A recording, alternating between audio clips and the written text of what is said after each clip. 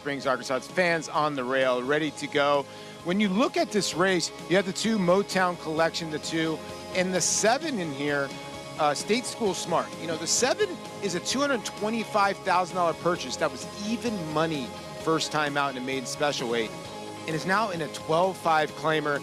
You know, Lafitte, I landed on the 9 in here, Colonel Barton. There's a lot of horses in here that are a lot of offers, but Yep. I think this horse at 5-2 should be making at least a late close into this race. I'm hoping that the 7 will show speed on the drop, and the 2 as well. Just a handful of claiming races the first few days of racing here at Oaklawn Park. This $12,500 claiming sprint, 6 furlongs.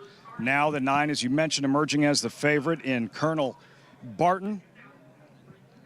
3-1, a Motown Collection. Yeah, he's had his chances, Paul. 11 race maiden, but the second choice at 3-1. Yeah, you know, he's the kind of horse that I would think De La Cruz will go to the front end. It's a horse that's always liked to go towards the front, but I just have a feeling the 7 is going to show that speed on the complete big drop. The worry with the 7 is I thought this horse would get more money on the board. First race of a brand new meet at Oaklawn Park. Another big part of the opening day story. The man on the mic, Matt Dinneman, former track announcer, Golden Gate, the new voice at Oaklawn Park. What a moment this is for him. Matt Dinneman with the call. Race 1, opening day, Oaklawn, live on Fox Sports 2. Round out the group.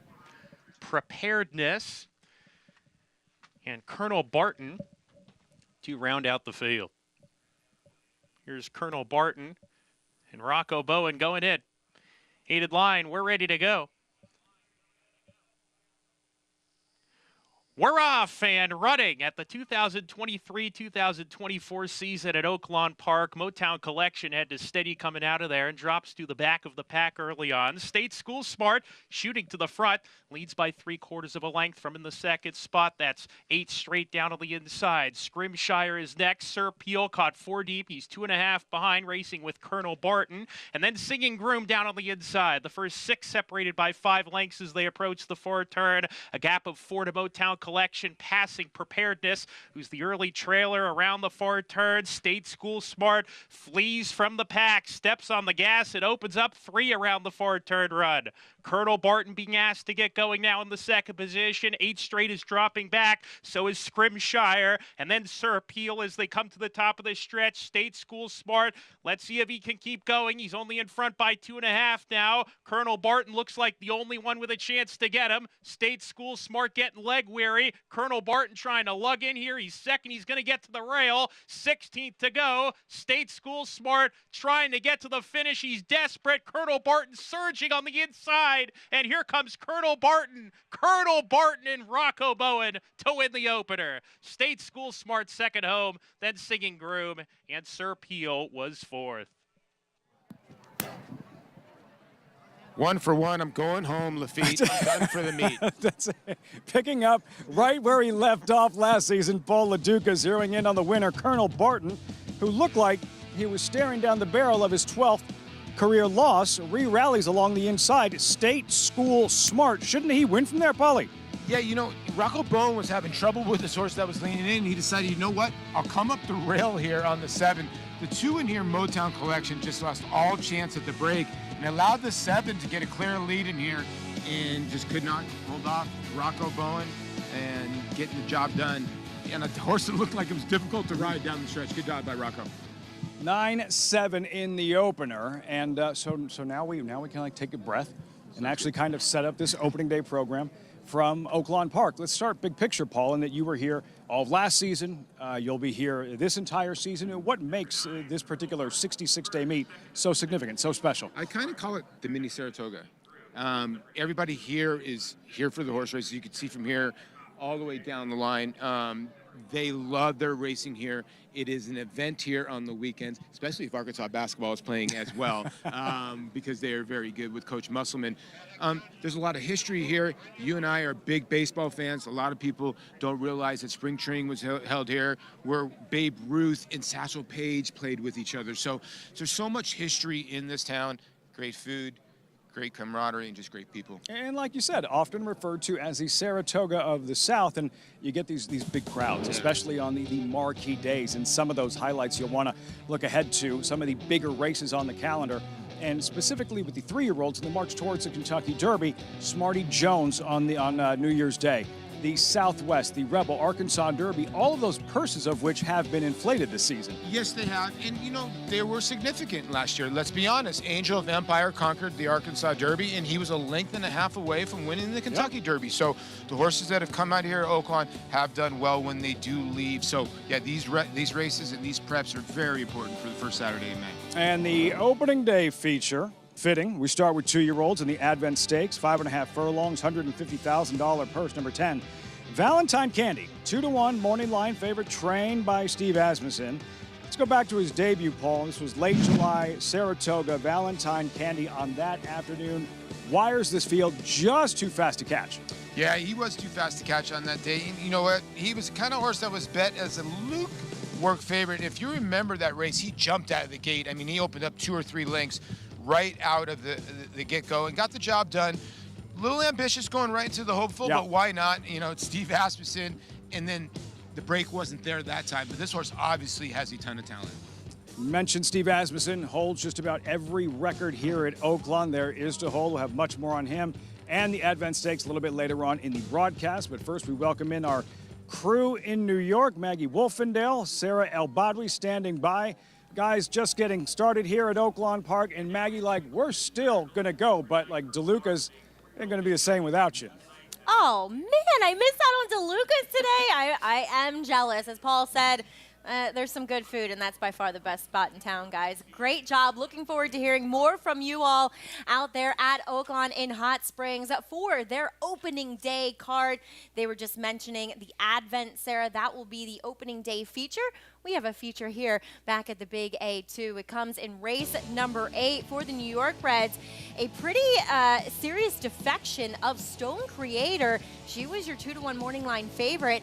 How does that open up this race, Sarah? Well, I think that now you're looking at a field where you can make a legitimate case for everybody. One of those contenders, of course, is Temperamental, and we're taking a look at a race where Stone Creator, who won't be playing, was able to defeat her. She ends up finishing 3rd, and this was a long time ago from her. We've seen her be very consistent over her last couple of races, and while she had the most perfect of perfect trips up a good rail 2 starts back to get the win, she's just been ultra consistent at a similar level like this, and she's a horse that you can kind of rely on to run her race. It's just a matter of whether or not you think it will be good enough to get the job done today. Right, you kind of wanted to be against her in her last because she did have such an optimal trip back on October 19th.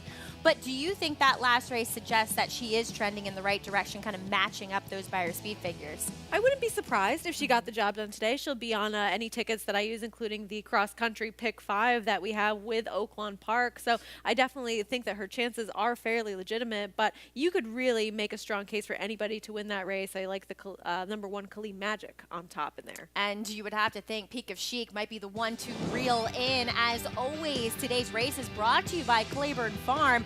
We will see races 4 through 9 here at the Big A, and we'll continue on our full coverage of Oaklawn Park. We'll bring you the continuation of their card.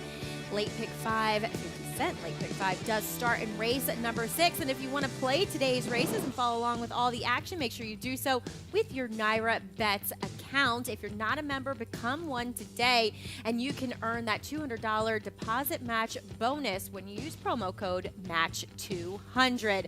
Check out NairaBets.com for all the information.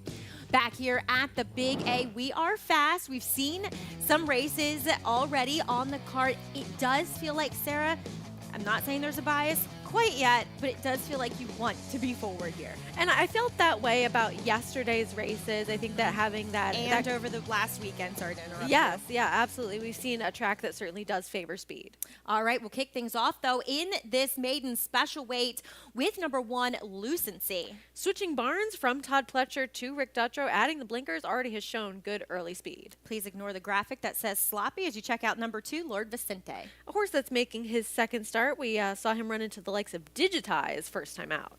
Here's number 3, Egypt. He'll go out for Horacio De Paz, second off the bench. Horse that I like quite a bit. If he can replicate his last number, he's definitely a contender at a fair price. Coming in from out of town for Grand Motion, Amani's Tiger. A horse that's getting onto a fast dirt track for the first time, if he likes it, could be a player. Number 5, Venge steps back up in class. A horse that has had a couple of chances, but also multiple layoff lines, would need to improve a little bit. And here's number 6, Authorize. I thought ran a really nice race off the long layoff back here on November 11th. I agree. A horse that we had not seen since his 2-year-old year, now a 4-year-old, a horse that took a lot of money in both his starts as a 2-year-old and could do better with a race. You surprised he's not taking quite as much money? A little bit. I think they're all going to gravitate towards the Rick Dutrow barn on the inside. He has been firing on all cylinders. There is your favorite, Lucency. Stay tuned. We'll have more on this 4th race coming up after the break on America's Day at the Races.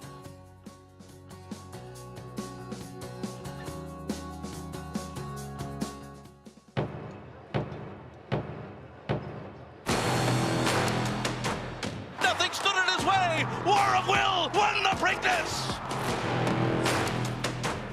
At the line, War of Will, that's a photo for the win.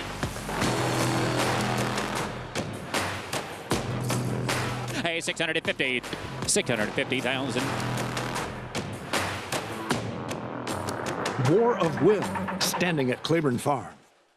It's America's original sport, and no one covers it better than americasbestracing.net. From the sport to the lifestyle, the best races, horses, and destination venues, cocktails, gambling, fashion, and more. americasbestracing.net is a sport for you.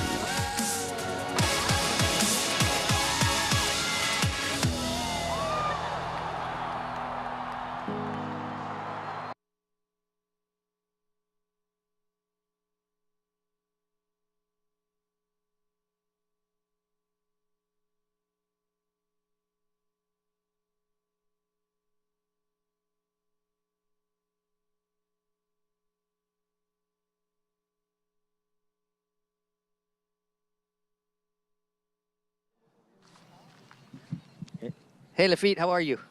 Richie, how are you, bud? I'm doing well. How's Paul I can doing? hear him. Okay.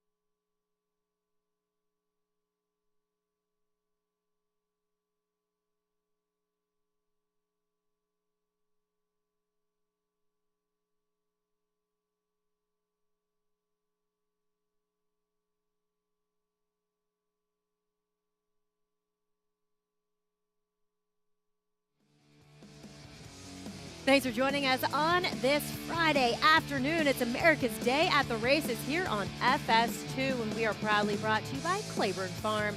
100 years of doing the usual unusually well. Well, I'm Maggie Wolfendale alongside Sarah L. Bodway as we welcome in, well, I guess he would be the 5th member of our team. That's Richard Migliori, winningest jockey here at the Big A. Mig, you have had your eyes on these horses during the paddock, during the warm-ups. What are you seeing?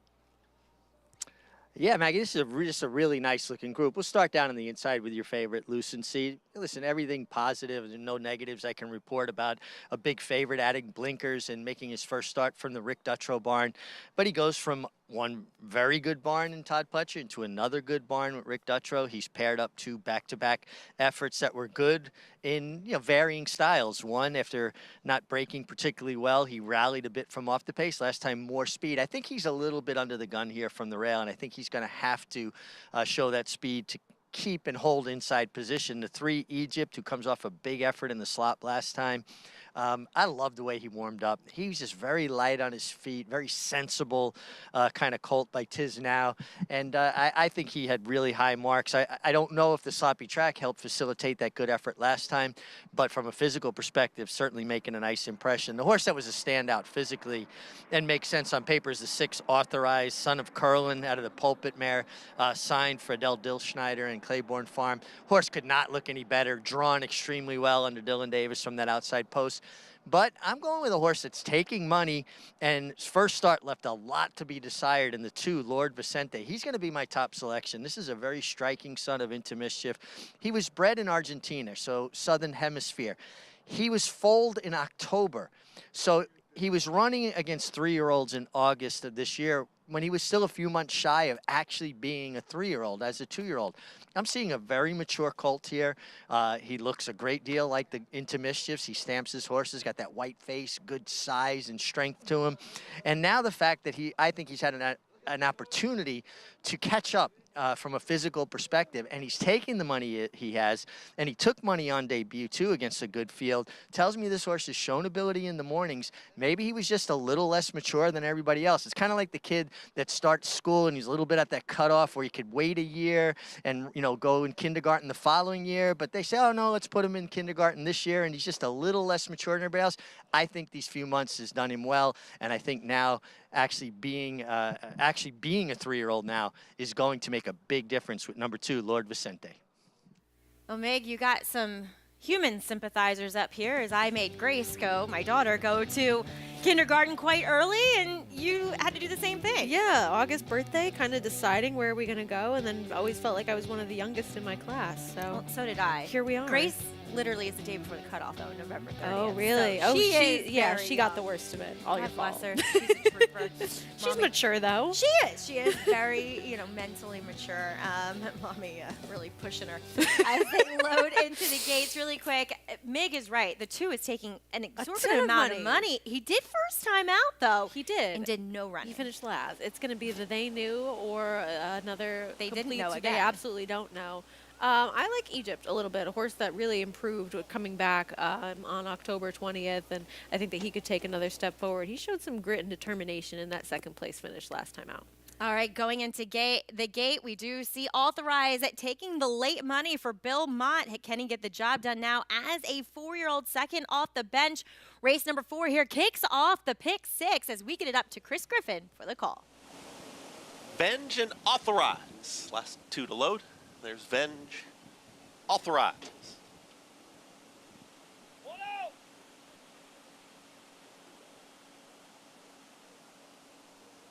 Is it? All set. And they're off. Egypt breaks well from in between horses down towards the inside, Lucency, and Lucency has now got to head in front. Right towards the outside here is Egypt, who's going to take back, is now going to be in between horses and push forward with Venge, who's the new leader. It's Venge with Authorize up on the far outside as they bandy back and forth and hook up with the backstretch 20-1. Venge is the leader, is up by a full length. Authorized right towards the outside here at 8-5 and tightly at the rail. That's going to be Lucency and Jose Lescano. They're now the leading trio. 22-3 for that pumped up opening quarter. Egypt is under a drive here from the 4 spot, is now 3 lengths off the lead. Further back comes Amani's Tiger, and far, far back Lord Vicente is the trailer. They're chasing Venge, and Venge is still that big price on the board with less than a half mile to go, went 45.30 for the half mile time. The 2 favorites right in behind this big long shot.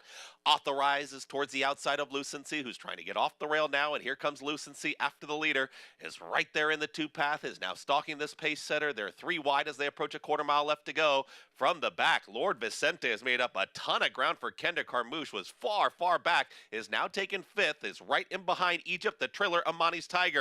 They reach the top of the stretch, and Venge is kicked on, and Venge is still there. Here comes the run from Lucency towards the outside. Lord Vicente continues this long, sustained rally from way out of it. Lord Vicente is trying to pull it off, is 4 wide down at the rail. Here's Egypt, who emerges late. It's Egypt now down towards the inside with Venge. Lord Vicente from way out of it. Lord Vicente's taking the lead. Lord Vicente last to first with the win. Lord Vicente over Egypt, then came Lucency and Venge in that photo for third in 1 minute 37-3. Well, it's turning into, or I was going to say, it looked as though it was turning into, they didn't know again, but Lord Vicente kicked it into gear around the far turns there and was able to grind out the victory. We saw the America's Day at the races. Exacta, your horse drifting to the rail. Richie's in the middle of the track, and they would finish 1-2.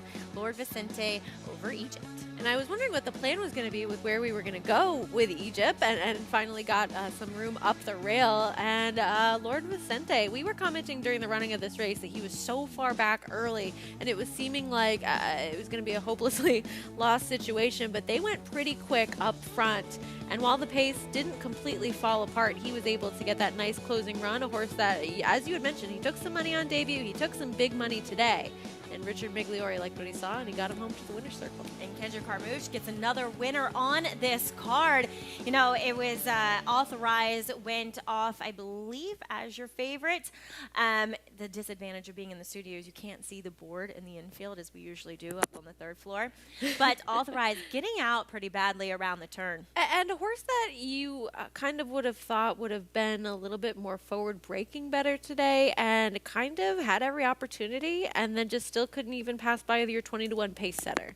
Yep, and the unofficial order of finish in race number 4 to kick off the pick 6, 2, 3, 1, 5. We'll have those prices for you on the other side of the break, as well as getting into the second race from Oaklawn Park on their opening day. It's America's Day at the Races.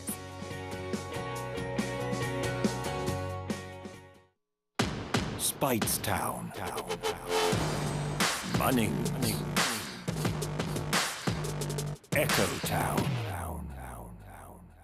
It's Echo Town for Joe Talamo, and Echo Town raced away.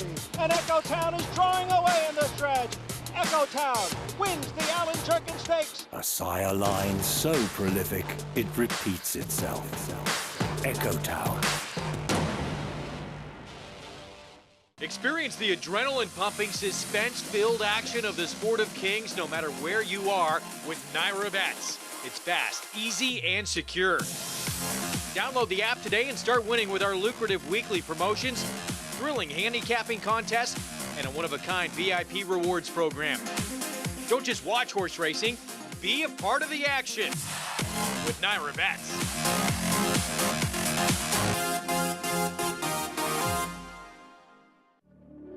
Cyberknife was a very talented horse from day one.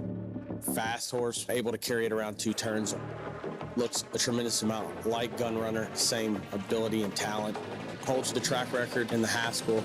He won it in impressive fashion, beating a very good group of horses. His name is Cyberknife! Excited about him passing on his durability, his soundness, and his talent. He could definitely be a breed-shaping stallion.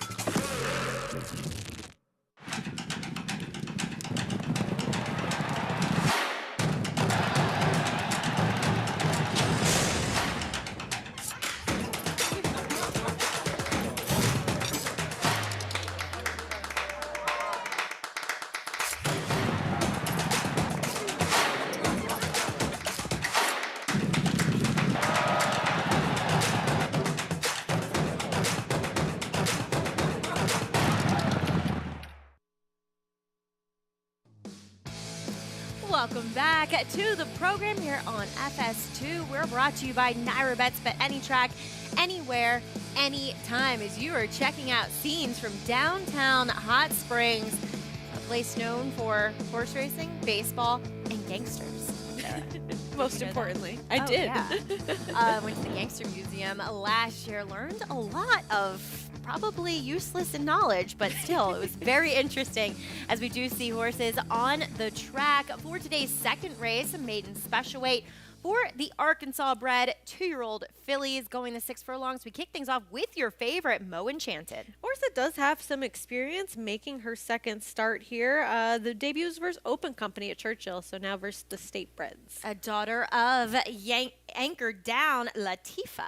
First-time starter going out for the John Ortiz barn, half to a 5-time winner and a debut winner as well.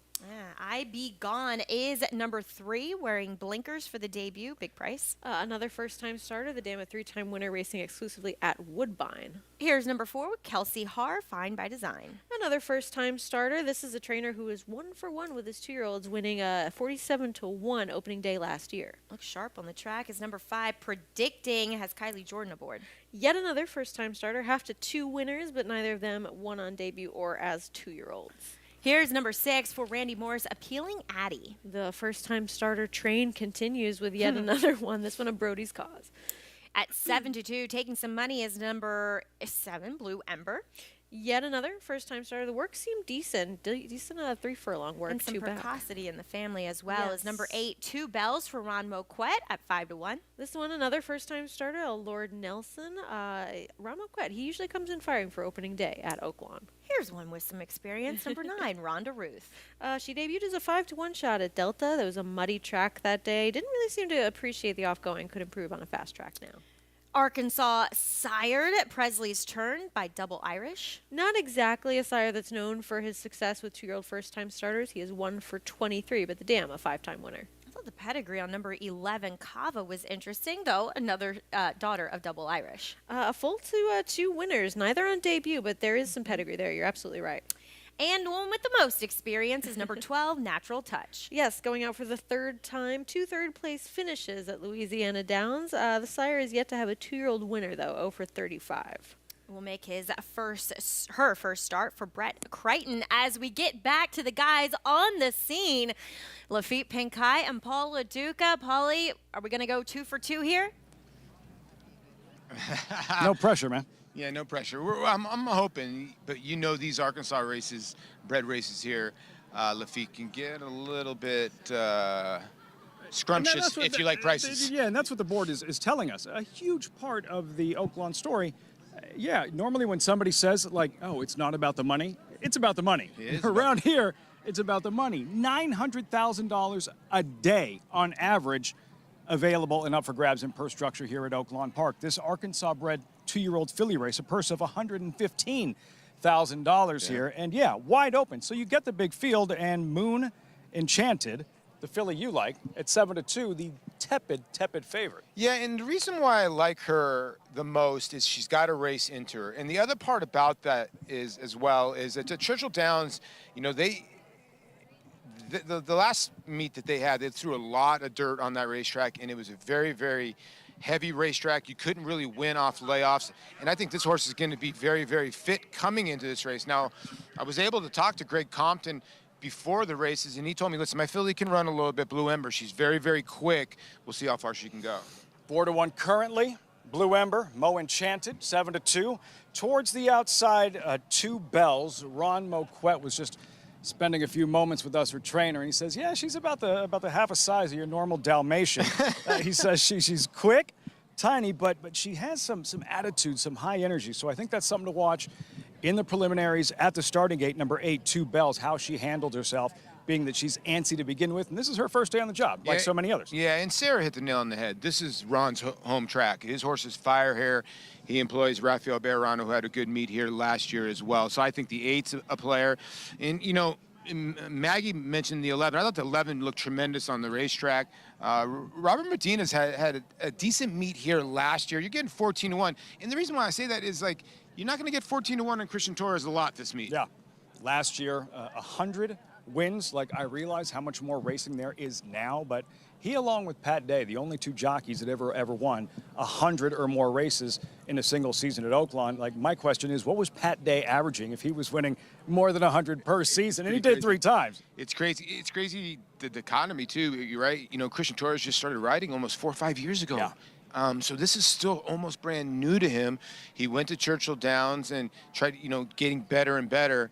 But this is kind of like we talked about Ron Moquette. This is his home stomping grounds. Now, Ramon Vasquez, where it used to be his stomping grounds, went out to California and showed, hey, I can ride with you guys too as well. He's back, so it's going to be very interesting how it shakes out. Moquette talking about some of his goals this meet, wants to win that Arkansas Derby. He's about 34 wins away from a 1,000 career.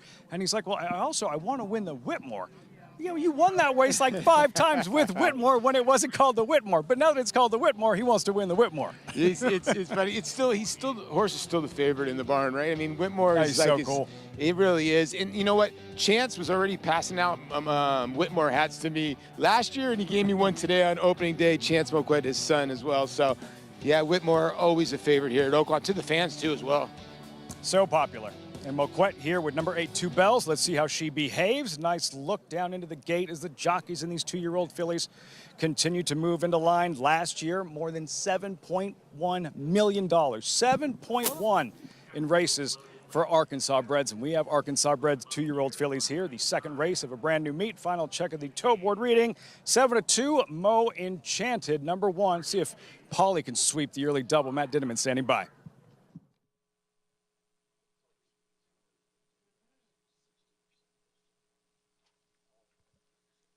Appealing Addy, post position 6.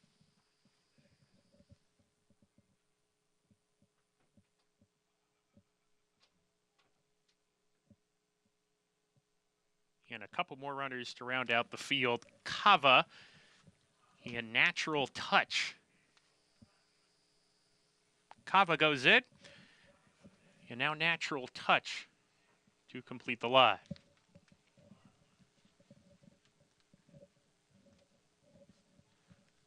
We're ready to go. And they're off. A little bit of a tardy break from Mo Enchanted from down towards the inside. From the far outside, Natural Touch has speed. So does Rhonda's Truth, who's quickest of the ball and shows the way with Fine by Design. And Latifa is down on the inside. Fine by Design wants the lead. She's got it by a length. And Rhonda's Truth decides to take back in second. Latifa down inside joins second. 1.5 lengths to Appealing Addy. Followed up in the race here by Natural Touch, who's racing alongside of IB Gone into the turn. They're 5 behind, alongside Presley's Turn as they round that far turn run. And then Kava towards the back of the pack. Mo Enchanted trying to pass runners, and one way out of it is 2 Bells as they hit the quarter pole, where the leader is still Fine by Design. Fine by Design by 2 as she comes to the top of the lane. Rhonda's Ruth under pressure in the second position. Here comes Appealing Addy on the outside, making up good ground, and Appealing Addy and Juliet Leperoux have just run right past Fine by Design, who had no answer when she came up alongside, and Appealing Addy is drawing clear. Mo Enchanted, after breaking slowly, has run a good race, but she'll have to settle for second as Appealing Addy, the daughter of Brody's Cause, wins stylishly on debut. She won by 5 or 6, wrapped up late. Mo Enchanted was second. Photo for third, maybe Blue Ember over Fine by Design. Little bit of chaos in the second race and a new face. Julian Leperoux, first full season riding at Oaklawn Park. Appealing Addy, 12-1, and a big run from the favorite. Mo Enchanted off the pace, Paulie, left at the start to complete the exacta. Yeah, kind of repeated what she did last time. She was slow at start last time at Churchill Downs and just had too much to do, but don't take anything away from Appealing Addy. This is a horse that just absolutely blew this field away. And like you said, Julian Leperoux, I think, surprised a lot of people, saying, hey, I'm going to come here to Arkansas and ride, and boom, his first ride, he gets a W. We'll get to the start here, Lafitte. In the one, I don't know if it was that slow of a start, just slow in the stride. Didn't help. Drawn down towards the inside and sluggish getting out of the blocks and putting in a solid late effort. Just her second career start. Okay, so she didn't win, but all that experience and that lesson today going to prove valuable moving down the road. Well, it is, yeah, definitely. And like you said, these Arkansas bred races are going to have 11 to 12 horse fields as we keep going on. So they're going to get tougher and tougher. And then you just saw a nice little filly, an Arkansas bred filly by Brody's Cause that ran pretty nice here.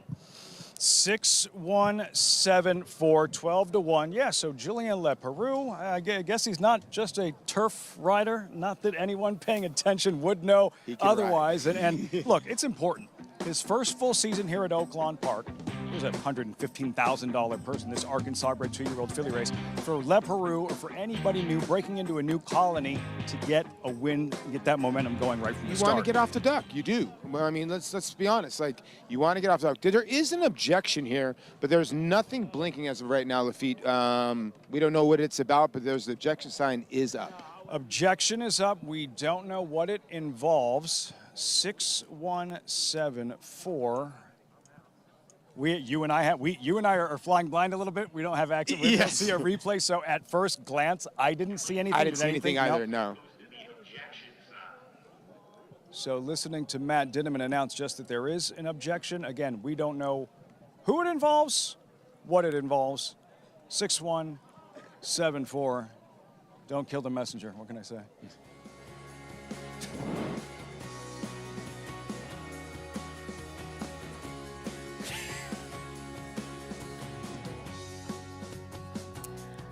All right, we will bring you if anything materializes from Oaklawn there, as we do see the objection sign flashing, but unofficially it's appealing. Addie back here at the Big A. We will kick off the late pick 5 with race number 5 coming up next.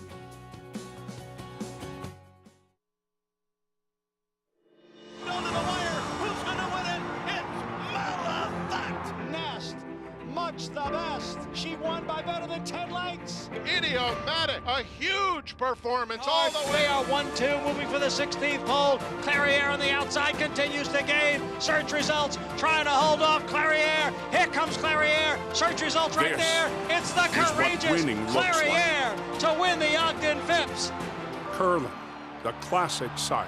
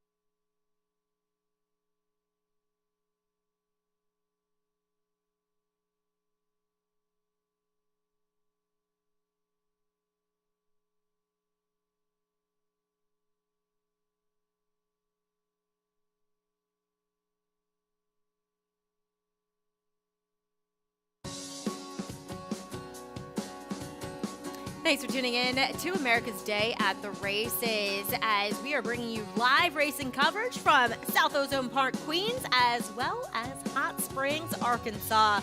Opening day over there at Oaklawn Park, but race number 5 is in the paddock here at the Big A. It's a claiming 14,000 going the 6 furlongs, and we did see a defection of a long shot and, well, a decent price horse in Midnight Worker, but 9-5 currently, Sarah, on number 8, Big Save, coming in here for Wayne Potts. Yeah, a horse that actually ran pretty well, 2 back, and I had a little bit of interest in going into his last race. He was caught wide that day. I can understand if you like him and want to give him another chance, because Tommy Gunn ran a huge race last time, and not one that I really would have seen coming from him out of that previous effort. So he's taking all the early money. People staying away from that coupled entry. Who was your morning line favorite? Well, if you're with us before the break, Oaklawn did become official. No change to your top 4s. Appealing Addie returns at $27. 6174 for the second race at Oaklawn Park as horses are making their way to the track. Riders up here in the paddock. Sarah, you like number 2 in here. That's the Rail Runner and Brunate off the layoff. Yeah, we'll see what we get from him. I'll talk a little bit more about him after we meet the field. Yes, Moving Pictures kicks things off the plain one of the entry. Just a horse that has been running fairly consistent for this level, I suppose. And there's the stablemate certainly excited and ready to go. Yeah, all of them are he feeling finished it. behind Tommy Gunn as well. As we just saw your choice, Brunate, go by. Here is number 3. That is Mach 1.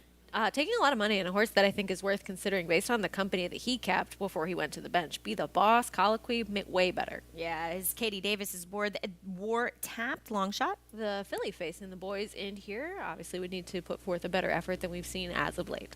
Another long shot, number 6, Suppresso. Was a huge price last time, now goes to a different barn. Would need to run a bit better. Here's number 7, John's Protege. A horse that has dropped to this level last time out of Finger Lakes. Again, would need to see a little bit more. Big warm-up from your favorite, Big Save. If Trevor can get this horse a little bit more forwardly placed and not quite as caught wide as he was last time, big player in here.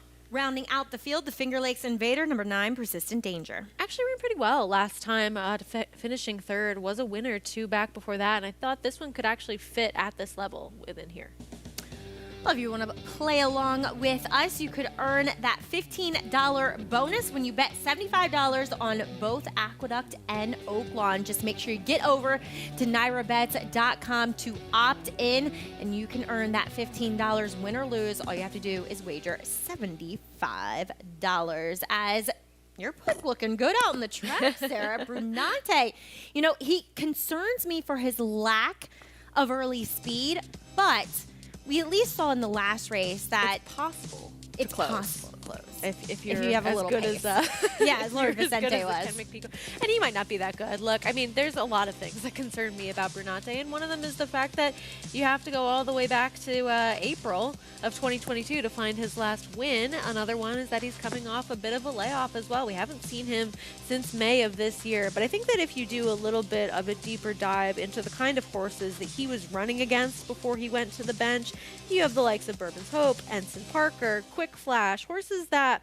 for these lower levels are actually more of your consistent types. A lot of them actually kind of in good form right now. So I think that in comparison to the fields that he was facing before he went to the bench to now, this could actually be an easier field if he comes back fresh. Right, a lot of those horses competitive in these open claimers, where this one limited to horses who have only won 2 races. As we check back in with the MIG for more on Brunate.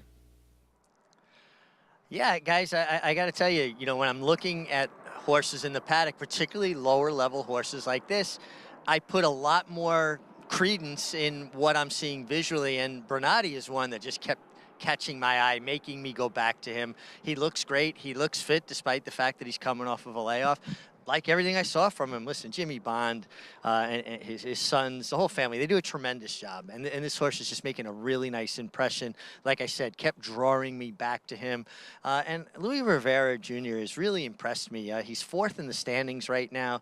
And to come into New York and, as well as he did at Monmouth over the summer and make this big a splash this soon, and he's got the right guy in his corner, and Angel Cordero Jr. I think there's a lot to like about the two. Brunate, the 1A Charger, also, listen, from the Rudy Rodriguez barn, you expect these horses to look good. You get Ruben Silvera. We know Ruben is an aggressive rider. This horse should be forward from the outside. The 8 Big Save from Wayne Potts' barn, Trevor McCarthy, a winner already on the card. He made a nice impression. He got a little heated up, and even though it's a nice day and seasonably warm, or unseasonably warm, I should say, I didn't like that. But then he kind of settled in, and I liked him better on the racetrack. And the horse I'm going to pick, and again, this is a total appearance pick, is the 9 Persistent Danger.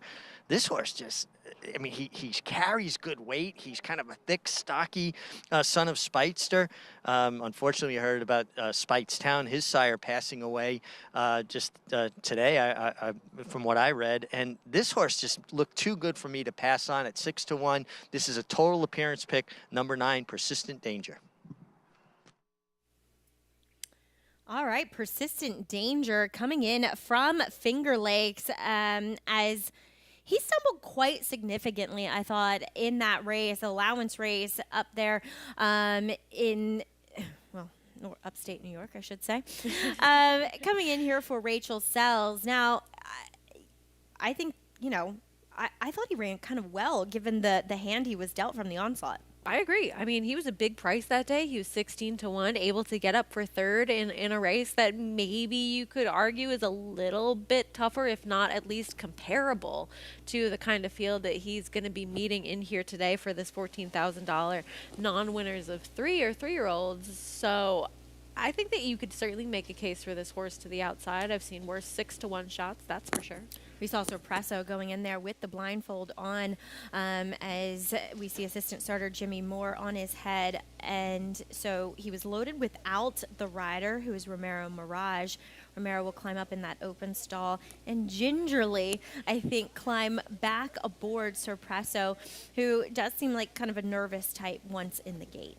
Yes, I would agree. It seems that way. And, of course, we've talked about this a lot. The gate crew, very familiar with all of these horses and what is normal for them to make sure that they are all handled the best way possible going into the gate. All right, as number 8, still holding strong. Big Save as your 2-1 favorite as they take their line in the stalls. We will get it up to Chris Griffin for a call here of race number 5. Any significant plays for you in this late pick 5 sequence? I really like Kali Magic in our feature. I want to use that horse for sure in all of my multis and give her another opportunity. I think she was really kind of against it in both of her last 2 races against the track last time out and kind of had a trip 2 back. So I think at a fair price with that wide open field, I'd lean very heavily on her. All right, as they head into line, Chris Griffin has your call. And they're off. War Tapped has early speed from in between horses. There's Persistent Danger towards the outside, and joining them, that's Moving Pictures. Charger is in the yellow silks out in the center of the racetrack as the leader. It starts to get away. In between horses, here comes Mach 1. Mach 1 is now weaving in between rivals, is about to challenge for the second position. Just having an attack on the brakes there was Bernates towards the back end of the field here with Big Save, John's protege, and far back is the trailer, Sorpreso. War Tapped has got the lead. It's War Tapped who's in front, is up by that full length. Here comes Moving Pictures here from second. Out wider, that's Persistent Danger, patiently ridden from third. Mach 1 starts to stall just a touch. Bernade is now making up some ground here, has taken fourth, is coming after the leaders. Following that move is Big Save. Ground-saving trip to the inside, trying to swarm this leader as they reach the top of the stretch. War Tapped is still there. It's War Tapped who's in front, trying to fend them all off. Here comes Moving Pictures, and Persistent Danger is now called upon for the effort, 3 wide. Big Save is looking for a seam as well. Complexion completely changes. Moving Pictures, Persistent Danger, Big Save dives down towards the inside in third. Persistent Danger to the outside of Moving Pictures, down to these 2 down to the line. Persistent Danger got up. Persistent Danger over Moving Pictures, then came Big Save and John's protege in 1 minute 11 and 3. Persistent Danger able to eke out the victory. Your favorite Big Save with nowhere to go. And just like that, Mig goes 2 for 2 on the show. I know, he's having a great day out there. He's got the double and some decent prices as well. So you definitely want to follow what's going on as far as Richard Migliori's picks today. Is Persistent Danger, kind of a wide trip, and a horse that looked live coming in here third off of a layoff. Now off that layoff goes 2 for 3 for Rachel Sells.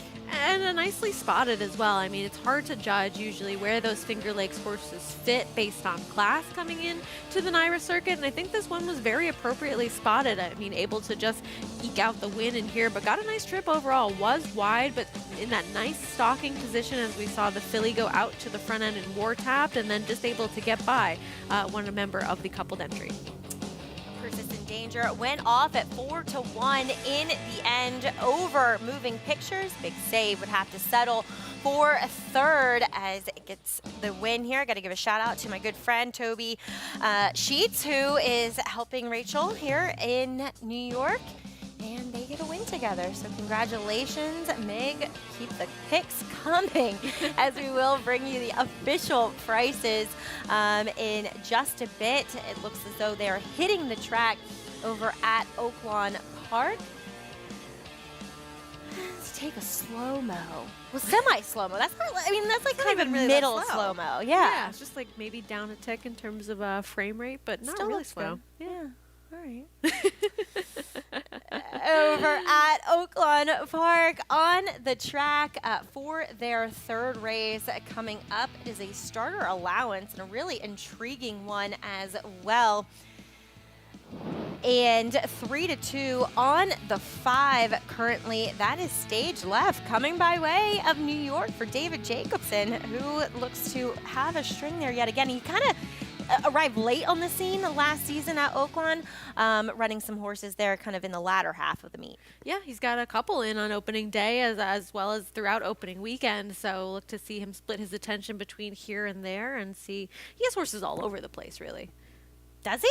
I mean, you see often in the past performances for his horses, they run over at Laurel. They no, run he'll at Delaware. ship them. He'll ship them. But Yeah, I think, yeah. you know, the bulk of them are Oh, based yes. here. Having a barn in a specific location. But Exactly. he'll send them anywhere. Oh, yeah. Penn National is like his favorite track. Yeah, all over the place. Kicking off the post parade is number 1, Friar Lawrence. Got the win, 2 back for a price tag of $62.50, and then stepped up to face better last time at Churchill. Was a big price in there.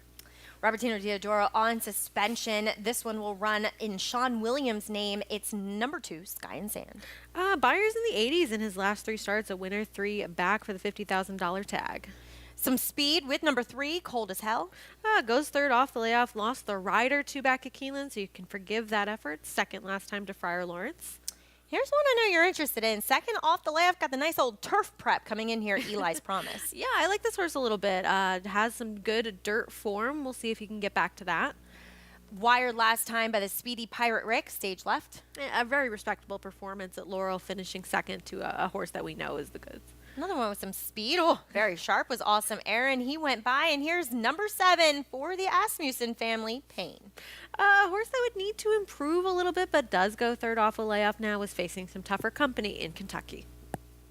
Back here at the Big A, in Persistent Danger, able to get the win, returns at 1060 over Moving Pictures. There's Toby Sheets in the winner's circle, as Eric Cancel guided this one to the victory. And congratulations to Rachel, who owns part of this one too, as well as owner Linda Manfredi.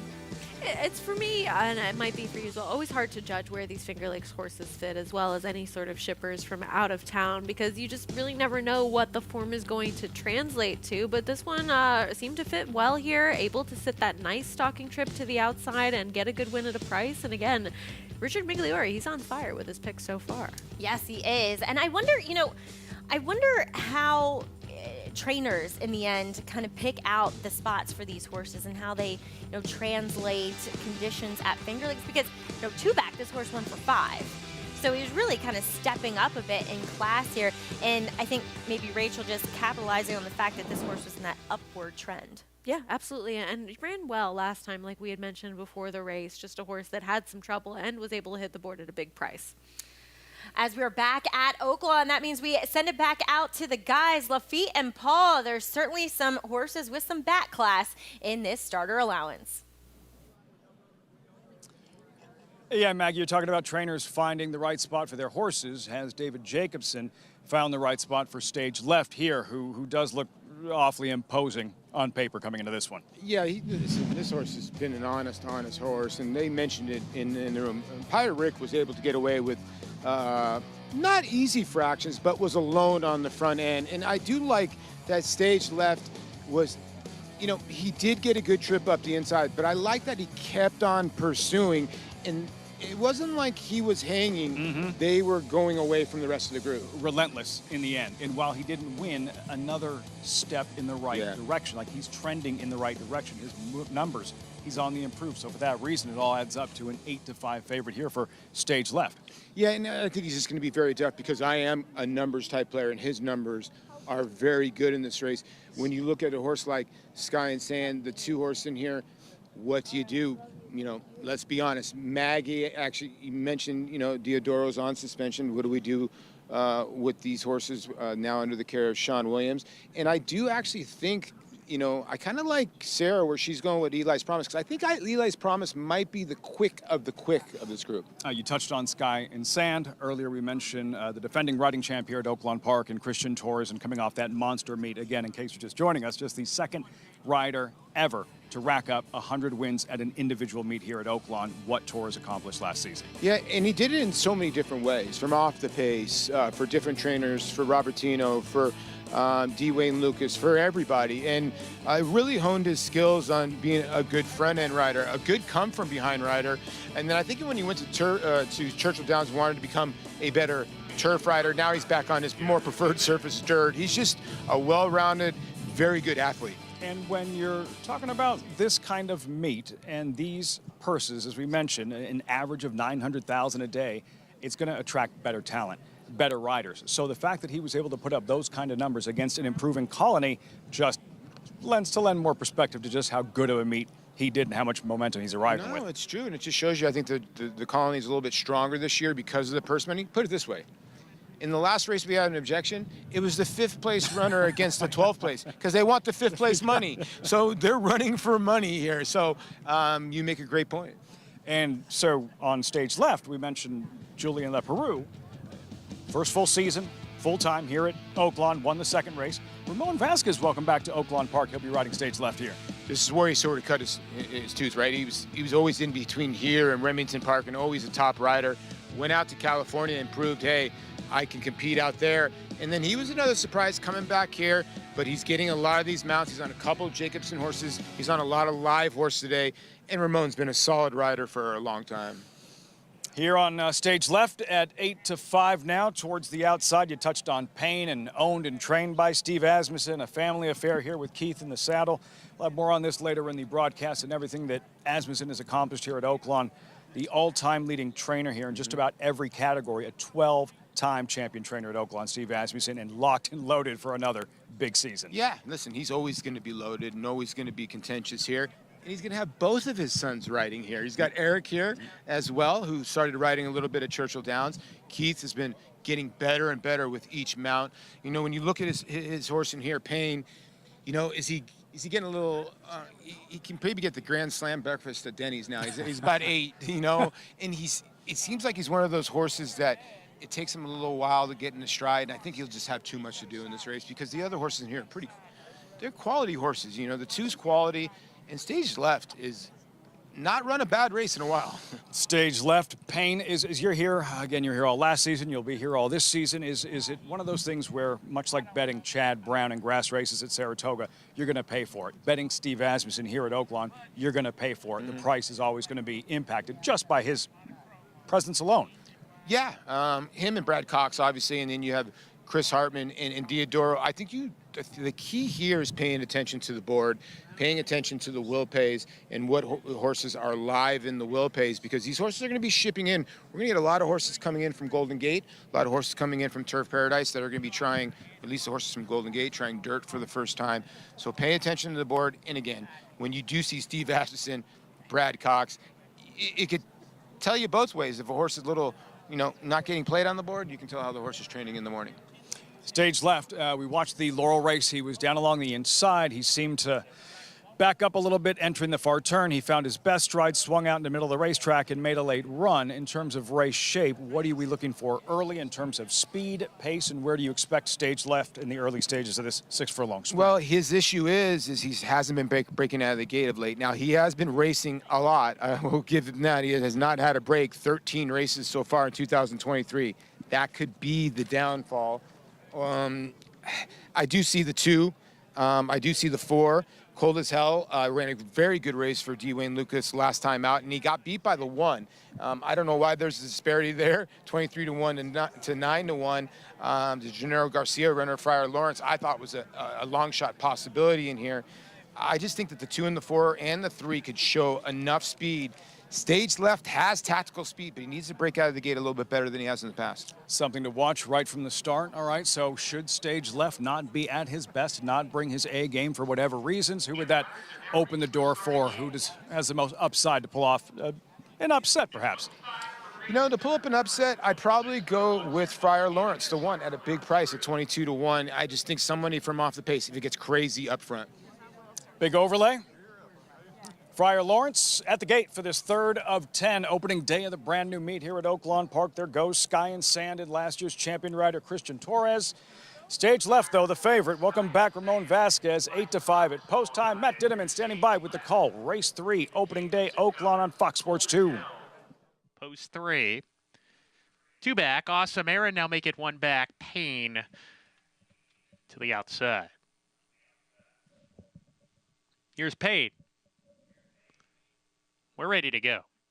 And Leroff. Uneventful beginning. Cold as Hell hustled along from post position number 3. Eli's Promise matches him in the early part. Eli's Promise with the head lead. Cold as Hell inside, keeping tabs with him. And Awesome Era now eases off the speed. He's 3rd on the tail of the top 2, who go at it down the back stretch. A space of about 3 to Sky and Sand. He's racing alone in the 4th position, a length in front of Stage Left. Payne is 2nd to last. And Friar Lawrence can see them all as the 7 runners charge into the far turn. Cold as Hell, Nick Juarez, offensive-minded. Eli Promise, Ricardo Santana Jr. there on the outside on his throat latch as they round that turn. Awesome Aaron in the 3rd position. Sky and Sand loses position. Stage Left is going to be caught about 4 wide, but he is making his move at the top of the lane. Cold as Hell is still in front, but Stage Left is charging fast on the grandstand side, and now Stage Left is coming up to look for the lead. He grabs it and kicks for home. Friar Lawrence is coming from towards the back of the field. It's Stage Left trying to fend off Friar Lawrence. Stage Left, 100 yards to go, clings on to the lead, and Stage Left and Ramon Vasquez narrowly win it over Payne, who just got up the rail for 2nd. 3rd home, Friar Lawrence. Sky and Sand next. Some brushing and bumping and trading of paint at the top of the stretch, but in the end, Stage Left, welcome back Ramon Vasquez, not favored at post time. 2nd choice at 2-1. Yeah, and the complexion change of this race, you know, the 3 and the 4, Nick Juarez last year was like this too, very offensive-minded, like Matt Dinnerman said in the call. I thought the 4 was the quick of the quick, but he was able to out-quick the 4 early. And, you know, Payne came up the rail. Friar Lawrence, the big long shot, was on the outside, but it looks like the rail might be a little alive here. But Ramon Vasquez made the right move at the right time. What did you see at the top of the stretch? Our viewers are looking at it now. We aren't seeing the replay just yet. At the head-on is what we're waiting for. Paulie, you could see some brushing, some bumping. And our viewers, I believe, are seeing the head-on. We are not. 5, 7, 1, 2. And I'm looking forward to seeing the head-on and what our viewers are seeing. What I think that they're looking at is this. Ramon Vasquez cut that corner pretty darn close, okay? So he was hung out 4 to 5 wide, and when he cut the corner, he wanted to make sure he shut off the other horse that was inside of him. Maybe they're taking a little bit of a look at that. Now, Payne came rolling up the rail. It was actually a very good ride by Keith Asmussen, who got up for 2nd, because it looked like the 1 was going to be stone cold 2nd in the race. But the pace made the race. The 2 and the 3, or 3 and the 4 went at it, and the closers came a closing. How surprised are you that Sky and Sand, who has to settle for an off-the-board 4th place finish, number 2, wound up favored at 8-5 over Stage Left, the winner at 2-1?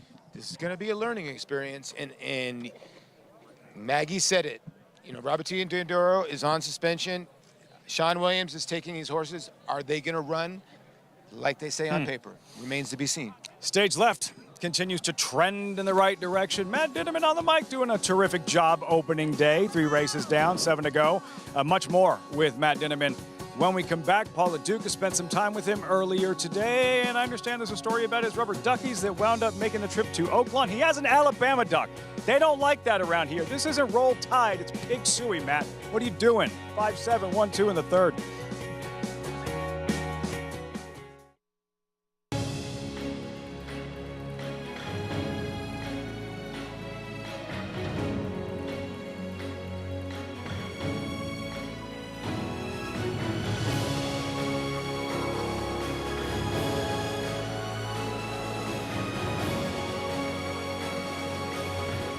Olympiad leads American Revolution. Olympiad gets the gold in the Jockey Club Gold Cup.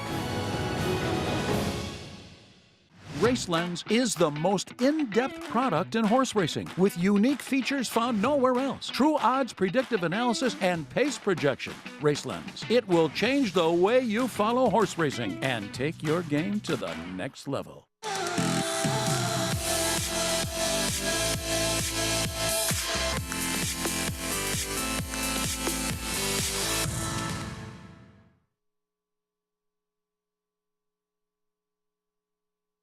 Tonalist, a 4-time Grade 1 winner with 11 triple-digit buyers, including the Belmont Stakes and the Cigar Mile.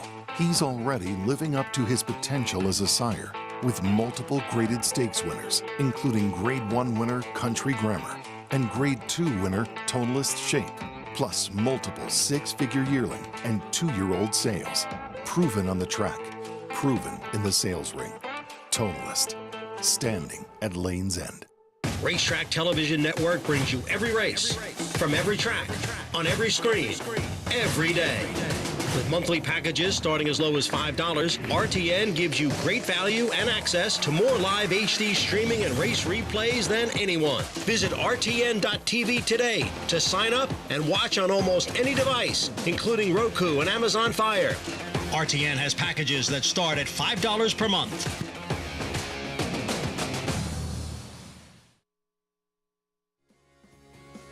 Welcome back, and thanks for joining us here on America's Day at the Races. We have live coverage from Aqueduct, but also it's opening day at Oaklawn Park as we saw the second choice in here, number 5, Stage Left.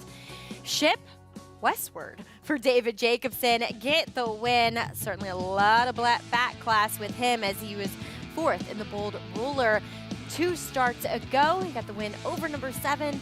One Friar Lawrence a long shot and beating out the post-time favorite Sky and Sand. Coming up next, it's race number 4, 12-5 claimer, going the mile in the 16th. As Sarah just actively pointed out, rather too authentic in here. Yeah, big price right now in Mint, number 8. Not quite the same Breeders' Cup Classic Kentucky Derby winner, but still an interesting horse coming up in the next. I can't sometimes escape your pedigree, but making a big impression on the mic in just 3 races so far. New track announcer Matt Dinnerman, 31-year-old San Diego native, moving to Oaklawn. Paul LaDuca's with him now. Pleasure to be with new track announcer here at Oaklawn Park, Matt Dinnerman. And Matt, you and I go way back to the lunchroom at Del Mar, and this has got to be an unbelievable opportunity for you. How excited are you to be the new announcer? I think ecstatic would be an understatement. Just to be at a place like Oaklawn, it's such a distinguished track, and there's only been 6 other announcers in the history of Oaklawn Park. So to be here is a true honor, and it's going to be a great season. We've got really good horses, good human connections, and it's just a dream come true, really. Have you got acquainted a little bit with the town? I have. It's definitely a 180 from San Diego and the Bay Area where I'm from, but it's just the people are so nice and hospitable, and there's tons of good food places, but the key is they celebrate racing. They just love it here during the season. They call it the 5th season. There's fall, winter, spring, summer, and the 5th season, racing season. So people have been great, and I'm really looking forward to that aspect of meeting the community here. Okay, so now take us to the booths between Golden Gate and here, somewhere in Oaklawn, at Oaklawn here. What would be the differences? Well, both are pretty good sight lines that you can see everything, but the difference is I think here the wire is a little more forward as opposed to Golden Gate where I'm pretty much on it. So it's going to be a little tricky in the beginning when you have those close photos and they're going up and down, because all it takes is a few yards if you're off to maybe skew things. So you got to be a little bit careful. Golden Gate had really good sight lines. This is good sight lines, and also I'll have to call some races where they finish the 16th pole, those mile races. So I got a TV to help me for that, though. Yeah, we got to remember that there is 2 alternate finish lines here. Okay, obviously, let's get to the Rubber Duckies. How did this all start? Tell everybody how this all started, and we'll go from there. So the Rubber Ducks basically were nothing and turned into something big. What happened was when I was at Emerald Downs, my first calling job, I would go bowling with some friends, and they have, a machine where you go and pick up the ducks. So I actually paid money to go pick up ducks every single time, and I spent about $20 on 20 ducks after this whole accumulation of a season. And eventually what happened was I posted it on Twitter because I figured, let's put these in the announcer's booth. I got rubber ducks. I have no idea what to do with them. The booth's a little plain. Let's put them here. And next thing you know, I've gotten ducks from all over the world, from racing fans from anywhere from Las Vegas, California, New Orleans. We go to Ireland, England, Australia. I mean, it's been phenomenal. And really, for me, when I see these ducks, I think about that we're a small community, really, a racing community. And it also reminds me that a lot of people are watching, so you want to be professional and do a good job. It actually is very cool. There's actually a little My Little Pony in here, by the way, that he got, that the guy said, hey, listen, I don't have a duck, but My Little Pony. But listen, we do have one duck here that I think the Arkansas fans are going to take a little bit personal. He got an Alabama Crimson Tide duck. I think the Razorback duck will be coming soon, don't you think? I think so. The locals have not given that duck a lot of respect. So that's the only knock they've had on me so far, which is good, but we're going to have to replace him or at least get a rival Razorback duck for him. Well, Matt, you've been a great race caller, and good luck here at Oaklawn Park in your tenure, and I hope you have a great time. We're looking forward to hearing your race calls. Thanks, Paul. Be a great season. You bet. Nicely done, Matt and Paul. I'm wondering if the Alabama duck gets beheaded at some point, Sarah. Oh, that's a drastic. I know. People at Oaklawn are way too nice to do something like that. But a really fun collection that he has there with all the rubber ducks. And looking forward to the season, as he has said, he is a fan for first and foremost. So, wants to provide those accurate calls for the handicappers and to put a little flair into his own touch into it. And I'm sure we'll get to see that as back here at the Big A. It is our Spendthrift Farm 2-year-old race of the day. Maiden Claimer going the 6.5 furlongs for the New York Breds. We'll kick things off with a debuter, Solo Tonight. One of the Solominis going out for the first time for Horacio De Paz, who's had a pretty good Belmont at the Big A and Aqueduct meet so far. All those seconds from Saratoga turned into wins. Number 2, A Knight's Courage certainly has had his chances. Yes, making start number 8 now. Second place finishes in the last 2 since dropping in for a tag, so possible board hitter at a price. Number 3, Mad Banker just went by, and you said, I love Friends. I got to, put a little sentimental money on number 4. How you doing? Yeah, a horse that I actually do think has a real opportunity as well on the cutback and distance, getting a fast track for the first time, too. There's your favorite. They're not shying away from Retail Man, who stopped pretty badly in that maiden special weight last time out. He did, but he does drop back in for a tag, a race where he was able to get second in for a tag first time out. Sahanatian? Brave of you.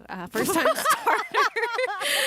For Matoli, this one sold $130,000 as a yearling, but does debut for that $30,000 tag. Is it Sahantian? Delaware boys went by. Here's number 8, Braca, second time starter.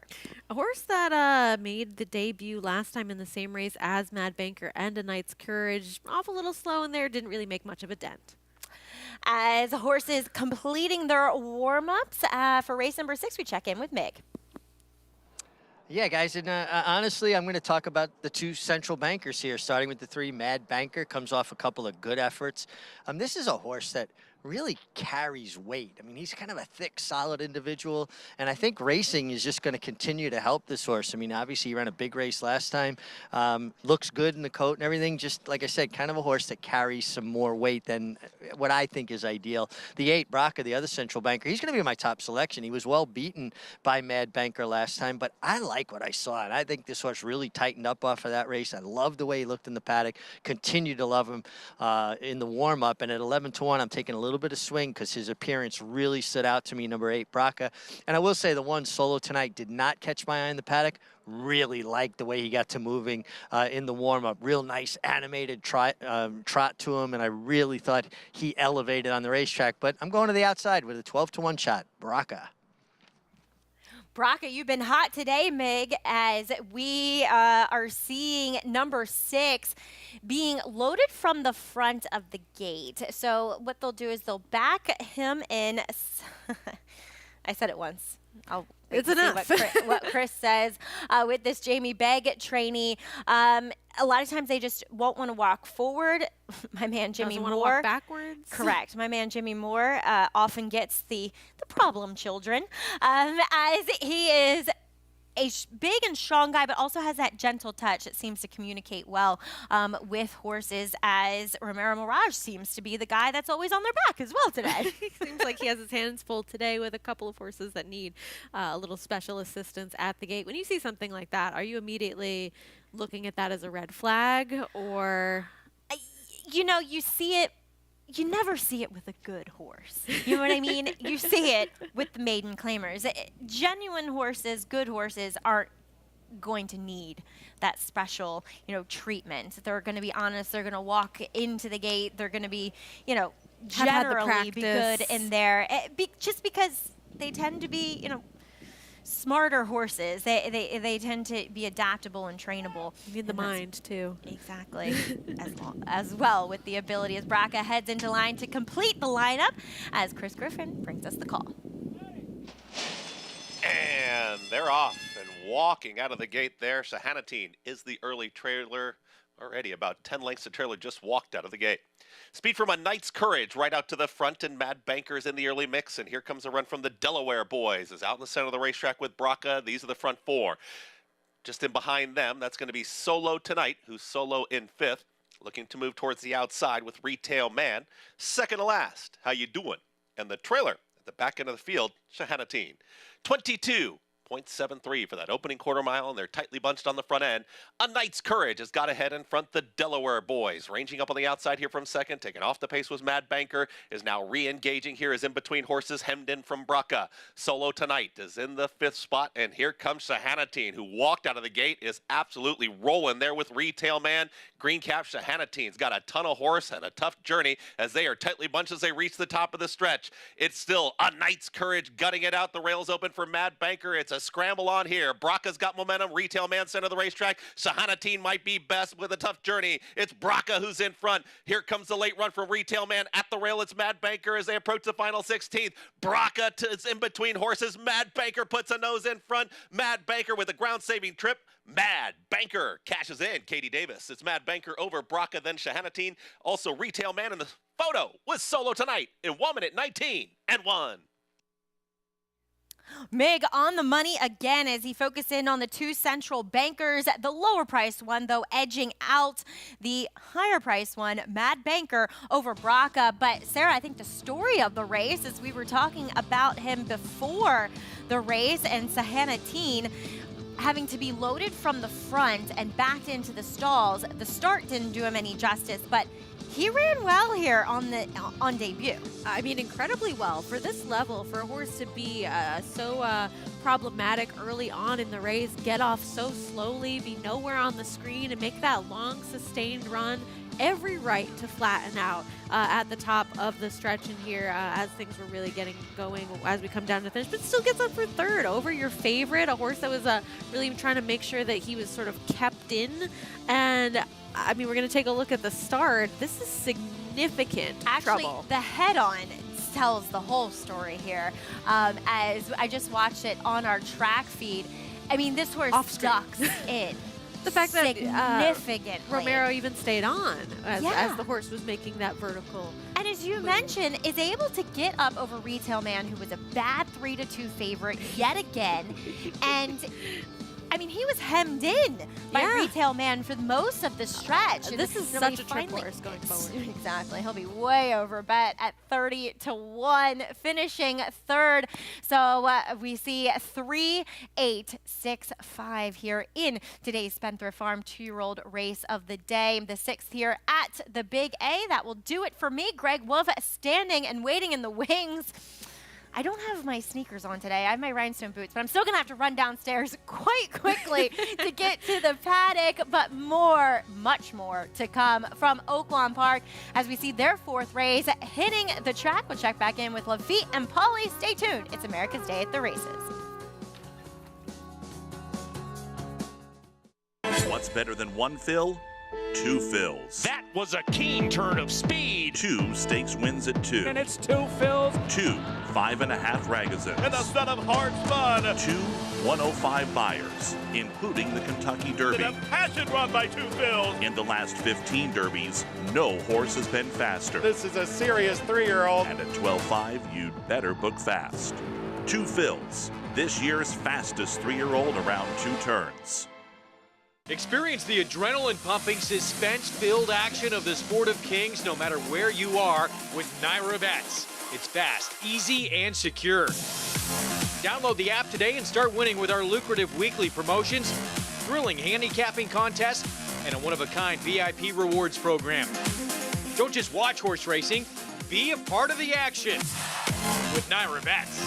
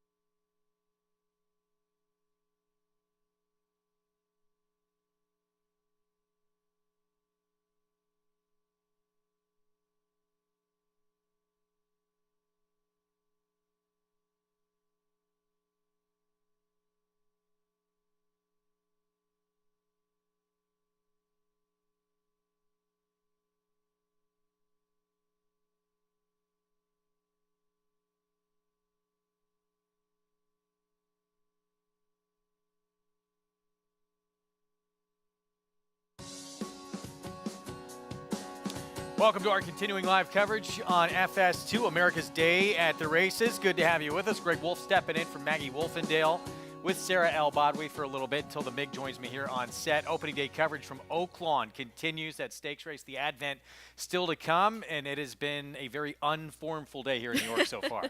We've had prices all over the place, including a almost 30-to-1 upset in the last race if that horse had gotten out of the gate a little bit quicker. But we saw Mad Banker take this one with Katie Davis aboard. Mad Banker from Mark Hennig, who had that really strong summer. Saratoga's cooled off a little bit, but gets the win here.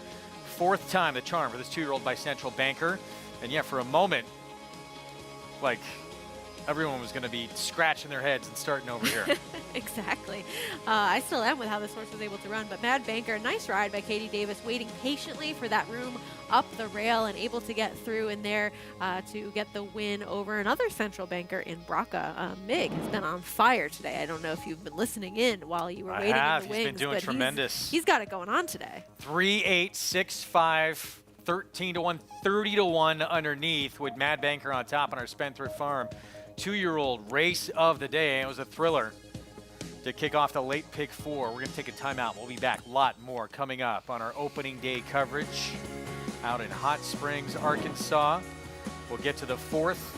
When we come back, Galerio is going to be a heavy favorite in this $12,000 claiming race when we return. A Grade 1 winner of nearly $2 million, Silver State hails from the sire line of legendary Claiborne stallion Danzig. And his second dam is full sister to Kentucky Derby winner Monarchos. After winning the Oaklawn Handicap, Silver State defeated Knicks Go in the Grade 1 Metropolitan Handicap. 130-40, 130-40, Roger, 140,000. 120, map PC, 120,000. Grade 1 winner Silver State, standing at Claiborne Farm. For the last few years, Thoroughbred Racing has been taking vital steps to make our sports safer. These include the use of independent veterinarians who check every horse before every race, strict anti-doping and medication controls with severe punishments for violators, uniform safety standards for every track, and a single national authority empowered to create reforms and enforce new standards across the board.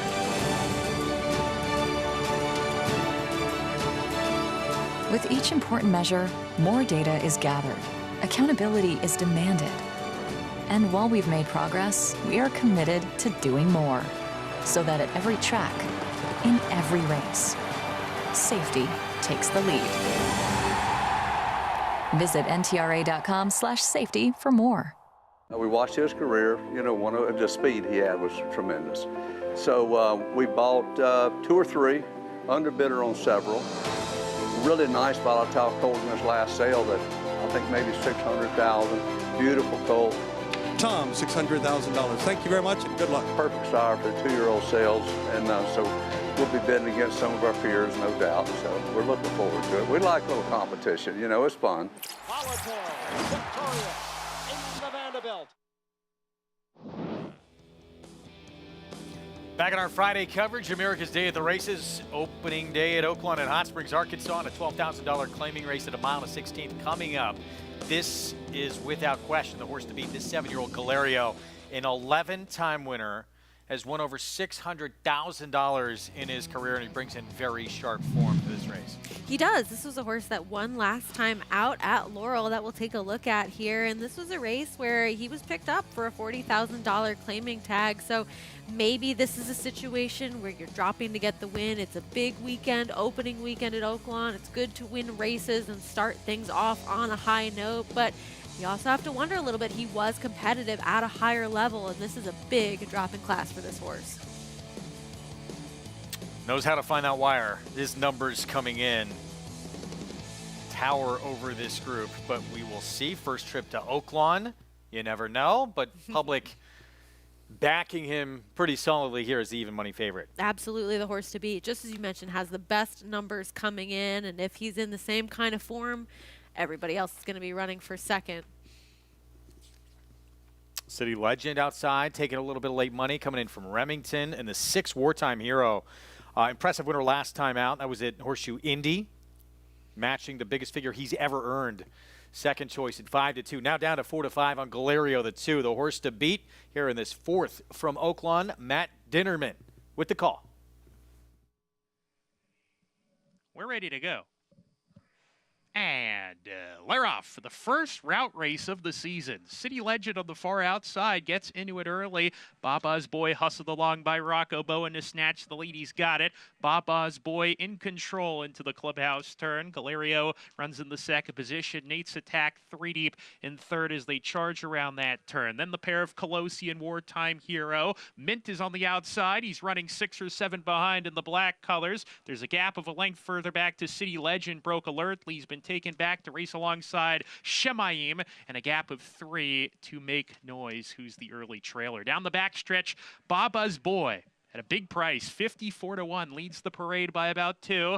The favorite Galerio running in second, Colosi racing inside of him.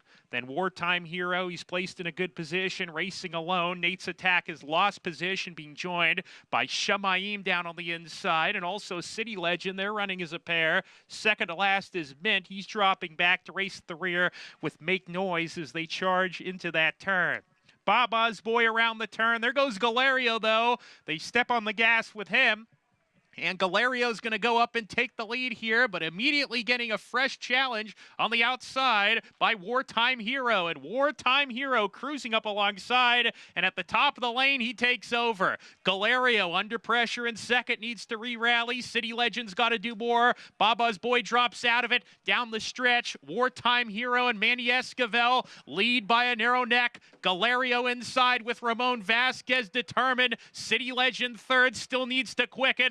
16th to go. It's a match race here. Wartime Hero, Galerio not done. He's finding more on the rail, but Wartime Hero's determined as well. Head and head, nose and nose, and it's a photo. A good bob went to Wartime Hero, but it was tight. Him and Galerio hit it on the line together with Make Noise third, and City Legend was fourth. I agree with Matt Dinnerman. It looked like Wartime Hero, the 6, got the better of this bob. We'll take another look here and see if he got this win. It's hard to tell the angles at Oaklawn, but this was a fight between these two all the way down to the wire. The two shorter priced horses, I agree. It looks at first glance like Wartime Hero was able to come out on top, and it seemed like Galeria was passed and done, but he fought back to the inside. Yeah, even to defeat. This was a gallant effort from this 11-time winner, but he may have come up just short. He had every right to throw in the towel at this point. He did not quit. No, he didn't, and the original pace setter of this race, you can see that he was done and falling back here, and these two were sitting and ready to pounce on that leader. They put on a good show all the way down to the wire in here. I think Wartime Hero got the better and went off a slight second choice. One more look right there. Yeah, I think so. All right, we'll wait to make it official. Wartime Hero, Cipriano Contreras coming off that impressive win at Horseshoe Indy, may have just gone back-to-back. And well, that photo, it's not very convincing. if he is able to, wow, 1 for 11 at Oaklawn coming in, but beats a very nice horse here in Galeria if this does stand. Yeah, we'll see. Or I mean, if we're correct. Well, it's a big if, isn't it? Camera person certainly thinks that Wartime Hero was able to get the job done today. It was just the two logical horses that ultimately were able to get their noses down. City Legend looked a little bit interesting at the top of the stretch, ultimately flattened out late. Certainly seems like the jockey thinks that he got the win. We'll have it for you momentarily. So looks like Wartime Hero. We'll wait and see on that. And that could be big with an even money favorite. Actually went off at 4-5, getting beat in this early pick 5 sequence. It's already had a big price in that second race. We'll get back to that, give you those prices. We have a cross-country pick 5 every single day of this Oaklawn meet coming up. Teaming up with Aqueduct, it's going to kick off today, races 7 and 8 here in New York. Race 7 we have coming up, 3:12 Eastern start time, and you have put together a cross-country pick 5 play for us.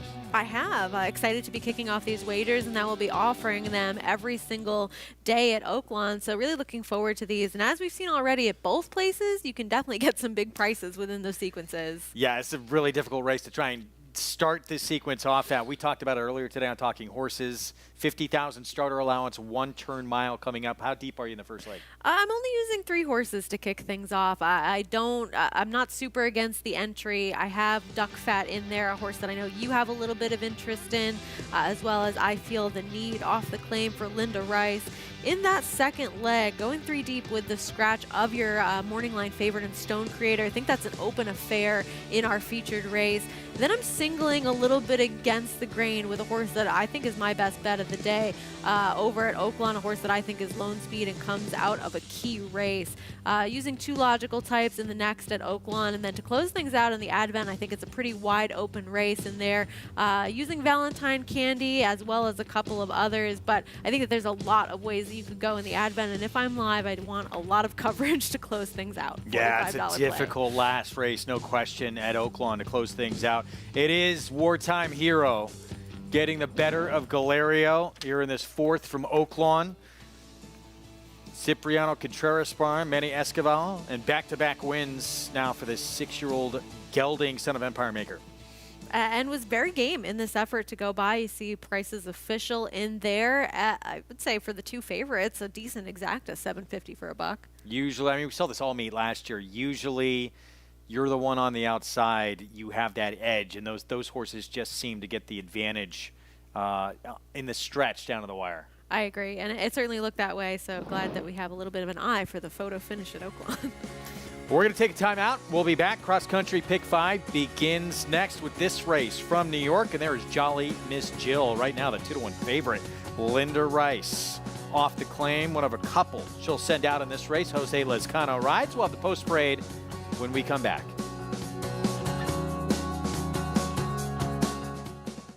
Number 1 is Mo Donegal by Uncle Mo. And they're off in the Remsen. As they come on for the finish, and it's going to be tight here in the Remsen.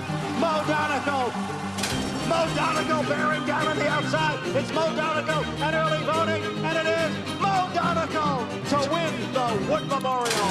And it will be Mo Donegal to win the Test of the Champion, the Belmont Stakes.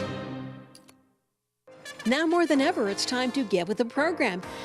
When shopping for your next race prospect, consider that New York breds start with an advantage. Our New York breds run for serious green. At Saratoga Race Meet, New York bred maidens run for up to $88,000.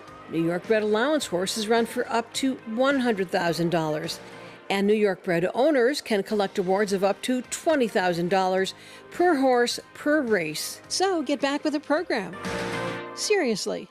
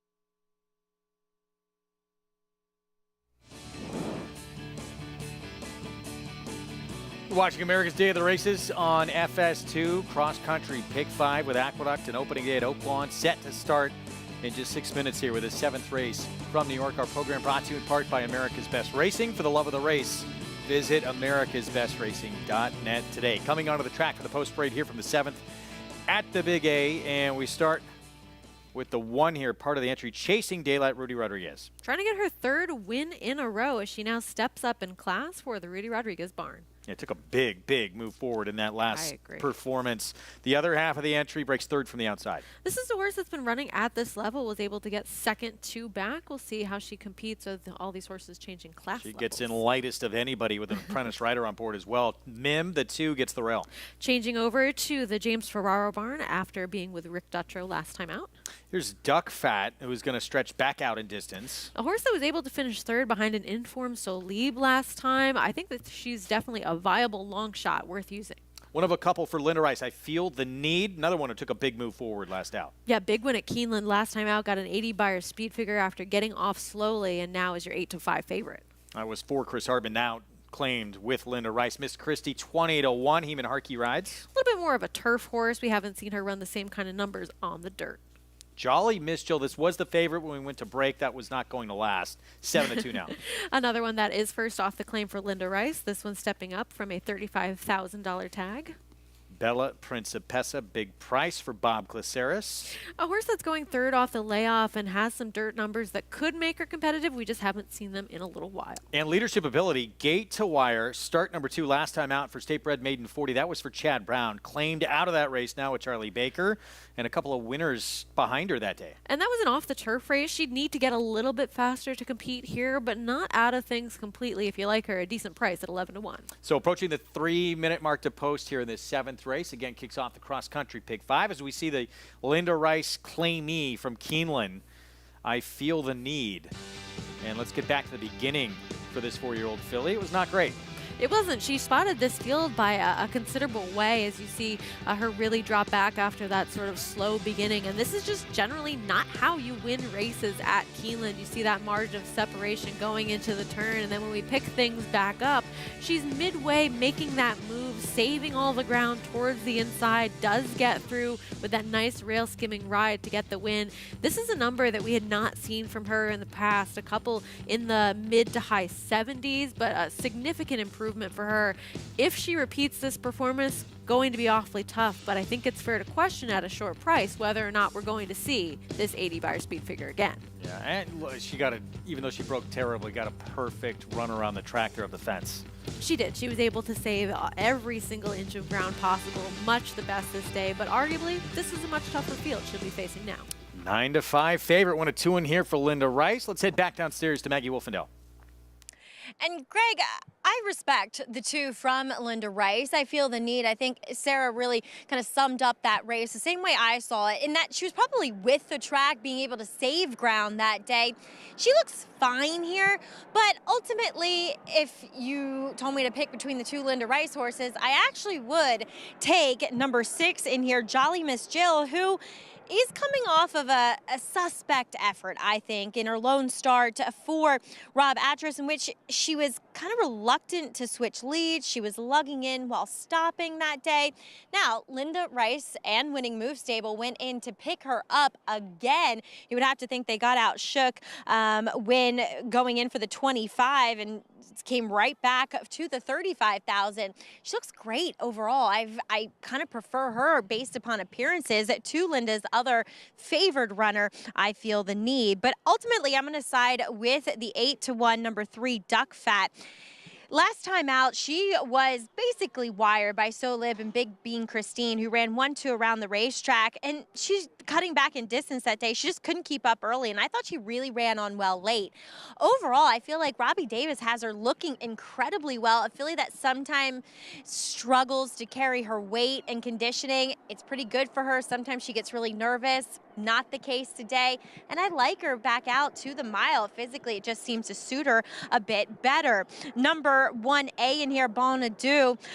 She was chasing wide against the racetrack last time, and I thought that was an excuse for her. Gets back to a fast track. She looks fine here, and probably of the two Rudy Rodriguez horses, the one that I would prefer. And then there's number 9, Leadership Ability. She was getting out around the turn, and then she kind of drifted back over and ran straight through the lane. I wonder if it was a factor of her just not having kind of that much company around the turn that led to her getting out. But then looking at her equipment today, she is wearing kind of a Houghton bit, a quasi one. It's not a full piece around the chin, but it does have the drop down pieces on the bottom side of her cheek and that straight bar in her mouth. So she might have the propensity to want to lug in or lug out. But honestly, Greg, coming back off of a layoff and claiming off Chad Brown isn't the easiest thing to do. She looked really good. So I'm interested to see what she does here, as she is currently sitting at 10-1. She's one of the more interesting X-Factor horses on this card because it was only the second start of her career. It was her dirt debut, and she wins at a mile. And there were a couple, as we mentioned, of horses who came back and won behind her. Yes, she needs to get faster, but really, essentially, it was her debut, at least on dirt, and she was able to get it done at this distance. And while, yes, the numbers do need to improve, I mean, this is a horse that has all the upside in the world, now only making start number 3. And as you mentioned, only the second one on dirt. So if you like her, again, big price, and you can certainly make a very viable case for this outside horse Leadership Ability.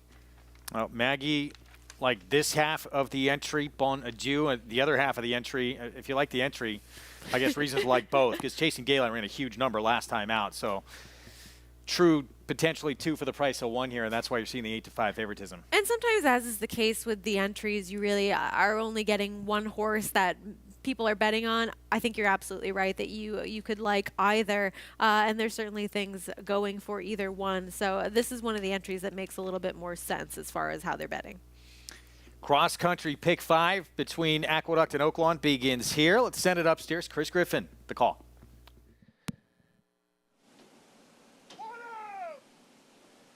Leadership Ability. Is it all set?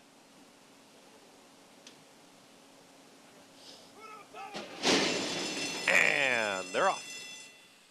Bit of a tangled start there for Chasing Daylight, who's the early trailer.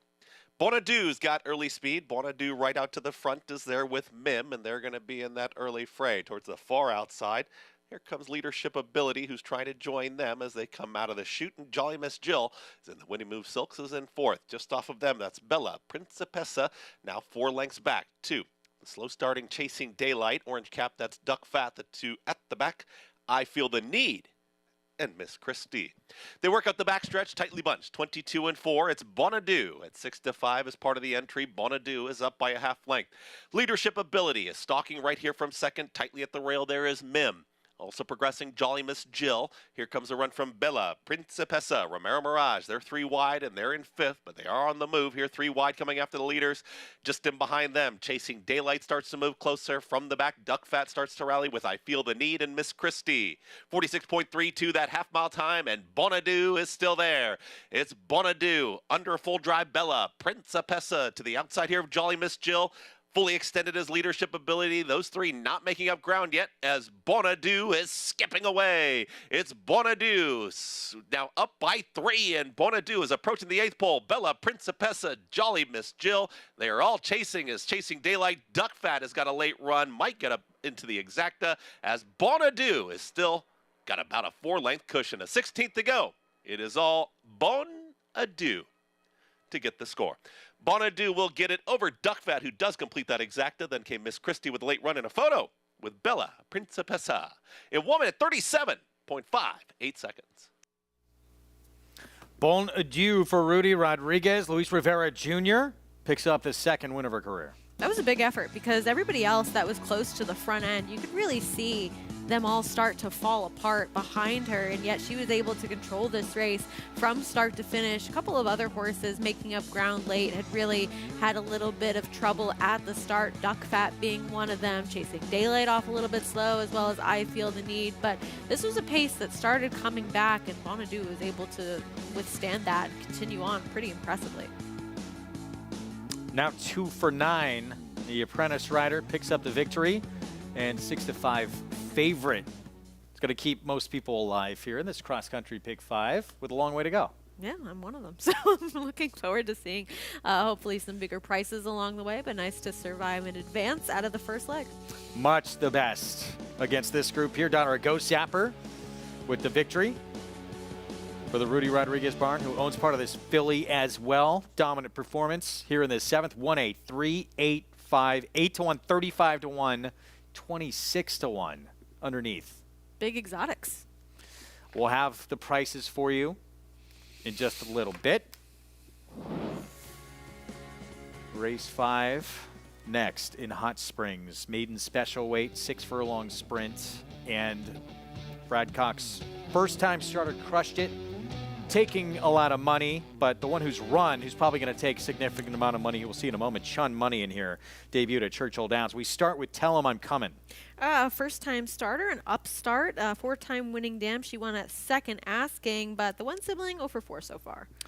15-1 next door, Nick Juarez. We're going to have a feature on him a little later on in the program. I actually like this horse a little bit. In Omaha Beach, we know how well those are going first time out. He's 27% with his 2-year-old first-time starters, and I actually like the work for this one in 10 and 3. Big figure in the debut for Chun Money in the debut at Churchill against a horse, Mystic Dan, who ran a lights-out maiden score. Absolutely. 75 buyer, first time out, went 4th at Churchill Downs. We'll see what kind of progression we get from this one. Aksarben Derby is a Kentucky bred, debuting for John Ortiz. Another first-time starter. This one a Taperture, sold for $67,000 as a yearling. Ask Willie, 5-1 here. Blinkers going on for start number 2. Kind of a lot to pay for a Mastery, $250,000 OBS March purchase, the dam a 5-time winner and graded stakes place. Bumped in the debut, took money in that race too. World Fair, Ron Moquette. 4th-time starter, debuted at Saratoga behind Valentine Candy, who we'll see a little bit later on. It's a Delaware shipper, start number 2 for the McLean Robertson barn. And ran a 63 buyer on debut, finishing second. Could improve second time out. Just Ask Watts, coming off a second beat 4-length finish at Remington. Has plenty of experience now, coming in start number 5, but likely facing a pretty tough field all around. The coach, Dwayne Lucas, with Keith Asmussen on Nullify. Has been a big price in all of his starts so far and looks to go off at 1 again today. Here is the favorite for Brad Cox, Crushed It, son of Dialed In. This first-time starter has a little bit of pedigree on the dam side as well. Pinch hit, 5-time winner. Brad Cox trained too. Texas Town, first-time starter with a bullet drill that came at Churchill back in early October for Chris Hartman. Yeah, this is a horse out of an unraced dam, but the Grand Dam, Tar Heel Mom, an 11-time multiple graded stakes winner. And Shattuck huge price here on the outside at 53 to 1. Yeah, the works are okay for this horse. This one, an upstart. The dam was a 3-time winner. Not a ton going on here as far as the rest of the pedigree. When in doubt, a lot of people tend to go to the Brad Cox barn with a new face, and that's what he has here with Crushed It. We'll get back to that race coming up.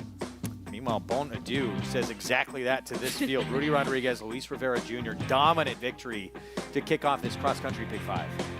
This was a big win. I mean, this was a horse that was forward, able to control this race from start to finish, had a host of pursuers late. Nobody was really making a dent on this one, just absolutely dominated this field for the level. This was a big, big performance from her. Just a question here of who's going to get the minor placings for second, third, and fourth. And it was, as we said earlier, some big numbers that if you're playing Trifecta Supers, going to help out with a favorite on top. What's that? You're happy if you played those exotics. 35 to 1 in third for Bella Principessa, and Miss Christie was a big price as well. So $343, 10-cent super with a favorite on top. That's pretty good, and a favored entry as well. So you got to think that that plays a part. Decent try too, 193. Not bad. Race 8 we'll get to, the feature on the Friday card from New York. It's back to Hot Springs. And this maiden special weight at 6 furlongs coming up, the 8-5 favorite, that first-time starter for Brad Cox. Let's go back to Lafitte and Paul. Yeah, Greg, this is exciting. 2-year-olds in weeks, there'll be 3-year-olds, and then we can all collectively lose our mind with Derby fever, right, Paul? And that Derby fever starts with races like this, moments like this, with the hype surrounding Crushed It for Brad Cox, who's getting crushed at the windows as expected. Yeah, listen, when you hear it from two trainers, Ron Mulquet spoke to us earlier in the day, and he said basically, definitely, to one of his owners had called him, and the clocker called him, hey, said, you sure you want to enter this race? Because the Brad Cox runner is a runner. And now I see Greg Compton, who I think has a very good horse in here, and he said his horse can run a little bit. He goes, I heard Cox can run here. So the buzz is on the 10, but you know what Greg said earlier, I still think the 3 in here, having that race under the belt is the horse to beat. Chun Money, who's a 5-1 Coast second choice, Crushed It for Brad Cox. And for those who perform well in races like this, who knows, you could see him in one of these races. The road to Louisville through Hot Springs and the key Derby prep races on New Year's Day, the Smarty Jones, late January, the Southwest, the Rebel Stakes, the Arkansas Derby now $1.5 million. Last year won by Angel of Empire, the Pennsylvania bred. By the way, 20-year anniversary coming up, Smarty Jones.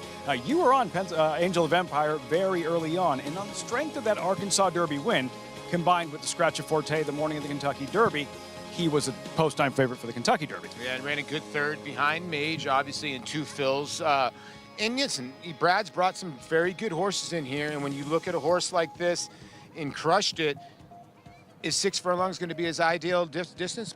Probably not. Dialed in, ran an awfully good 5th in actually the Derby and was a distance horse. And he's also out of a Harlan's Holiday mare. So this is a starting point, but you make a good point.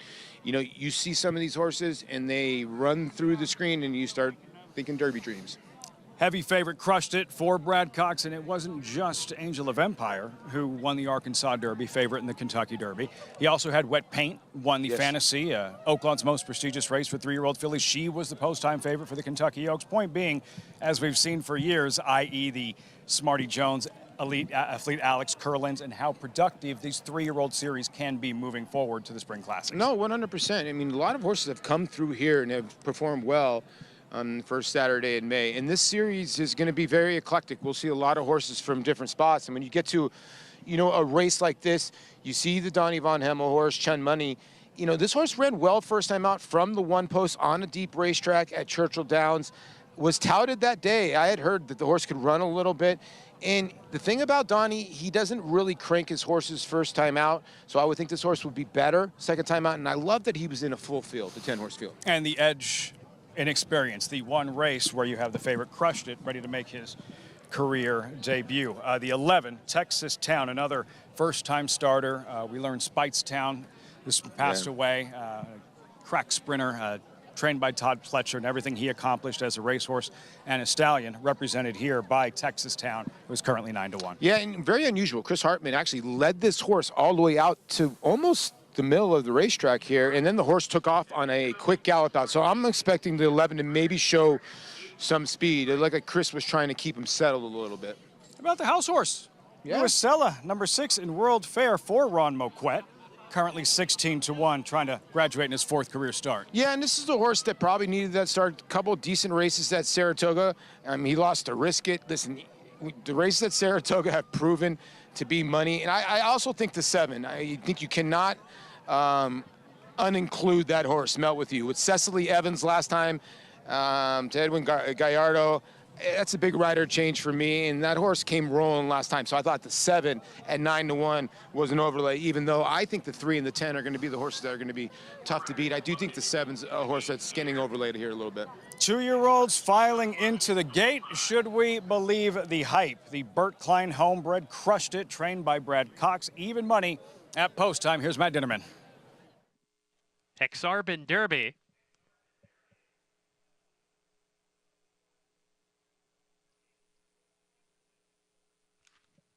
Crushed It. Waiting for Crushed It to come up to the gate. 3 more runners to round out the field. Texas Town. 2 back, World Fair. And Shattuck to the outside.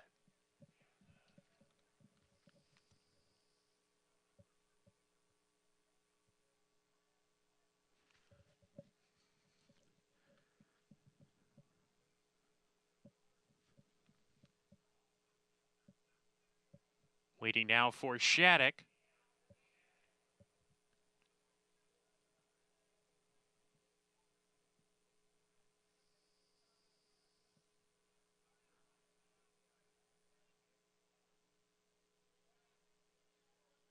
We're ready to go.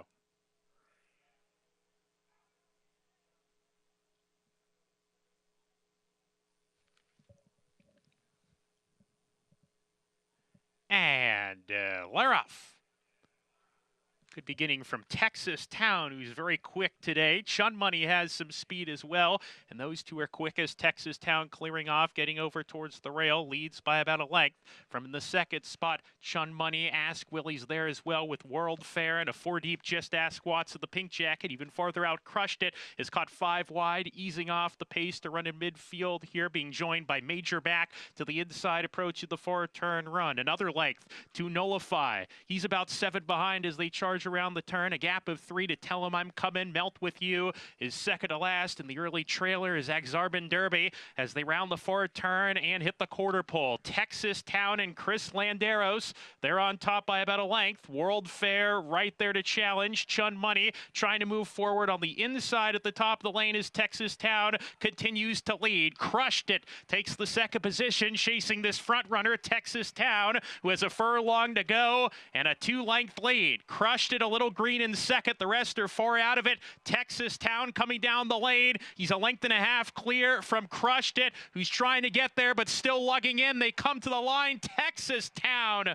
wins it for Speightstown today. Crushed It was 2nd, 3rd home, maybe from a mile behind Exarban Derby. And Tell Him I'm Coming was also involved in the minors at a big price, 44-1. That got interesting late, but in the end, Texas Town, not the post-time favorite, the sentimental favorite, the son of Speightstown, holds off the favorite, Crushed It in the 5th on opening day at Oaklawn. I guess that was the tip. You know, we saw Chris Hartman lead this horse out, and this horse was just full of energy, and he was trying to get this horse to calm down. I even looked at him and says, "This horse okay?" He's like, "No, he's just got a ton of energy." And then he got him out on a gallop out, did Landeros, and got him warmed up. The 10 horse in here Crushed It, just a little green late, and Martin Schwann was trying to keep him straight in the lane, but he just couldn't run him down. Felt like the switch went on with about 75 yards to go, where he was kind of toiling and trying to find his best stride, and then Crushed It seemed to find it and dive late, but ran out of real estate. With Texas Town, Chris Landeros going to work here. Crushed It, and look, he didn't win, but a solid effort, foundation. to build on and one to follow moving forward. 11, 10, 3, 4 in this fifth. I think this is a very good race. Like I said, the 3 comes out of a very good race, kind of got put behind the 8 ball, but was never beaten these 2 horses. These are 2 first-time starters that ran to the wire here. And like I said, you know, the 10 was a little bit green. And give credit to the 4 and hear from way out of it, Aksarben Derby. If you spell that backwards, that is Nebraska. That used to be the racetrack in Omaha. Here at Oaklawn, Texas Town by Speightstown in the 5th. Meanwhile, back at Aqueduct in New York, time for the Friday feature. And Temperamental, serious contender. That's next as our coverage continues from Aqueduct opening day Oaklawn. You're watching America's Day at the Races on Fox Sports 2.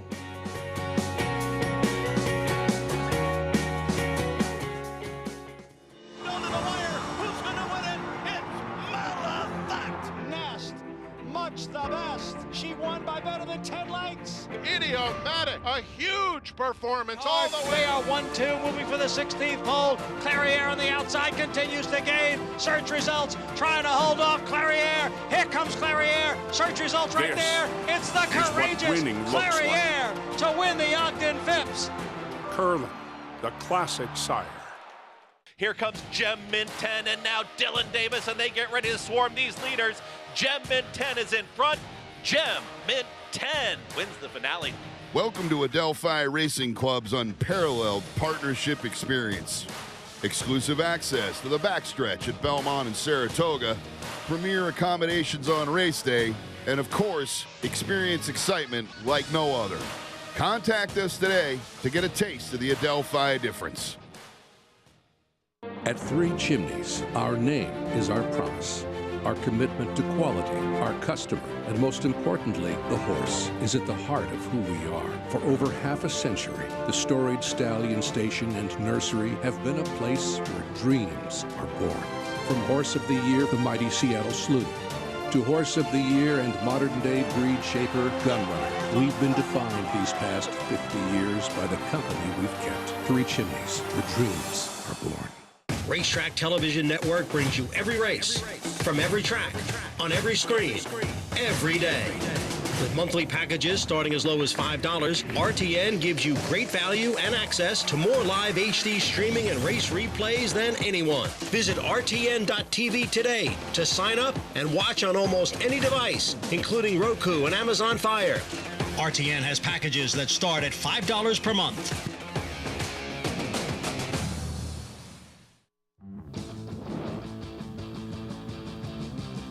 Back on America's Day of the Races on our FS2 coverage. That is where you can play it all at NYRA Bets. Get signed up, started. Go to NYRABets.com, download the app, and bet any track, anywhere, anytime. Feature coming up here in New York on our Friday card in this New York bred allowance optional claiming field, and that is Peak of Chic, who comes in from Philly at Parks. What a horse this has been for trainer Michael Moore. Claimed this horse August of last year for $5,000. Has had 7 wins and 3 runner-up finishes since that claim, and won, I believe, over $170,000.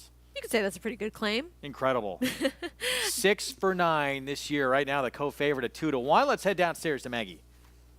Well, Greg, this race had a feeling of being contentious, and I can't agree more with what I see here in the paddock. But possibly the horse that looks best is the one you were just talking about in number 4 in here, Peak of Chic. Now, I'm not familiar with her, as she is a New York bred that has spent the bulk of her racing career out of town. Even going back a ways, I don't really have any notes on her. And looking at her here, though, I love what I'm seeing. She's a broad filly. She has a lot of substance to her. I love the way she walks around the paddock, and that she is a heavier body type, but she's so kind of aerodynamic and very light on her feet, and just exudes confidence in here. When you're a wind machine like she is proverbially, you tend to give off that air, and she definitely does. She'll likely be playing Catch Me If You Can, though there are some other speed horses in here, and one that looks to be forward, possibly not maybe quite as naturally fast, is number 2, Rebo's Valentine, who was out wide against the racetrack back on October 19th, and just kind of the entire way, where Temperamental got that cozy trip, stalking down on the rail, and was able to pretty much spend the entire race on the rail that day. But Rebos Valentine is a filly that on a lot of occasions struggles to carry her weight and conditioning, and today's one of the better times I've seen her look. Furthermore, she's very forward and keen here in the paddock, which I think is a good sign for her. So I think she is ready for this effort for Ray Handel, and possibly is coming in here with an excuse in her last effort, Greg. Maggie, thanks. We'll get to the post parade from our Friday feature here in New York in just a moment. Back to Oaklawn, Texas Town. First-time starter for Chris Hartman with Chris Landeros with the victory.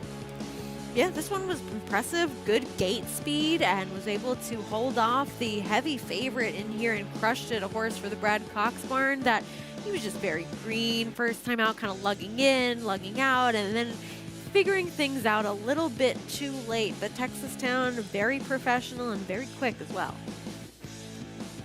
Nice job here. Two firsters. Keep your eyes out on both these two. Recently passed Speightstown at the age of 25.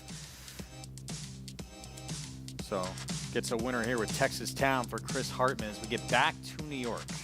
So 9-5 favorite on the 6 Temperamental as they come out for the post parade. Here's Kali Magic. This one in for the claim. Gustavo Rodriguez off the claim. A horse that's just had a couple of excuses in both of her last 2 starts, and with today a cleaner trip and a fair racetrack might be able to turn things around. And the only one in for that tag in this race. Here's Rebos Valentine, who Maggie was talking about. And she makes a great point. This horse was against the racetrack last time. A repeat of her effort 2 back puts her right in the mix. Missing Fortune was a winner at Finger Lakes last time out. And a horse that's run well on this circuit, too, had a huge upset win at Saratoga at 16-1. Here is the Win Machine coming from out of town. Trainer Michael Moore said he'd prefer 6 furlongs, but you can't get everything. And this is a horse that you have to respect, just the ability that she's shown and consistency as well. I'm going to try 6.5 for the first time today. And then here is Temperamental, 2-1 favorite. She had things all her own way with the racetrack 2 back, but has really legitimized that performance running 3rd last time out. So 4 minutes to post. Friday feature coming up. And here is Temperamental from back on February 9th.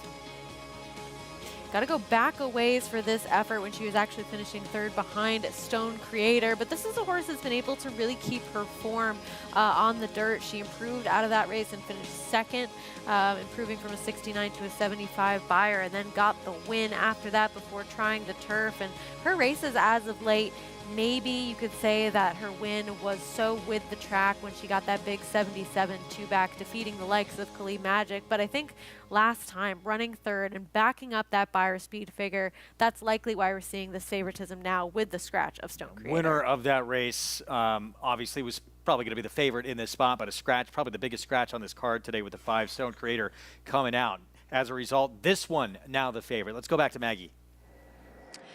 Yeah, Greg, is Temperamental the favorite?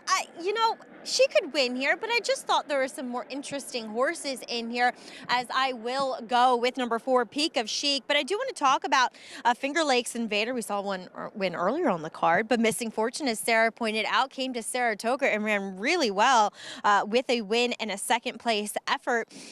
Last time she broke a bit slow. She kind of stayed wide, but she did get a bit of a pace to close into. Hopefully she behaves herself at the start this time around. I do like the 6.5 furlong. She's one that does kind of strike you as maybe a little bit more grounds better, but obviously she has that nice win up at Saratoga, and 2, the win going 5.5. So she's one that is going to capitalize from any kind of, I think, hitting up front. She isn't necessarily that slow herself. I think she just wants to have a bit of a target to run at.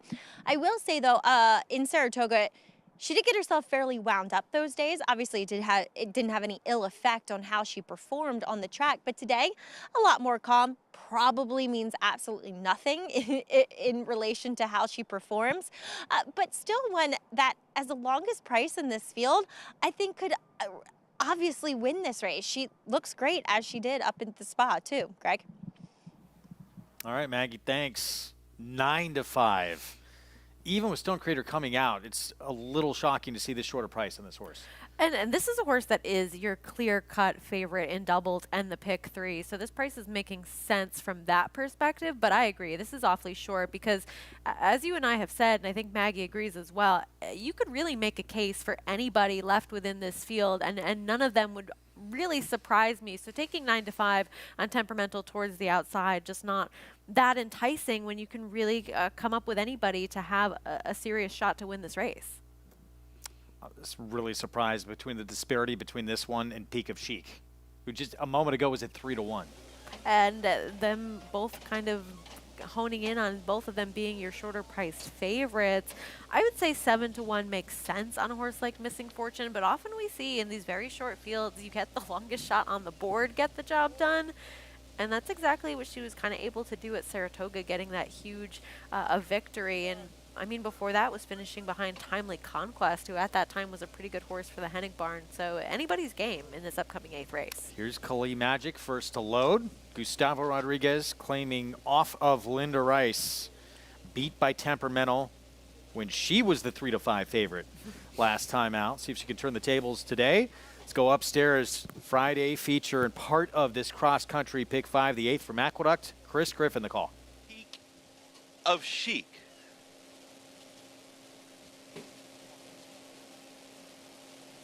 And Temperamental.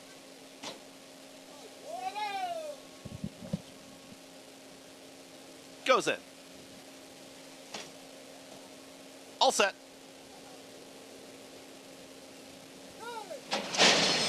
And they're off. Broken an even line. Temperamental's got speed. Peak of Chic is right there. Lay the line up. In between horses, Missing Fortune, Rebo's Valentine at the rail. Kali Magic, about a length and a half to cover them all. Tightly bunched and wanting to push on through as Kali Magic did not want to be at the rear end. Is going to be moving forward as Peak of Chic is the leader. Is up by a half length. It's very tight here for Kali Magic. Luis Rivera Jr. wanted to poke on through, but is going to have to take back as Temperamental is going to hold that position. Stalks right here from second. So an action-packed first quarter, and they went 22-3, and now in hand, it's Peak of Chic who will take them into the far turn. Under drive to the inside, it's Kali Magic. Temperamental is ranging up again here on the outside. Here comes the gray, and Missing Fortune is rallying here from fourth, is now within 2 of the leader, the Triller. Rebo's Valentine. Peak of Chic has got the lead. Now fully extended there is Temperamental. Same can be said for Kali Magic. Still ranging up as the gray and Missing Fortune. The trailer, Rebo's Valentine. They reach the top of the stretch, and now Andy Hernandez asks the question of Peak of Chic, who's opened up by 2.5. 3 lengths here. Peak of Chic down the center of the racetrack. Here comes Missing Fortune and Temperamental. They travel as a pair here inside the final furlong. Peak of Chic isn't there yet. Missing Fortune making up some mile ground inside the final 16th. Peak of Chic almost there. Missing Fortune second. Peak of Chic wins it. Peak of Chic gets the win over Missing Fortune. Then came Temperamental. Final running time, 1:17.35. Peak of Chic able to get to the front and able to finish at 6.5 furlongs, trying this distance for the first time in her career. Michael Moore had said he preferred 6, but showing she can get it done at this distance as well. 13th win of her career, and her 8th win since this barn claimed her for $5,000. It's just incredible what they've been able to do with this horse and how remarkably consistent she has been off that claim. And she always looked very comfortable on the front end in this spot. It really never seemed like there was a nervous moment with her. Missing Fortune able to pick up a couple of pieces, make it a little bit interesting late, but it seemed like Peak of Chic was always in control, able to take this field and gate the wire. Peak of Chic, she floated up to 3-1 as well. What a story this 5-year-old mare has been. Let's go to Maggie Wolfendale. As she records her 13th win of her career. So pleased to be joined by owner, trainer Michael Moore. And Michael, the write-up in the DRF said she's just the claim of your career so far. She truly is. Yeah, she's been great. I mean, obviously we didn't give much for her. But all she does is win. She's fit great in starters down there. Decided to take a shot up here with New York bred race, smaller field, huge purse, so, we had to come try that.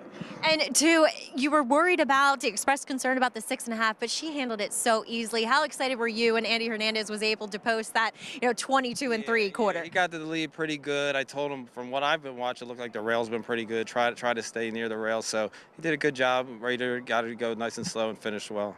Speaking of a good job, you've done a phenomenal job with this girl. Congratulations. Thanks a lot. I appreciate it. Thank you. All right, Michael Moore relishing both ends of the spectrum, owner, trainer with a lovely mare. Peak of Chic gets the win here at the Big A, Greg.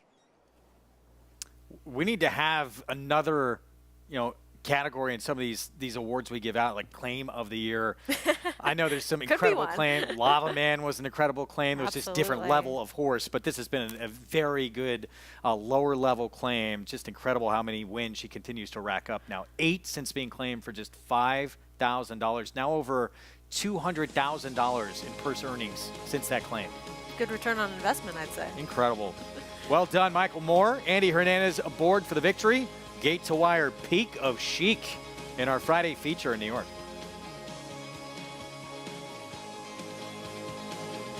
He's so impressive today, the others didn't even have a breath.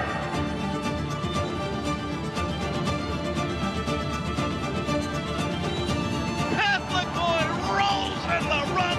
Happy Travers.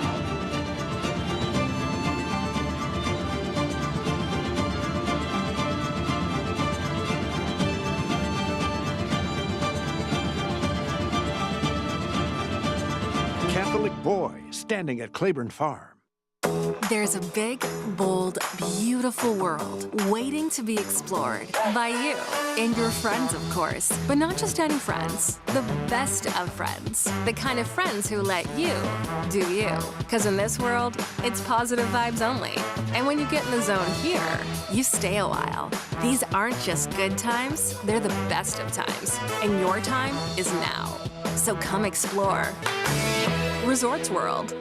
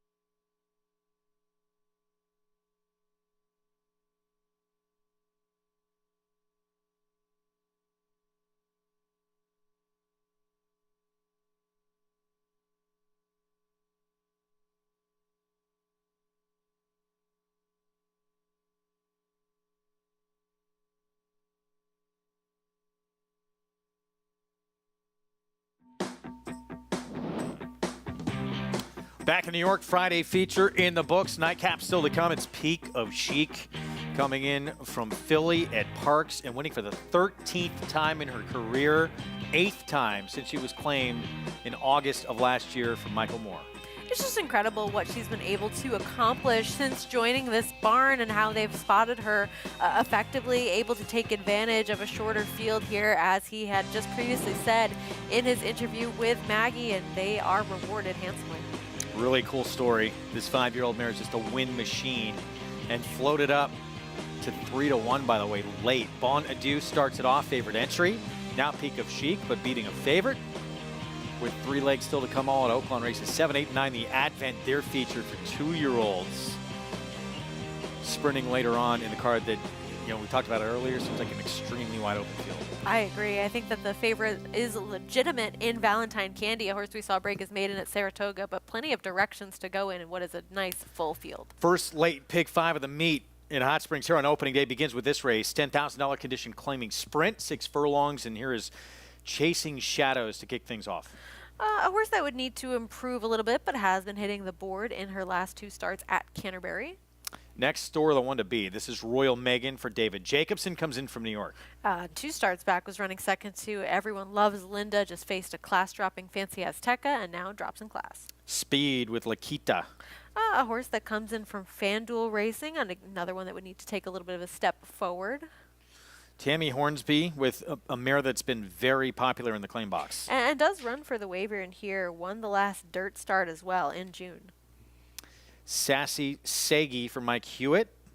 Would be a little bit of a surprise. It seems like they do target this Oaklawn meet, though, has not run since May at Lone Star. Good effort from off the pace. That was at Prairie Meadows back in September for Taking Charge Desi. Yeah, and was steadied to the inside early in that race, and now off a little bit of a freshening.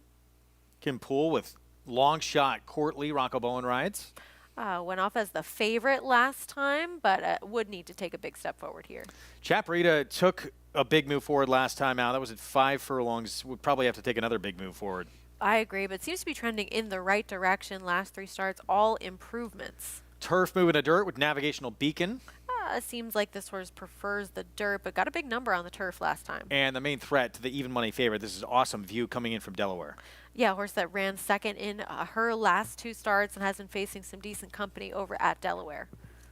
So 2 minutes to post here in the start of this late pick 5 coming up, and this is the now even money favorite, Royal Megan, David Jacobson, bringing this 6-year-old mare in from New York. We've known her well on this circuit. This is a look back to October 27th. 2 starts back, just missed to the one you had mentioned, Everyone Loves Linda. And even 3 starts ago, when he first got her for $32,000, she was able to get the win that day, was with Fernando Abreu in there, but then runs very competitively when stepping up, kind of had to alter course a little bit, seemed like she might get there and ends up finishing a good second. And then just facing a horse that was dropping significantly in class last time out, trying to stretch out to the 7 furlongs, didn't even run that badly to finish 4th in there, and now takes this big drop in class. You kind of have to wonder a little bit if they're just dropping for the win, or if maybe this is a little bit of a red flag type of move, because this is a horse that was still kind of competitive at that $40,000 level, now dropping significantly. It's a big drop, and it's a quick return, too, coming back just about 13 days here as we take a look at the one you like. This is Hissy Missy. So Tammy Hornsby just claiming off of Mike Hewitt. Last time we saw this one was on turf. And this is a horse that actually used to be in this barn. If you go back to around this time last year, spent the winter at Oaklawn, was running against tougher company at that time, so certainly familiar with this horse. They do opt to run this one for the waiver. I like returning to the dirt. The last time this horse was on dirt, it was a win at Lone Star, and that 69 Beyer speed figure is one that she's been able to be within the range of in the past. Just a versatile type that's handled all kinds of distances as well. So if rejoining this barn can kind of get her back in that same type of form that she used to be in, I like her a little bit as a big price against your favorite. Yeah, 701 right now on the 4, and obviously that the other major threat to the favorite, who's now 4-5 with that big drop of glass. Awesome View on the outside, 5-2, brings in some very sharp form at Delaware for the 9-time winner. And 2 starts ago was running second behind Anonymously, who is just on a tear lately. I mean, this is a horse that has a 3-race win streak, and even before that had put back-to-back wins together. So running into a very consistent type over there, and able to finish second to that one. Does draw that nice outside post, running some decent numbers relative to the rest of this field, and I think another very viable alternative. So loading up, 4-5 favorite Royal Megan, big drop down in class for David Jacobson, who had claimed this one back in May, but that was just 3 starts ago. So saying goodbye, he's hoping. You would think that that's the intention. I mean, this is a big move in class for this horse, and you have to wonder a little bit if she's been competitive for a higher price tag. Why is she here? Matt Dinnerman with the call as we kick off this late pick 5 on opening day. Take it away. The load into the gate here. Navigational Beacon, post position number 9, and Awesome View to the outside.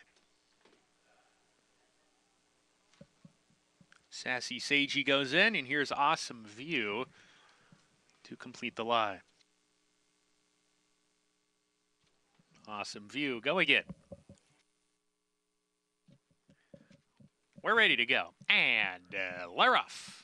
Navigational Beacon was sluggish and drops to the rear of the field. Awesome View has the most speed with Lechita, and Lechita snatches the lead. Awesome View pressing from the outside second. Then there's a wall of horses. The favorite Royal Megan, a bit eager, strides a joint third. She's alongside Hissy Missy. Sassy Sagey is there, taking charge Desi, and the Pink Cat moving up in those white blinkers to be level fourth, about 2 lengths off the pace as they charge into the turn. Chaparina is next, a length and a half clear of Chasing Shadows with Courtly, and the trailer at the back is Navigational Beacon as they round the far turn. Awesome View turning up the pressure. Lechita hard ridden to keep pace. Awesome View cruising alongside. These two locked in battle as they hit the quarter pole. Taking charge Desi is third, and Hissy Missy right off the leaders. Royal Megan's got to get going, is looking for a spot to go. She's going to find room down on the inside. If she's good enough, looks like there's room. In the meantime, Awesome View tries to fend off Royal Megan, who finds the seam, finds her best stride, takes off, takes the lead, draws clear. Royal Megan, Isaac Castillo drawing clear. 3-4 coming to the line, and Royal Megan was much the best. Hissy Missy outfinishes Chaparita for the second position, and then there was a photo for fourth. No question who was best in this group, and you've got to think she's going to be heading to a new barn after this race. You would imagine. I mean, certainly has to be an active claim box. First day of the meet at Oaklawn. Got that nice room towards the inside. A nice ride by Isaac Castillo. Horse that I had some interest in, Hissy Missy, got a little bit of traffic, was never getting to your winner, but does get there for second. So just the drop worked out. She was much the best for this field. So Royal Megan, pretty quick return here for David Jacobson. Brings this 6-year-old mare in from New York, and she wins at a short price to start off this late pick 5 on our Friday coverage. That's going to do it for you today. Enjoy the short time we're on together. Absolutely. It's a great day. And, big weekend, though, coming up. I know. I'm excited for tomorrow. Plenty of stakes action, so looking forward to it. All right, going to be joined by the MIG after this timeout. We'll have the late pick 4 coming up on our opening day coverage from Oaklawn, and still the nightcap ahead here in New York. To close things out, Teresa, one of the main players. Dylan Davis will be aboard. We'll get to the post parade from the finale here in South Ozone Park when we come back.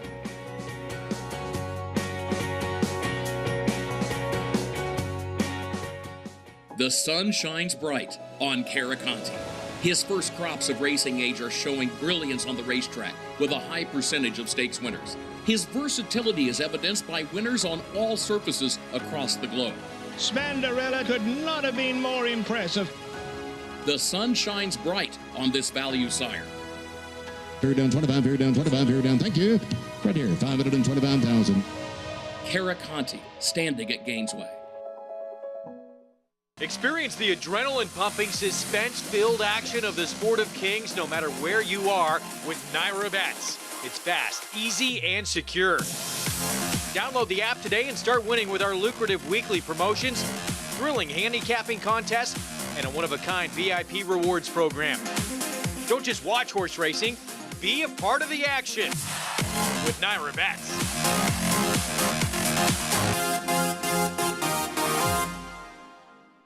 War Dancer, New York's leading turf sire again in 2023 with standouts like Barrage at Saratoga. Here's Barrage with a final surge. Barrage got him. Warsaichi dominant on the dirt at Finger Lakes. Warsaichi has scampered well clear. Warsaichi all the way with the top spot. And Danzig Queen on the tap of the surface at Woodbine. And Danzig Queen will come away and win by a length. Consistently producing winners on dirt, turf, and synthetic. War Dancer, proud to stand in New York.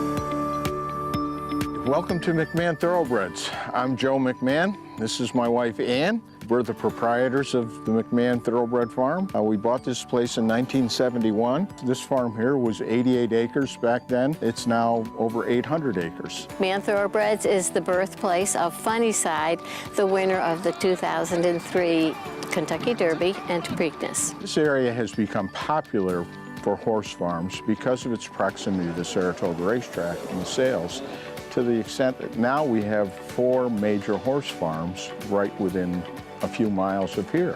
There's Mill Creek Farm, there's Rick Burke's Irish Hill Farm, there's Quest Royal North, as well as McMahon Thoroughbreds.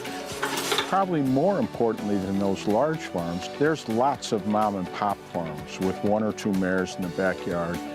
The area has really come into its own in the last 20 years. I measure success by the quality of the New York breds that are now raised in New York State. With this fantastic breeding program, out-of-staters have been lured into the state, bringing better stock, better stallions. Currently, we have a horse here called Central Banker. He's pretty successful. He's very popular. We're very blessed to have a good horse like that. We're getting a much better product to race in New York.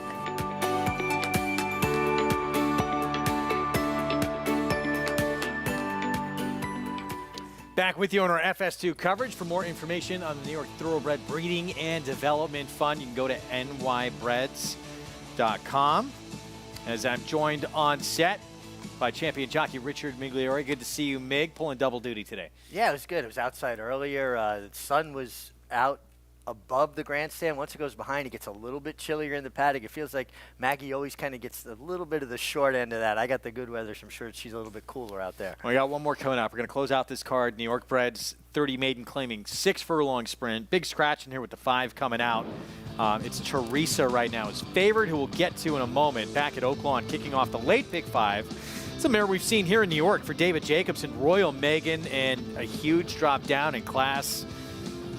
And she was much the best here. Yeah, running for 25% of what she's been running for here in New York. Dropping from 40, was claimed for 32, drops in for 10, but the purse structure is very large at Oaklawn Park, 31,000, and she sat the pocket patiently and really kicked on Isaac Castillo. You know, we've seen him, made a nice impression riding here in New York. Now there at Oaklawn for David Jacobson today and really finished the deal.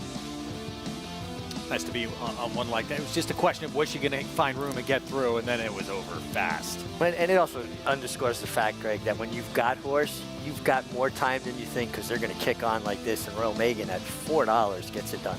So even money start to the late pick 5 on the Friday card here on opening day in Hot Springs. Let's get back to New York and the finale on this card. That right there, your 9-5 favorite, Teresa, who ran at this level first time out. It was at Saratoga this summer. And ran third, beat less than 2 lengths, tried better next time out. So sign of confidence from Connections that they stepped her up in class. Did not work with a wide trip that day, so back to a more realistic spot. Yeah, I think they're just putting her back in the more appropriate spot. She ran extremely well on debut for the maiden 30 tag, which she's back in for today. And I think she's really aided by the outside posts. She reacted very negatively to kickback and on debut, climbed a lot before she settled and finished. She's not going to encounter that kind of problem today. So back where she ran, at least impressively enough, against this group in her debut effort. Second choice on the board right now. That is the 4. George's Vice is going to be getting on this dirt surface for the first time. Linda Rice claiming off of Christophe Clement. Yeah, and listen, I like when horses go from a good barn into a good barn. You know they've been well cared for. Trying the dirt for the first time, comes in with those steady 5 furlong works on the dirt. Nothing fast, nothing flashy. I'm not a time guy when it comes to works. I like spacing of works, and I like those 5 furlong stamina building works. So 7-2 on this one. We'll wait and see what we get with the surface switch. Eric Cancel will be aboard George's Vice. Donner Unified. And then Run Chatta, Linda Rice as well. Big drop. It's the first time in for a tag here in start number 4 with the 3-horse. This is a significant drop in class. This horse had started her career in open company before coming here to New York to face New York breds. And daughter of Speightstown. Unfortunately, we found out we lost Speightstown this afternoon. Yeah, passing away at the age of 25. Prolific at stud. So Bygone certainly West. going to miss him. out of a Stormcat mare, and he really passed it on. And he didn't get just sprinters. He got all kinds. And for a horse that was fast, he had horses that could carry their speed.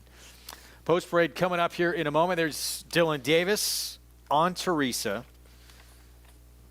And the 9-5 favorite. We start, though, with First Class Cat. First-time starter and a filly by West Coast for John Kimmel. Yeah, owned and trained by John Kimmel. Gets Romero Mirage, who's been making a good impression here. I really have been impressed with his riding. The experience of the field, Red Butterfly, Horacio De Paz.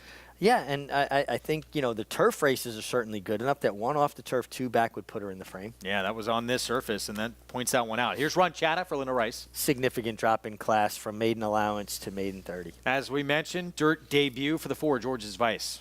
Yeah, trying the dirt for the first time, but Linda Rice usually claims horses with a plan and must see enough to tell her, I got to give this horse a chance on the dirt. Maxing the bank, taking her time, coming onto the track here. Yeah, by Central Banker, who has really just made such a great impression. He's kind of picked up the mantle from Freud here as the preeminent sire in the state of New York, but this horse is going to have to vastly improve. Lane Luzzy on Army of Thought. So we just saw this rider get his first win in New York just a couple of weeks ago. Another one that's going to have to improve. Makes first start for the Wayne Potts barn, and we've seen Lane hit the board with a lot of long shots. New agent for that young man, too. Yeah, his dad, Mike Luzzy, taking his book. Mike, a tremendous rider, tremendous competitor. And here's the favorite. Teresa, 2-1 right now, getting a big warm-up under Dylan Davis. Yeah, right off the gap there, turned around. Dylan went on with her. She wasn't picking up the bridle very much. He was asking her, but I think the outside post really helps this filly. Let's get downstairs to Maggie. Teresa's your favorite, and while now watching her warm up, I like her a little bit better than what I saw in the paddock. I think there's some interesting horses more towards the inside, and namely a first-time starter for the John Kimmel barn in number 1, First Class Cat. Now, to be fair, it does feel as though it's a little bit more of a turf pedigree, arguably, a daughter of West Coast, and on the bottom side, the dam hasn't been that productive, and she was a turf horse herself, but purely based upon appearances, this filly by far looked best in this field. Big, bulky type of filly, but in the right kind of way. Well-balanced, well-muscled. Yeah, she's probably 90% fit, but I don't think she's meeting any killers here today. She was slightly green when getting on the track, but still well enough into the bridle that suggests to me that against this field, she may have found herself in the right type of position to score here. So we'll see what she does. She's going to be my pick, but I do think the 2 from Linda Rice, at least one of them, is interesting, and that is number 3 in here, Rum Chata. Not to be confused with Rum Chata. Delicious. But this filly, second off of a layoff, I just thought she looked as though she needed to strengthen up when looking at her in the preliminaries, and then she was kind of chasing wide against the racetrack on November 19th, and then she was tough to handle, got checked all the way back to last, and then ran on a little bit again when she kind of got clear and comfortable. It just seemed like she was almost green, despite having run twice before. The layoff seemed to throw her kind of off, already having the experience. Now she comes in here, she's a lot more just muscle bound and stronger across her top line. She's acting very professionally here. So I wouldn't be surprised if she jumps up and runs well here. Now, number 4, George's Vice, a daughter of Unified, and the dam herself, she was more of a turf runner, but in her lone dirt try, she did run second with an 81 Beyer, so showed that she could handle it. And she's produced, well, albeit mediocre horses, they have handled the dirt. Though, George's Vice, I will say, has a massive turf hoof, proverbially speaking, really slack pasterns to her as well. And furthermore, she just feels as though she needs a start. Just kind of heavy, soft around the edges. So we'll see what she does here, Greg. But of the 2 Linda Rice horses, preferring Rum Chata, but I'm going to try my luck with a debuter in this field. All right, Maggie, thanks. The only new face in this group, and she is taking money from the rail for John Kimmel, the 1. Yeah, she's taking money. You get Romero Mirage for John Kimmel. And listen, I totally get why Maggie would go with a new face. I mean, what we've seen in here, we know kind of what they are. They're fairly limited. I think Teresa, your favorite, probably has the most upside because she's only had the 2 starts. I went with the 3, Rum Chata. I mean, this is a filly that's taken money. against Maiden Allowance Company, and now she drops into Maiden 30. I think she made some sense here, and being by Spicetown, it'd be nice to see Spicetown have a winner today. Yeah, we already saw one earlier on the card. It was a nice little tribute to the late Stallion. As we see the 3 move in, run Channel for Linda Rice. Stablemate next door. Dirt for the first time for the 4s. We talked about the favorite, though, Teresa, the 8. Dylan Davis for the Oscar Barrera barn at the finale on this Friday card. From Aqueduct, let's go to Chris Griffin. 3 up. Maxing the Bank. Army of Thoughts.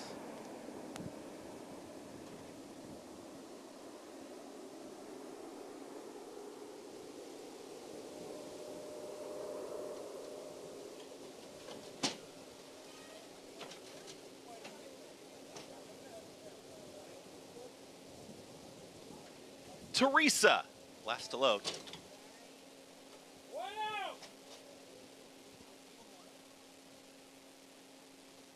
Teresa goes in. All set.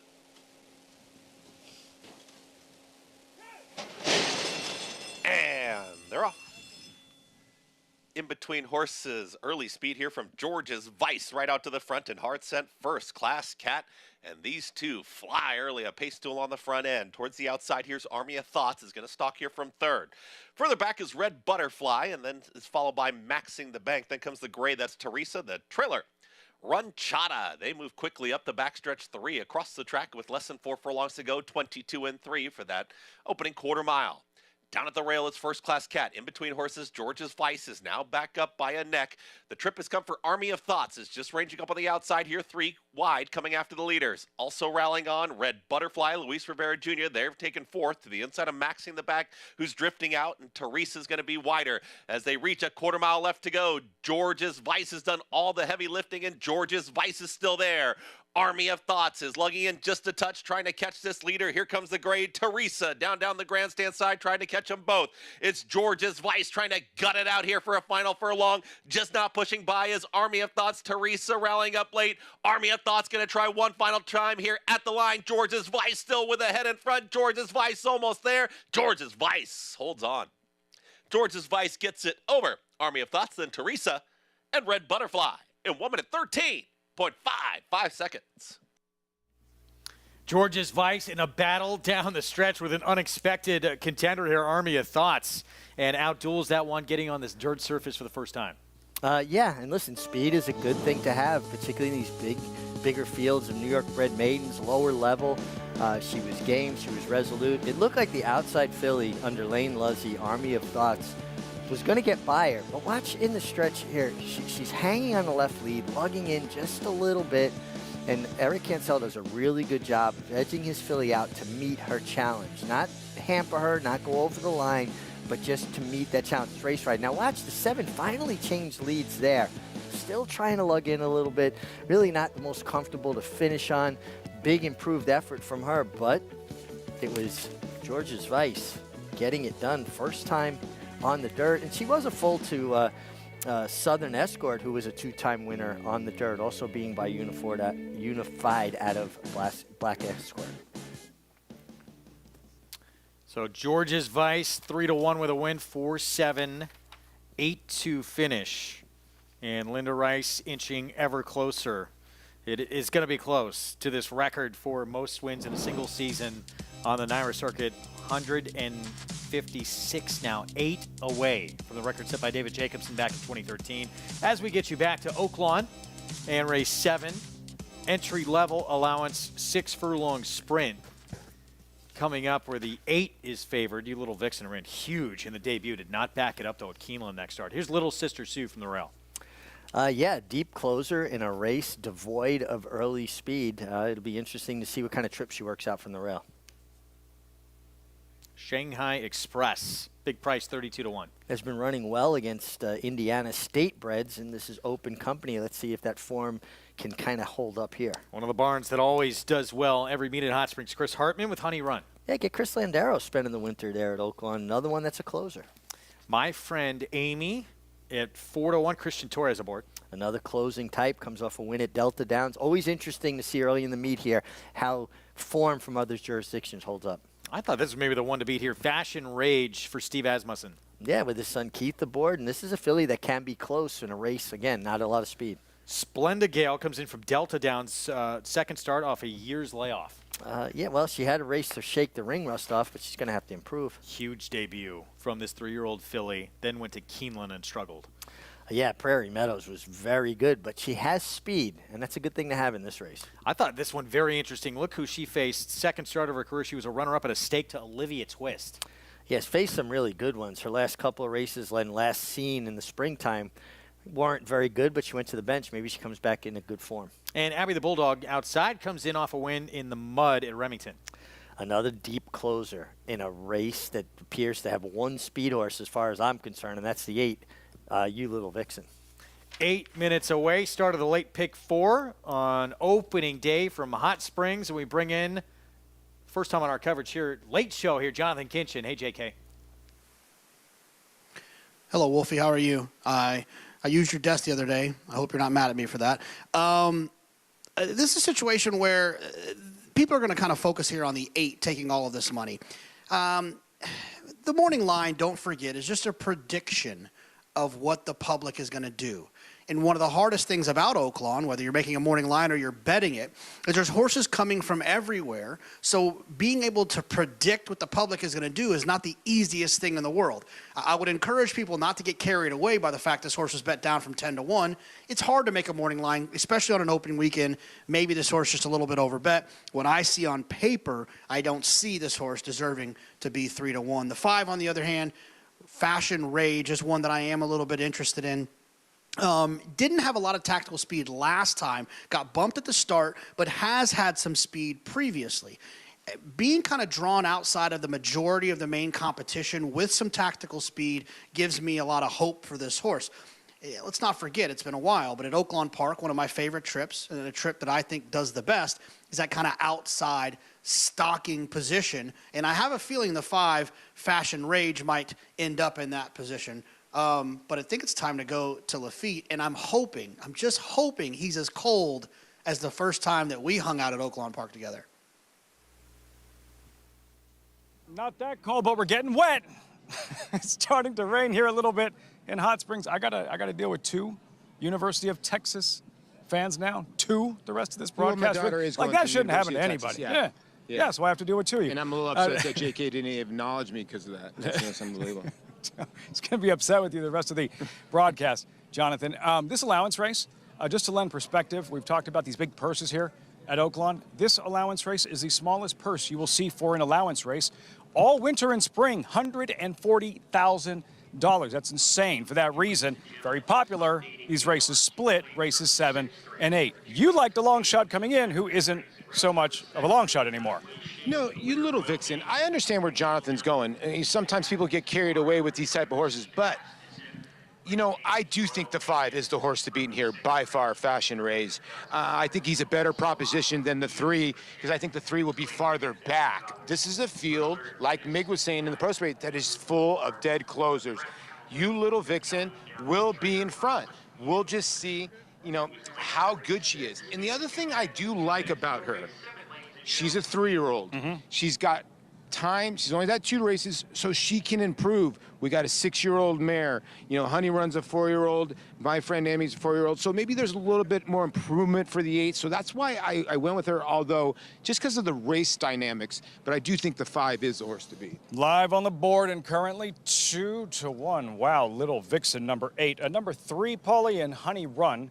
Chris Hartman, this one will not pay as much as his first-time starter did earlier at 7 to 1, I believe it was. Hartman looking for a second win. And Chris Landeros, all of the jockeys that are back here full-time for this season, like new faces at Oaklawn, have all won today. Ramon Vasquez, Julian Leperoux on a 12 to 1 shot, and Landeros now looking for a second win. Yeah, and Honey Run, like I said, deep closer. It's going to be very interesting if the 8 is the real deal like she was first time out and runs away from this group having the lead. Then the race is that. But if that's not the case, it's going to be, I would think, who gets the best trip from behind, because there's 4 or 5 horses in here that got tremendous kick late. 3 being one of them, Honey Run. My friend Amy, the 4 is another one for Christian Torres. That's got some late kick. And I even think Little Sister Sue, the horse on the inside at 9-1, is not a bad proposition at that price. Speed of the speed, quickest of the quick. Who do you think is in front when the field hits the far turn? That's why I like the 8. I just think the 8 is in front Quickest? when they Got hit it. the far turn. I just don't know if she's good enough. She's got 2 races under her belt. 2-1 is a little ridiculous from a 10-1 morning line. But I can understand why the public's going there. I think now I would probably play the Asmussen horse at 5-2. I think that's value there. Gearing up for this late pick 4 opening day Oaklawn, we discuss at Saratoga how tricky it can be to predict race shape and who looks like they're going to go to the lead on paper and who's actually going to go to the lead in the race. You having spent the entire season here last year at Oaklawn, or earlier this year, do you find that projecting the pace and how things are going to look early on is a little bit easier here, is a little bit more trustworthy what you see on paper and how things unfold out on the track? It can be tricky here sometimes because a lot of these horses are off layoffs. You see some of these horses that stayed the summer and all the way through this whole, 7 months and stayed here at Oaklawn, and they're fresh, so they might show a little bit more speed off the layoff. I think in this case, there's just nobody that can run with the 8 early. We'll just see if she's good enough late. Start of the late pick 4, day 1 of 66. Opening day, Oaklawn Park here in Hot Springs, Arkansas. Fitting, we have 2-year-olds in the feature, the Advent, a little bit later on, part of this late pick 4 sequence as this field makes her way behind the starting gate. Competitive allowance sprint, again, $140,000 purse. Final thoughts here on Fashion Rage, who is 5-2 as they get set to load, Paul. Well, JK made just such a good point. This is the horse that could tactically sit in that spot. If the 8 is able to get away, and I would think open maybe 2 or 3 lengths down the backside, the 5 can stay attached, and that's going to be the key, whether the 8 can hold off the 5. I think the 3 will be farther behind, making his run, no pun intended, Honey Run. For the Asmussens, Fashion Rage 5-2. Another gentleman having a fine opening day. The new voice of Oaklawn Park track announcer Mac Dinnerman standing by with the call. Race 7 from Oaklawn. And then Abby the Bulldog. Abby the Bulldog goes it. And Laruff.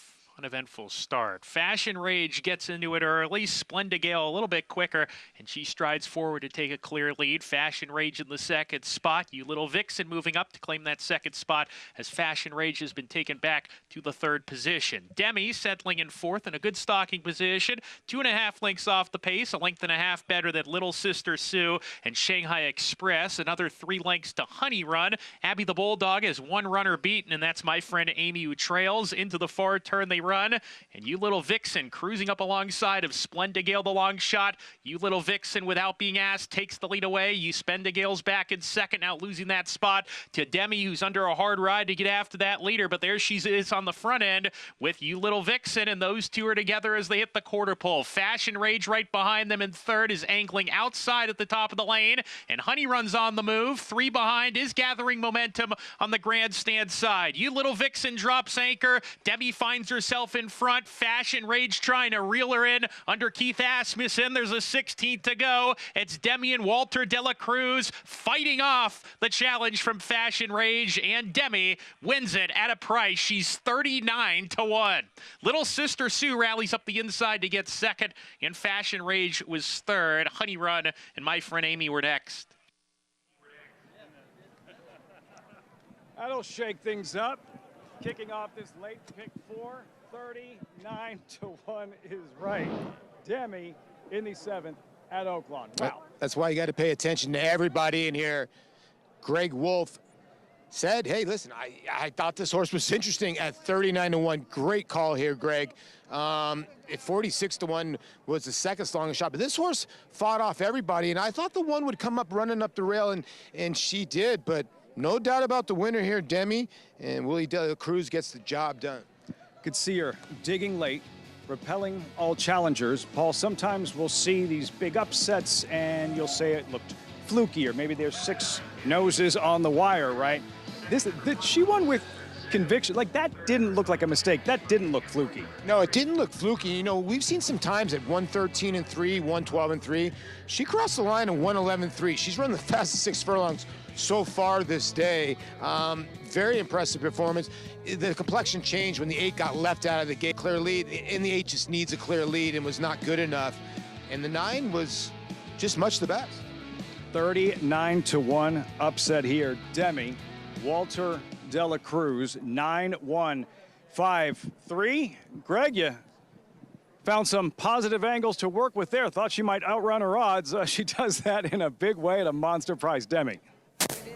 Yeah, Lafitte, Paulie, thanks to you too. Look, she won first time out. Talked about who she faced, really talented 2-year-old filly back last year, Olivia Twist, who she was game against, and then just was probably running in the wrong kind of races. Turf, going long at 1 1/8 on a sloppy sealed surface, getting back to what she'd been effective at. I think this was great insight from you, not only the company she kept, but dig a little deeper. All of her races on a fast dirt track were good. Her bad races came in the mud, on the turf, and in the slop. And once she was able to get more forward position in a race that actually more speed showed up than I thought, and we've seen that historically here at Oaklawn. Guys are not afraid to send horses to the position, but Demi was good. Nice call by you, and a nice ride and finish from the one. Little Sister Stu, Rafael Bejarano, actually did work out a really nice trip from the inside. Love how they tout themselves after the race, too, didn't it? Sure. Knew she was going to the winner's circle after that performance. 39-1 with the main event still to come up, the Advent. We're going to see this rider coming up in the next race. We'll tell you more about the man represented by that Hall of Famer on his right, Gary Stevens. Nick Juarez making inroads in Hot Springs. His story when we come back on America's Day at the Races.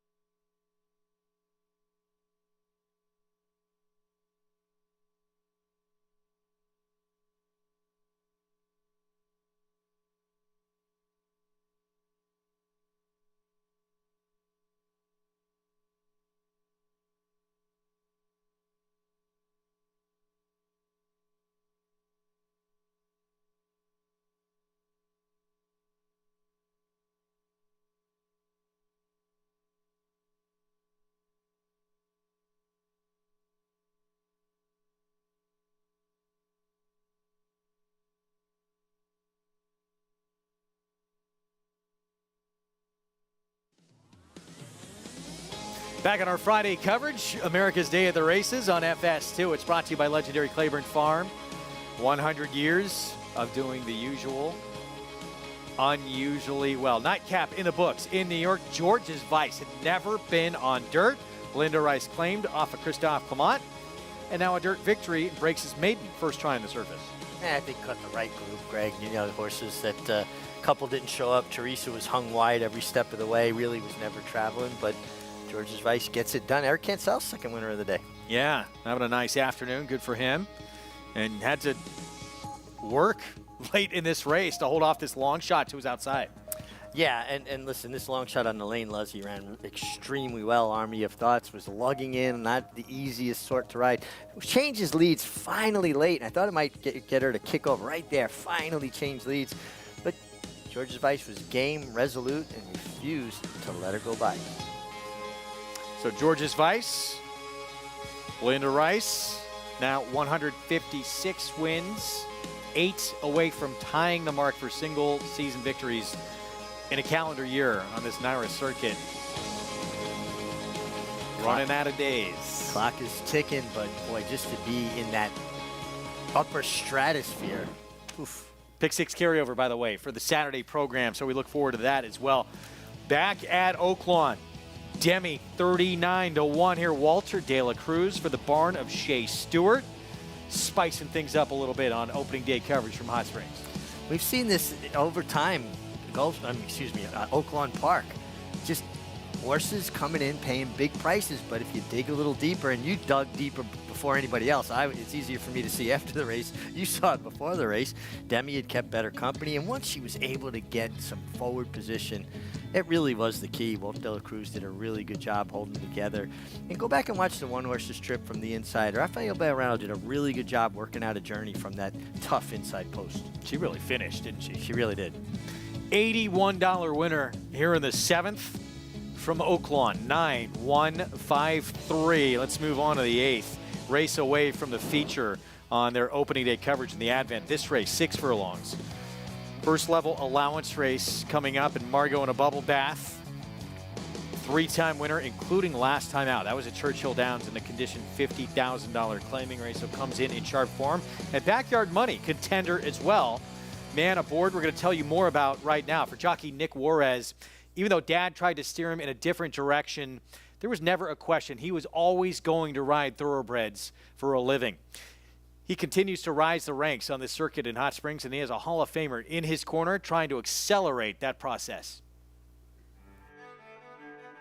So I'm a third-generation rider. I was born in Maryland. My father, obviously on my dad's side, he rode races.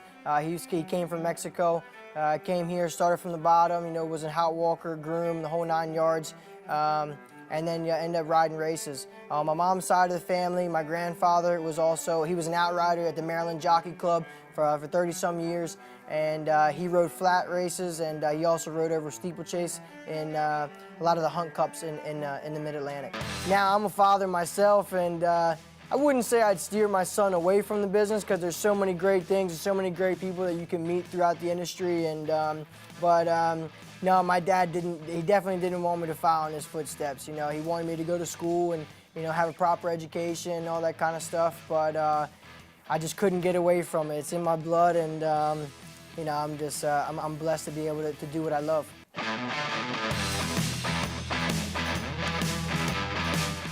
So we ended up getting married in May 2020, right in the beginning of the pandemic.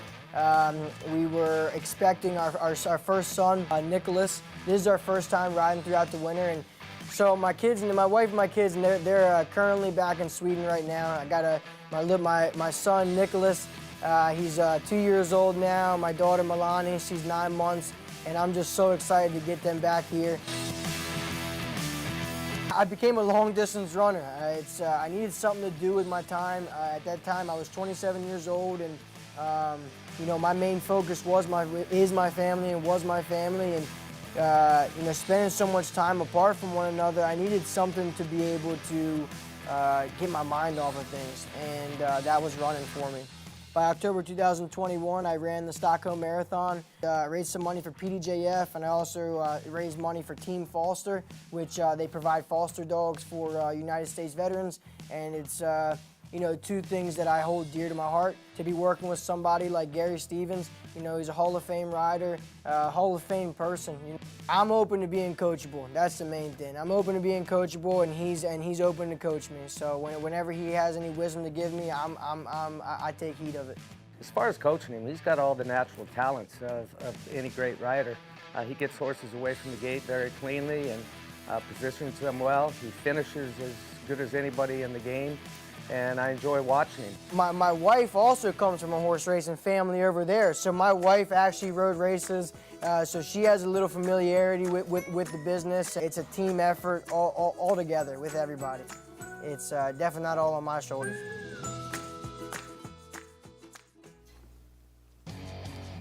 Well, we're going to see Nick Juarez on Backyard Money coming up in this next race. Ride for the coach, D. Wayne Lukas. His agent has a pretty decent relationship with the trainer, doesn't he? Yeah, our friend and colleague Gary Stevens, a long-standing and strong relationship with D. Wayne Lukas. Won his first Derby on Winning Colors for him. And, you know, listen, what he did in his first full season at Oaklawn, it's very difficult to come into a new place, new riders, new way of doing things, and do as well as he did, and I'm sure something to build on.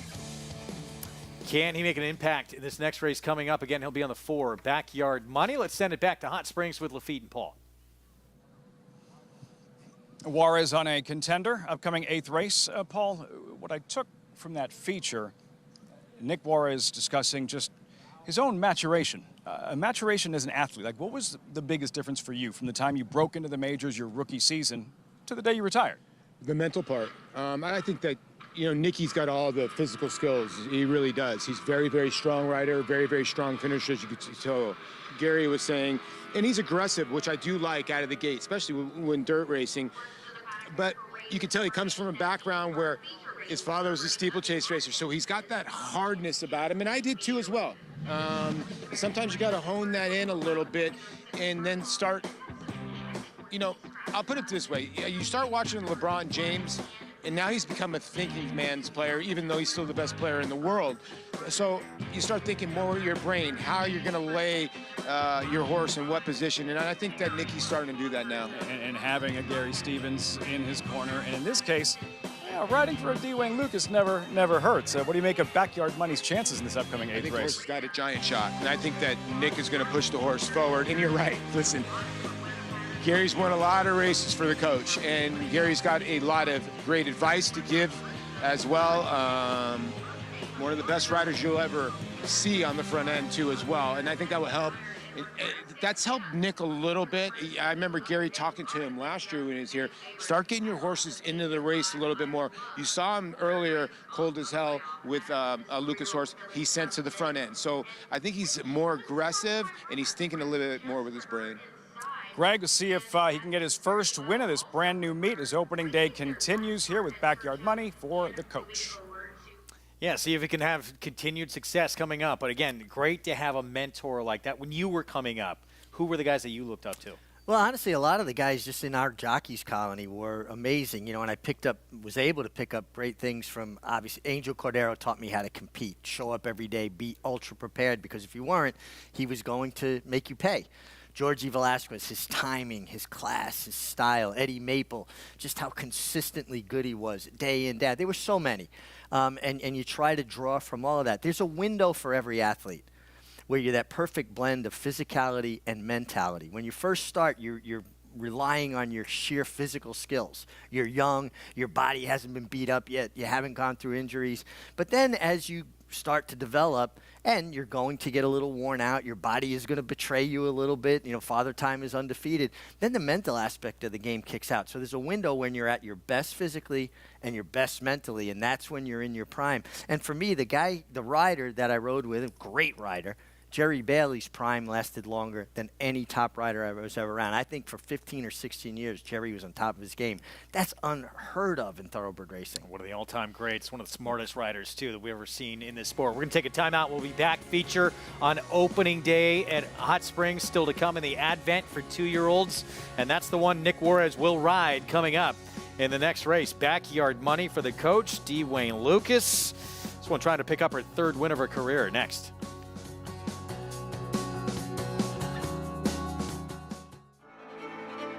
Connect, a Grade 1 winning millionaire, now making his mark as a sire.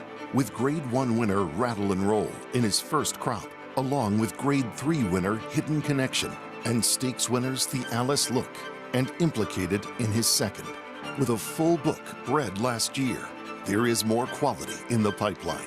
Connect, a proven sire in the making, standing at Lane's End. At Keeneland, a horse will always be measured in hands. Hands that see, that sense, that speak. Hands that hold our sport to a higher standard. Not for our sake, but for theirs. For the love of the horse, for generations to come. Respect the law. He's earned it. A Grade 1 winning juvenile. 'Tis the law, pops the cork in the champagne. A classic winning 3-year-old. 'Tis the law is gonna win the first leg of the Triple Crown. 5 triple-digit buyers. Respect the law, 'tis the law. The best son of Red Hot Sire Constitution. He's left the others behind. He's gonna win the Run Happy Travers. 'Tis the law. Racetrack Television Network brings you every race, from every track, on every screen, every day. With monthly packages starting as low as $5, RTN gives you great value and access to more live HD streaming and race replays than anyone. Visit RTN.tv today to sign up and watch on almost any device, including Roku and Amazon Fire. RTN has packages that start at $5 per month.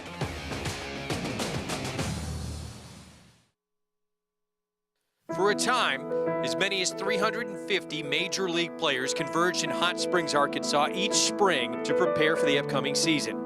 Ownership felt they needed to boil out the alcoholic microbes. Hot Springs was known as a place that had therapeutic waters, and they came for that reason.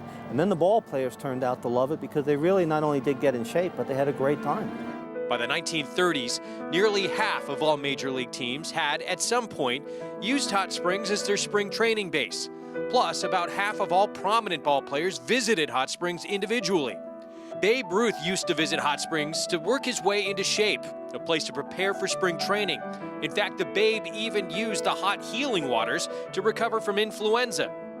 This wall at the Gangsters Museum of America in Hot Springs represents the long list of Hall of Fame baseball greats who trained here.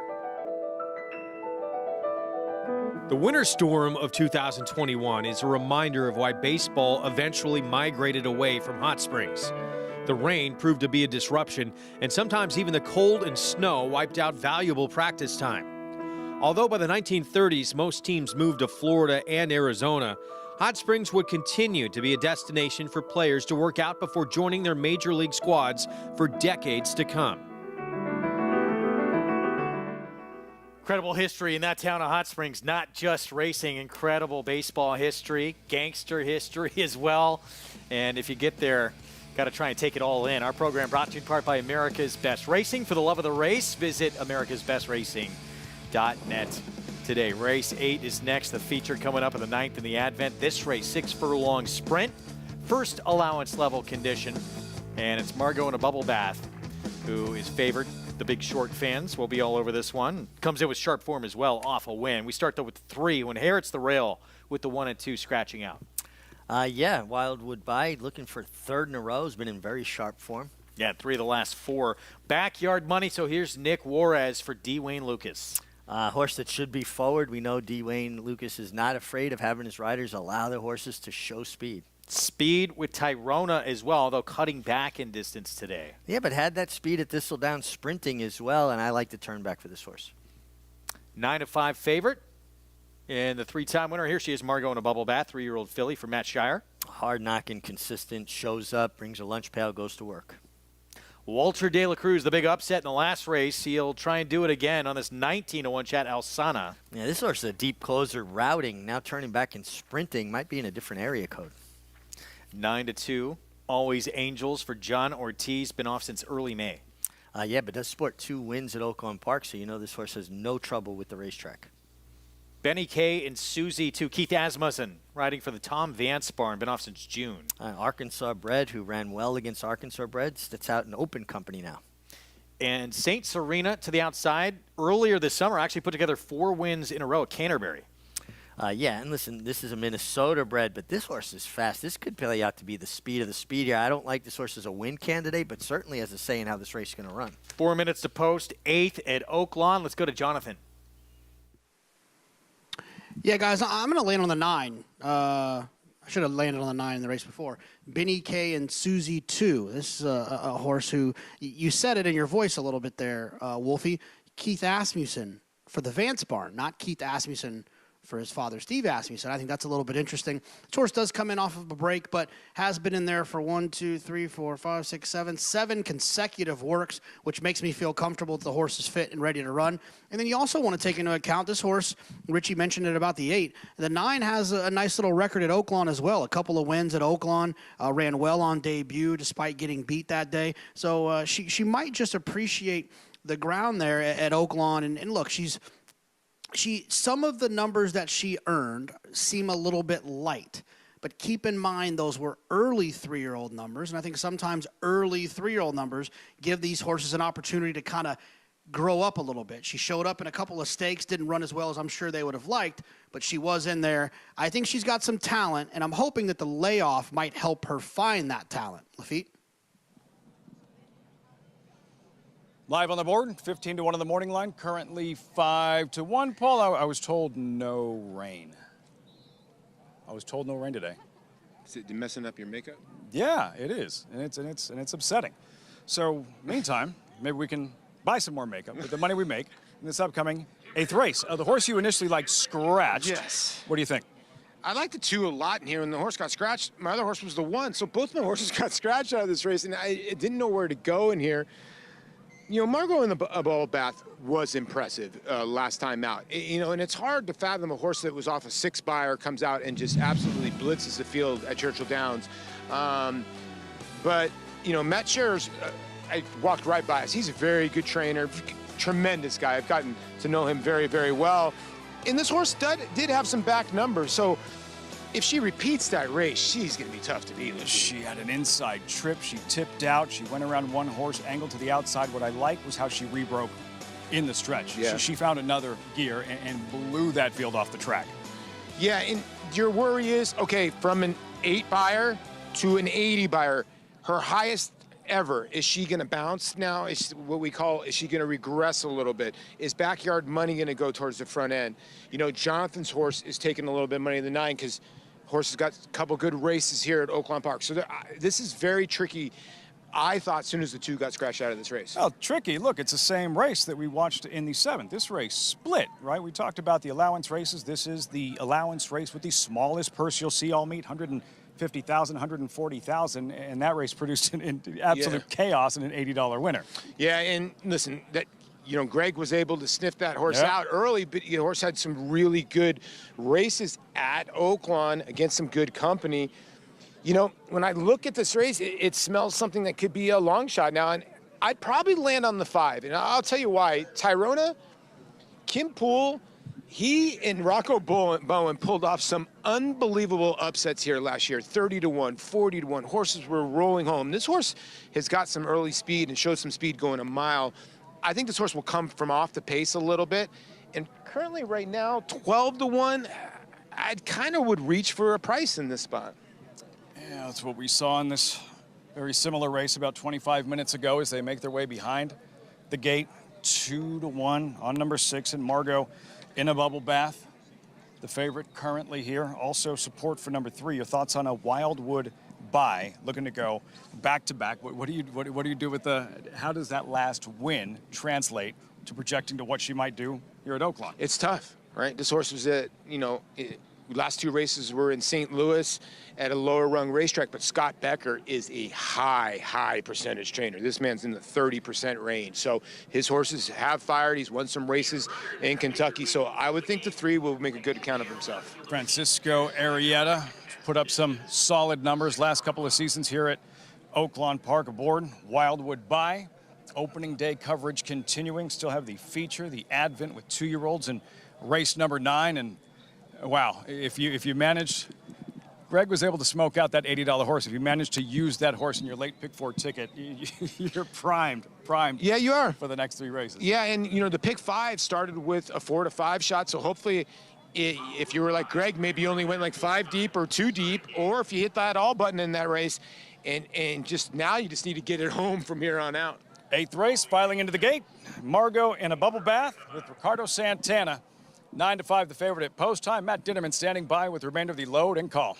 Gone in the Lucas family colors.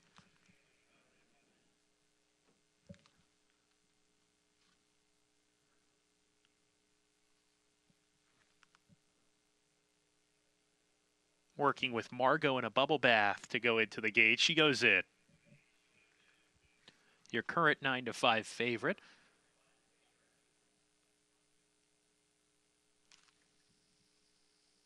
Alsana in the purple. Benny K and Susie 2.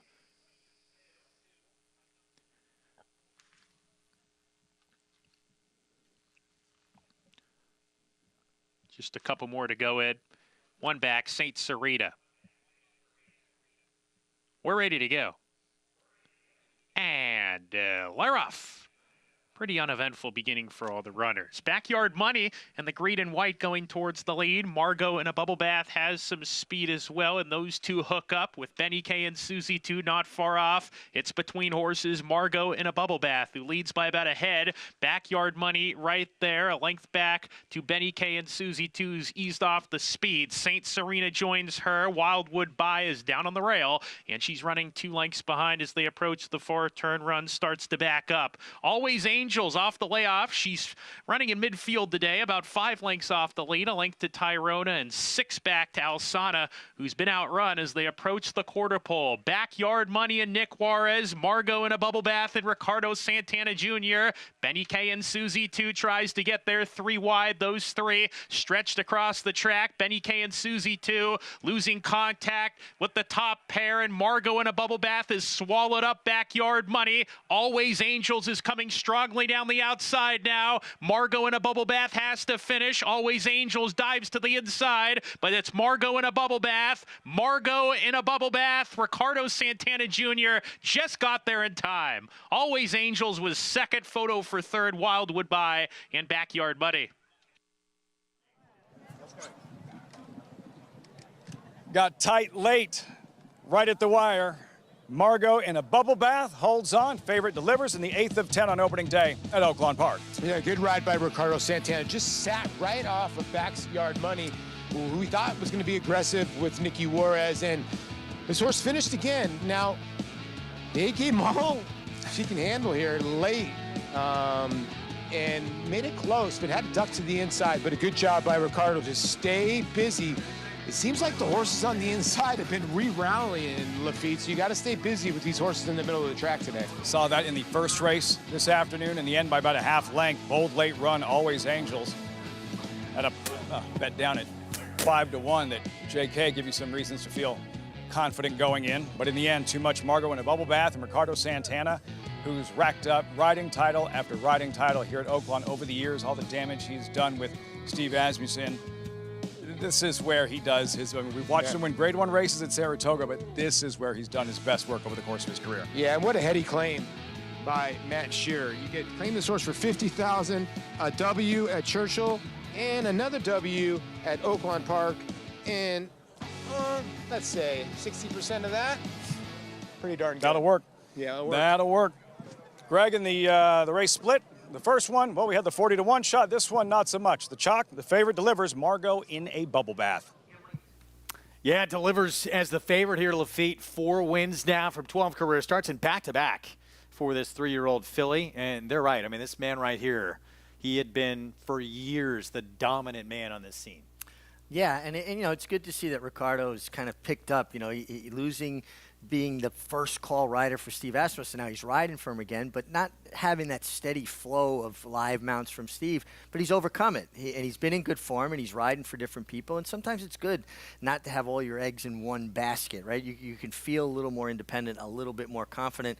Margot in a bubble bath drifted a little bit mid-stretch, and I think that preserved the victory for her, because Always Angels just had to shift ground a little bit to the inside. That always costs horses a little momentum. You want to go forward. The wire is forward. And then she just missed, but a nice effort from both of them, and Margot in a bubble bath has a winning habit. Prices from that one feature next when we come back. The advent on opening day coverage from Oaklawn Park. Governor Kathy Hochul said, let's go. It is happening. Test of the Champion. Going to be a little bit different distance-wise in 2024 as the scene shifts to upstate New York. We'll be back. Warfront. This son of Danzig ranks among the world's elite sires. Ranked #1 by percentage of stakes winners, graded stakes winners, and Grade 1 winners. No stallion has a better strike rate. Warfront is the sire of over 100 lifetime stakes winners, including some of the sport's most talented runners both at home and abroad. Verstappen! War Bomber in front. War Bomber's won the King Edward. SEAL Team takes the lead. SEAL Team! Warfront, standing at Claiborne Farm. Adelphi Racing Club, offering a truly personal thoroughbred ownership experience. Again, I have to point towards the success, which has been great, but also the communication and having firsthand access to all levels, the trainer, the barn, get to go see your horses. It's been great. We're not just a syndicate, and our members aren't just investors, we are partners.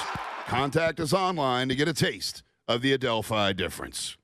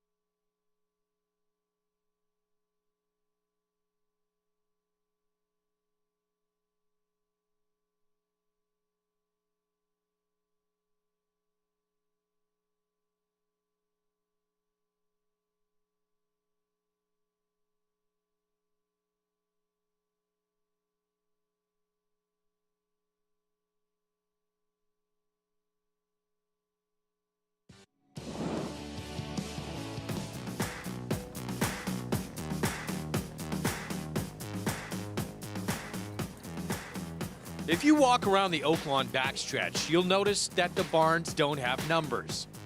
The barns instead are named in honor of horses significant to Oaklawn's rich history.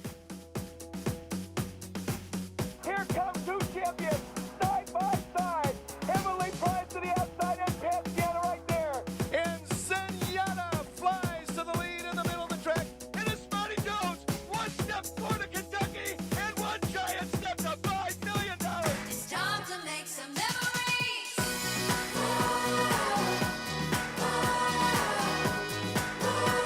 It's time to make some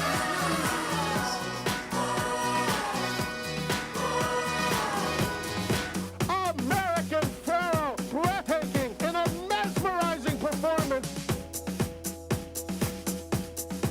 The Oaklawn Handicap and #1 rating will go to Cigar by 2.5. The champion Azeri, here she comes down the middle, and she does it! 40 barns named after 40 important horses, all who helped to contribute to Oaklawn's rich history in their own way.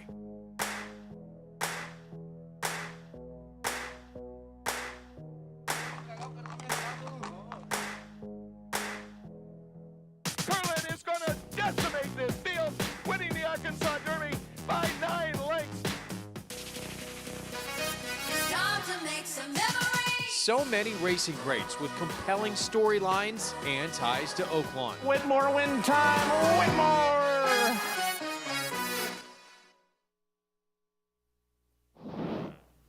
And that champion sprinter Whitmore getting a stakes named after him as well. Pretty neat what they do out there in Hot Springs. Program brought to you by Hillendale at Alapa as opening day coverage from the Oaklawn Park meet continues. Margot in a bubble bath.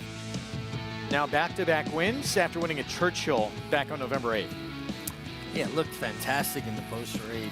Matt Shearer does a great job, and Ricardo Santana is such a strong, aggressive finishing rider. I really enjoy riders that can finish like that on horses, and it's always a pleasure to watch him ride. And I agree with Lafitte. I think as good as he's done, nationally, he's at his best at Oaklawn Park.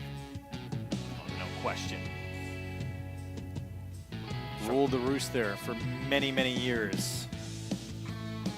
Obviously, that relationship with Steve Asmussen a big part of the reason why, but super talented, one of the most in-fit, strongest riders you're going to see in the game. Yeah, absolutely. And I know for a lot of people, it's really hard to look at jockeys, race riders, as premier athletes because they're smaller than average people. But the fact of the matter is, pound for pound, and Dr. Carlin years ago in California did the studies, they are the fittest, toughest, strongest athletes. And part of the reason is there's no season. You see a guy win the Kentucky Derby, they don't say, what are you doing tomorrow? I'm going to Disney World. No, I'm getting on a plane and flying back to California or New York or some other location to ride the next day. You don't rest or sit on your laurels in this game. Trainers do that. Rick Dutrow did that after he won the Classic. Which I thought was hysterical and absolutely in character for Rick Dutrow. Hey, I just won the Classic. I'm going to Disneyland. But, it's really just the consistency of riders. They show up and do their job. And, again, no season. And unlike, boxers or wrestlers who have to make a specific weight, they have months between bouts to make that weight. Riders have to make weight every single day, and there's no break from it. There's no days off. And I know myself, Greg, as a young rider, I would go up and down. Have a couple days off, I'd put on 5-6 pounds, maybe 8 pounds, have to pull it all back down. And then as you get older, you get smarter and you go, I got to stay consistent with this. And you wind up being that 365, staying at a specific weight. We're going to get into the opening day feature coming up, the Advent 5.5 furlong sprint for 2-year-olds. And as we take a look at the current odds, Valentine Candy, Steve Asmussen, Ramon Vasquez, favorite on the board. Horse won first time out this summer at Saratoga. Horse that has definitely kept good company. This is a really interesting race, and much like we see consistently at Oaklawn Park, big fields, and there's great wagering options. Speaking of Saratoga, the news officially has come out. Next year's Belmont Stakes with Belmont Park under construction will be moved to Saratoga in the summer of 2024. And with the configuration of that track, it will be at 1.25 miles. Yeah, and listen, I know there's some uproar from certain people that, it's not the 1.5 miles, it's 1.25 miles, and, all these different, kind of complaints about it. Everybody relax. It's a different look for a few years until the new Belmont is reopened. And historically, the Triple Crown races have not been run at the same distances, have not been run in the same sequences, the same order. I mean, there were years, the Preakness was before the Derby, and during COVID, the Belmont Stakes was 1.125 miles, and it was the first of the Triple Crown series. Racing changes, it evolves. It will be back at its rightful place at Belmont Park when the construction's over at the 1.5 mile distance. But talk about the excitement and having a race of this stature at the most historically significant racetrack we have in the game. An American Classic run at America's classic racetrack. That's what people need to focus on. That town, Saratoga, is all about racing. The buzz that it's already created. I was in Saratoga yesterday, and that was the conversation. Everybody I ran into that's from Saratoga is so excited about that racing festival that we're going to hold in Saratoga, and I personally can't wait to see it there and be a part of history. So much fun. When we heard the announcement, everyone, I think, part of what we do here, let out a little cheer. I mean, it's going to be so much fun to have that event at that historic site, Thursday through Sunday, Belmont Racing Festival. It's going to be sensational, and I would assume if you want to be part of the action, get those rooms now. Get those dinner reservations now. They're going to go fast. Yeah, absolutely. Listen, Saratoga is always, that excitement level. It's going to take it to a heightened level, and that 4 days of racing that we're going to have is just going to be spectacular. A lot of people putting in for time off in early June with that news coming out. We're going to take a timeout. Advent feature on this Friday card opening day from Oaklawn. When we come back, Steve Asmussen, he's got the favorite Valentine Candy, son of Justify, who won his debut at Saratoga when he was favored earlier this summer. We'll be back with the main event next.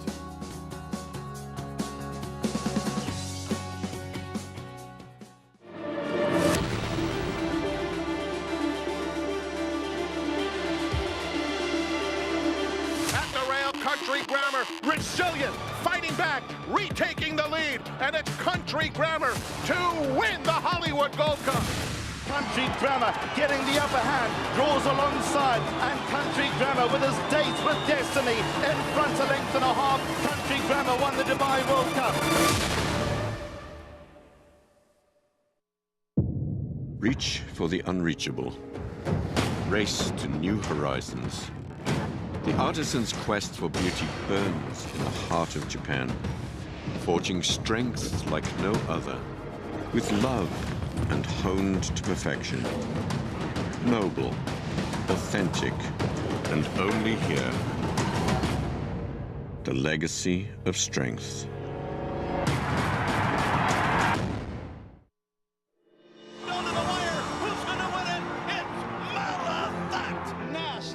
Much the best. She won by better than 10 lengths. Idiomatic, a huge performance all the way. They are 1-2, moving for the 16th pole. Clariere on the outside continues to gain. Search results, trying to hold off Clariere. Here comes Clariere. Search results right there. It's the courageous Clariere to win the Ogden Phipps. Curlin, the classic sire. Spine-tingling. Jaw-dropping. Awe-inspiring. Secretariat-like.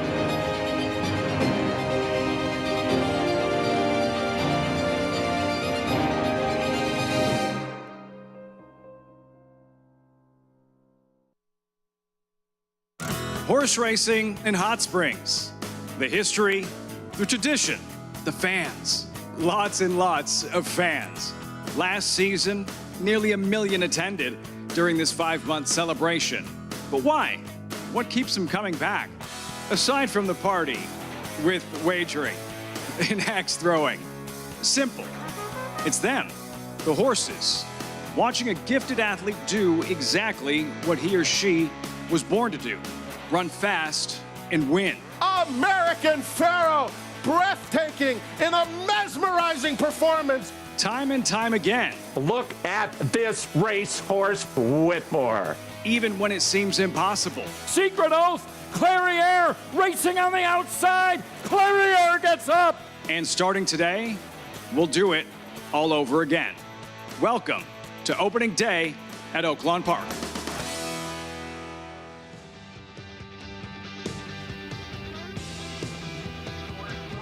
From Oaklawn Park, opening day, and the feature is next, the Advent, as you see some of the highlights, some of the marquee events of the 3-year-olds. That's what it's all about, starting New Year's Day with the Smarty Jones, the Southwest.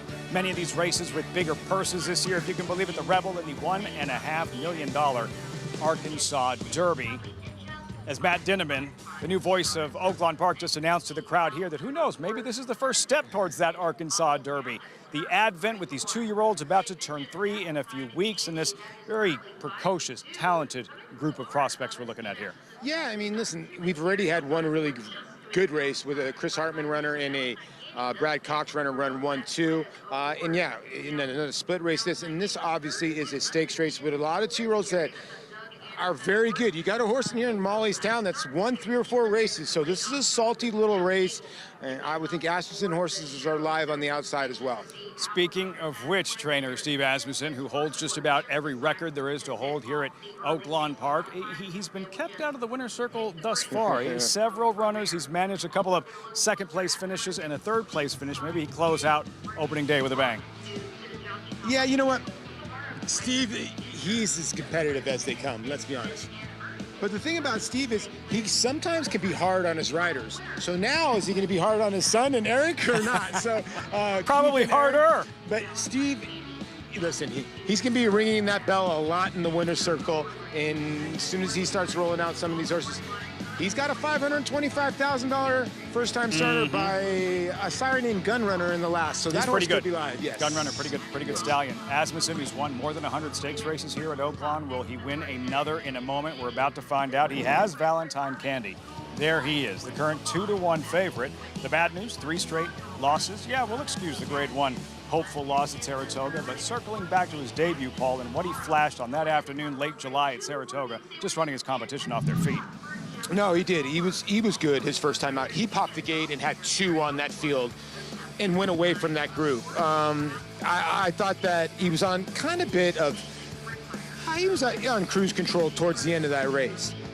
The issues that you have with him now, I understand he went into a grade 1 right after that, which is very precocious, but then comes back with a nice little race at Keeneland, running second, then a nice little third. The confusing part to me with Valentine Candy, this horse was at Keeneland and then went to Fairgrounds, was not with his string at Churchill Downs. Now, was this horse gonna run at Fairgrounds at any time? That's confusing me a little bit with no work over the racetrack, because Steve's had his horses here for a couple weeks now.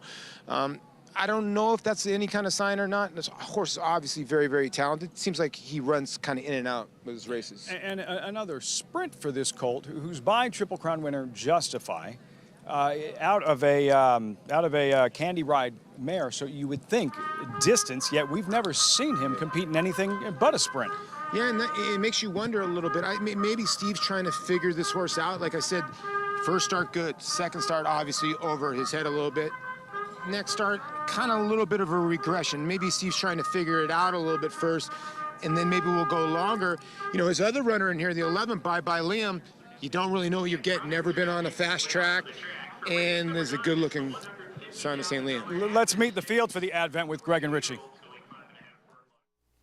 All right, guys, thanks. Approaching the 8-minute mark to post feature on this opening day card from Hot Springs, and getting the rail. Wesley Ward's 2-year-old scratched in here. Spirit's Mischief comes out. So it's going to be a long shot, frost-free from the inside. A horse who won first time out. It was a sloppy track, so it gets fast-going MIG for the first time. That was at Lone Star. Yeah, and showed decent speed on debut. Got a slowish figure. Is going to have to improve. This is pretty salty bunch he's facing here. Going to wait till they make that turn here coming up in a moment. You know, still favored Valentine Candy for Asmussen, one of a couple he has in here. But Molly's Town taking a lot of support, too. Molly's Town, though, the first time versus Open Company was the first loss of his career. I still thought ran very credible that day, taking on Open Company and contested the pace. Was only beaten 4 1/4 lengths. A major player here.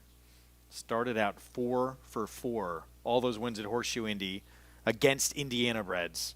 And now we'll get another shot at Open Company. But, yeah, running big figures. So we'll see if this horse can break through and another crack against Open Company. Here's Frost for you. We just touched on at 20-1. Yeah, it's going to have to improve, but ran well enough to win on debut. And, you know, this is a very salty group. Horse making a nice impression on the racetrack.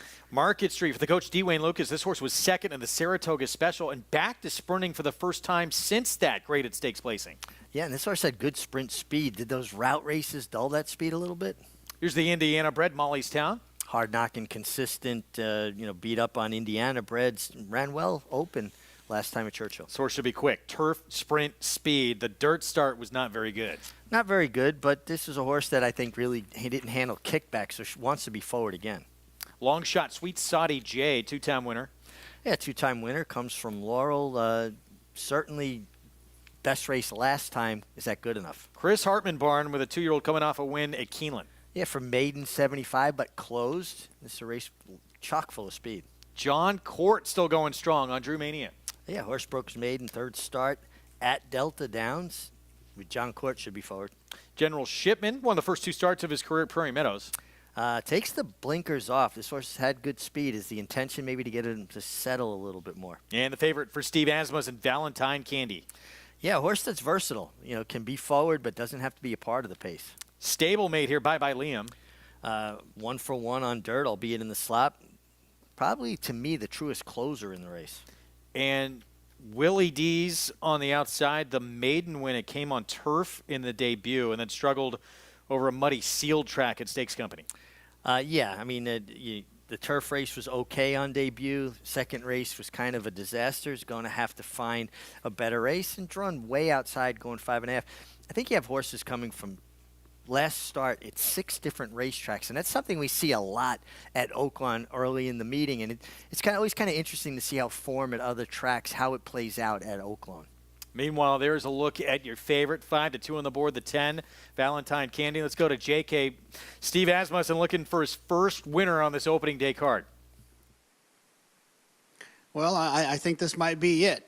Wolfie, last summer, the morning of July 22nd, I reached out to Steve Asmussen, strictly as a bettor, not a person on TV, and asked, hey, do you like Valentine Candy? He called me and then wanted to tell me the story.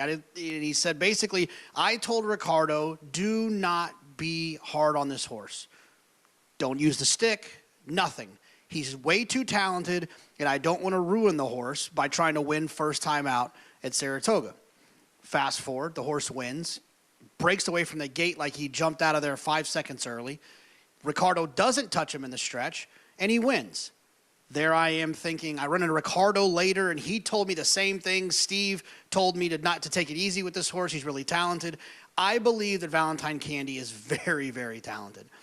He showed it that day when not being encouraged.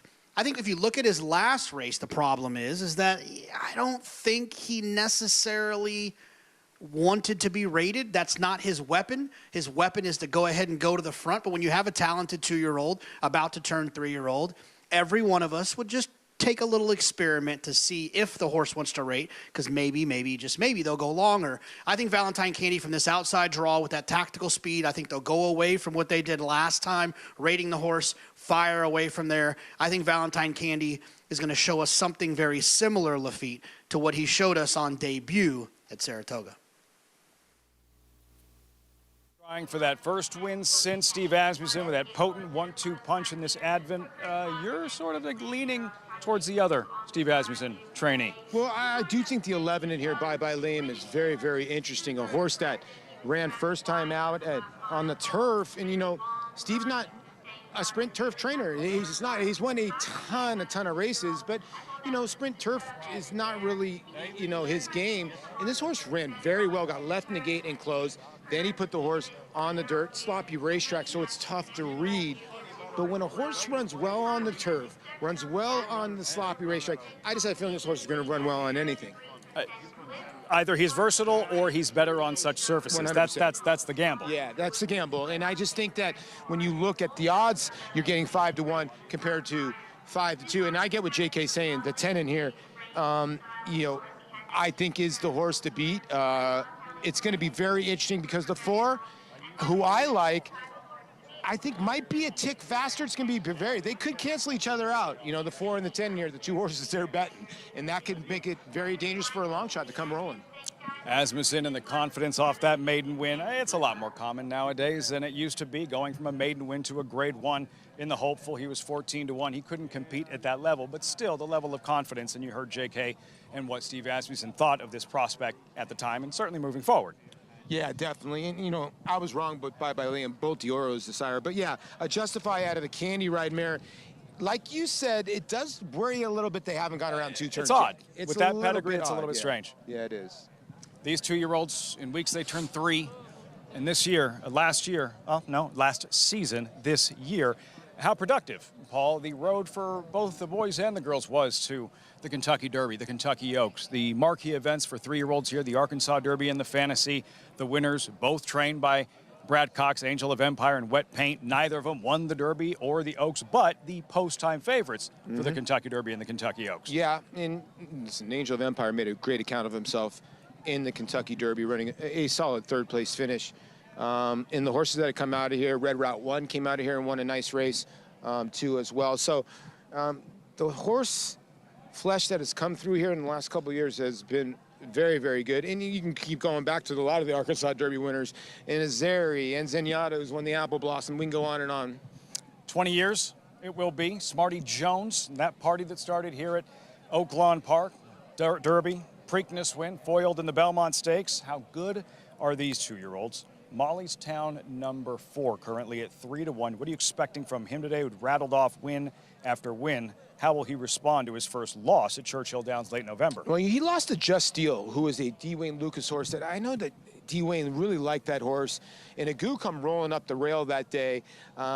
This horse cut out the fractions, and they were blazing 22.45. That's why I think this horse will get to the front end. I know he's an Indiana bred, and he was facing Indiana company, but he was opening up some pretty nice leads, going 21-4. So I think he will get to the front end in here.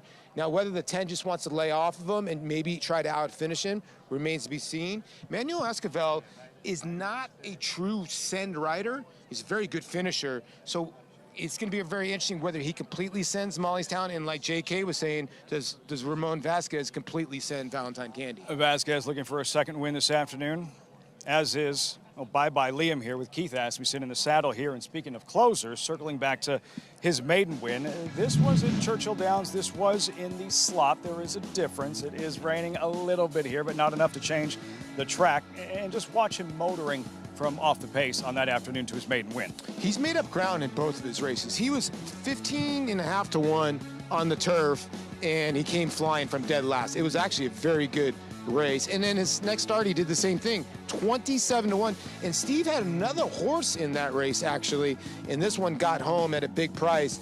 And I just think that this horse might have a little bit more in the tank. It might have surprised Steve a little bit as well. So, you know, if you're looking between the 10 and 11, I can understand that the 10 is where the public's going.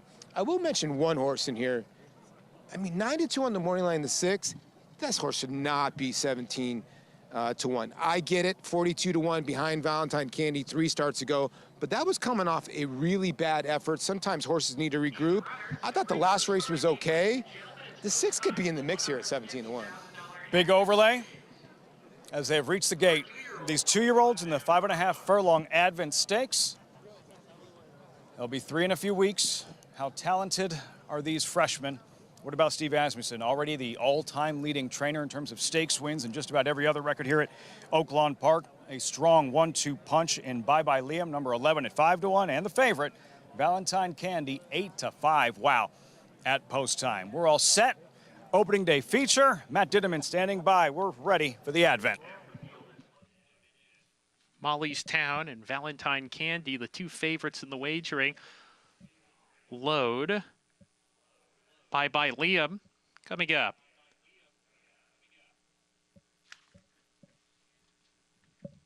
Three more runners to complete the line. CPG.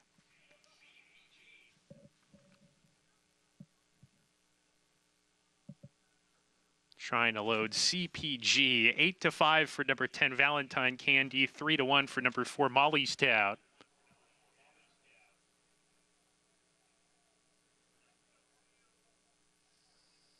CPG goes in. 2 back. Willie D's to the outside. And then Sweet Saudi J.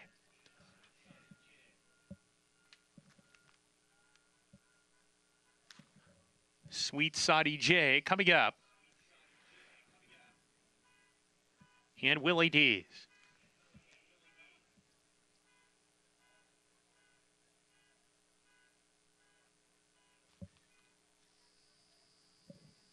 Here's Willie D's.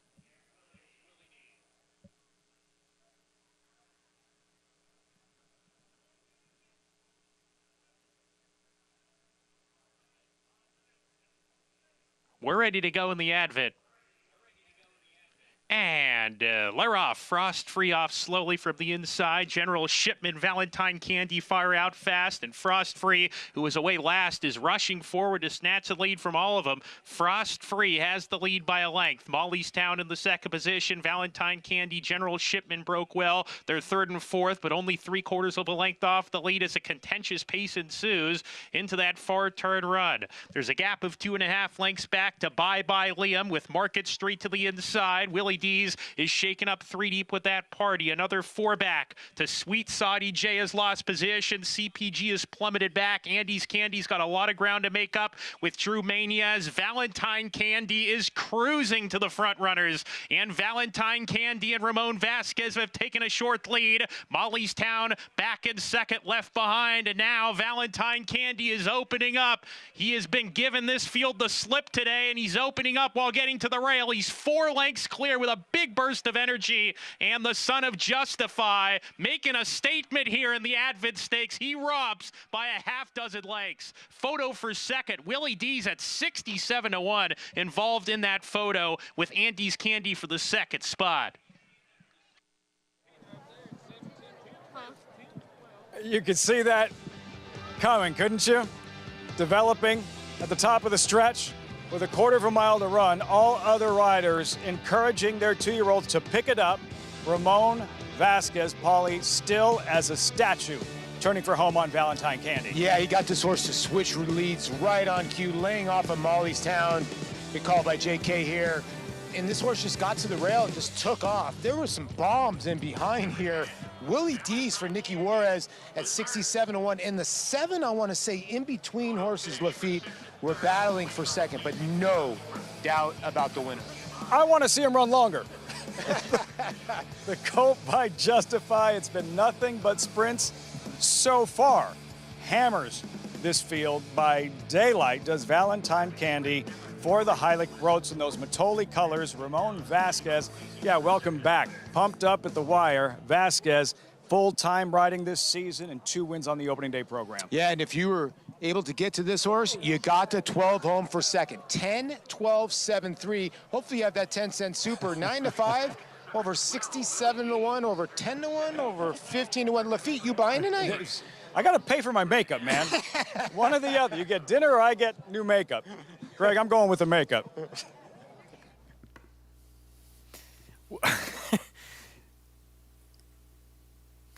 This horse, first of all, Lafitte saying we want to see him go longer. Advent, I don't know if we ever seen it be a Derby prep. This horse might be one of the more talented sprinters we have seen in a long time as we get set to turn the page to next year. That was jaw-dropping. It really was. And the thing that stood out was just how easily he was doing it. And you scan through the field, everybody else is off the bridle, being asked, and he's just cruising. Incredible performance. Let's go back to Hot Springs. With winning trainer here, Steve Asmussen, Valentine Candy. Listen, this horse showed a lot of promise at Saratoga. Yeah. Was this the coming out party today? Well, I just got Scotty and had him down there. I said, finally ran the horse that we ran at Saratoga, first time out. It's great to see him back on track, but like you mentioned, he beat a quality field on a good day and a good time that, obviously. It's good time for him to be fast. Nice races here at Oaklawn. 2 turns next? We'll keep him sprinting. We've got a couple chances to sprint here at Oaklawn. Pay the way. Well, good luck here, Steve. Valentine Candy gets the job done in tremendous fashion.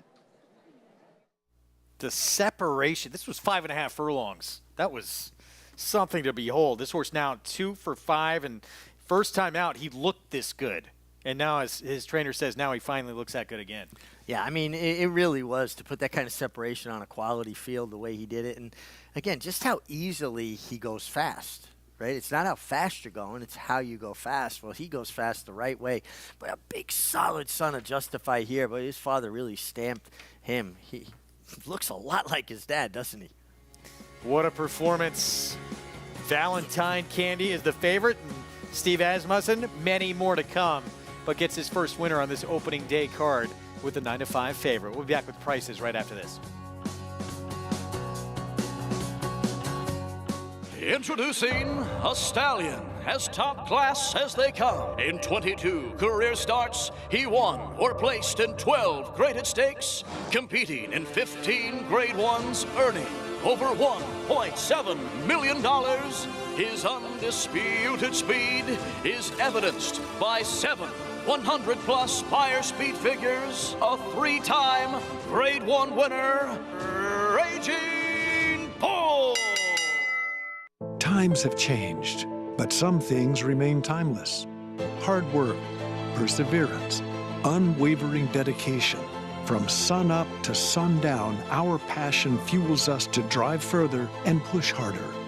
We do it for the horses, for our families, and for the sport we all love. For well over a century, we've committed to doing the usual, unusually well. Claiborne Farm, the tradition continues.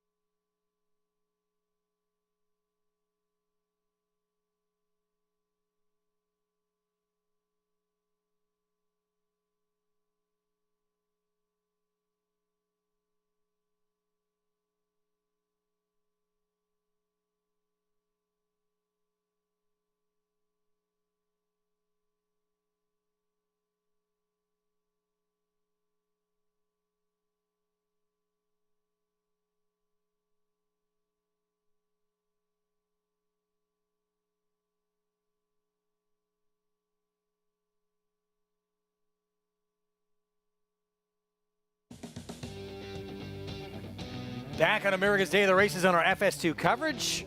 Opening day continues out in Hot Springs. We have the nightcap still to come. We just saw a star-making performance, though.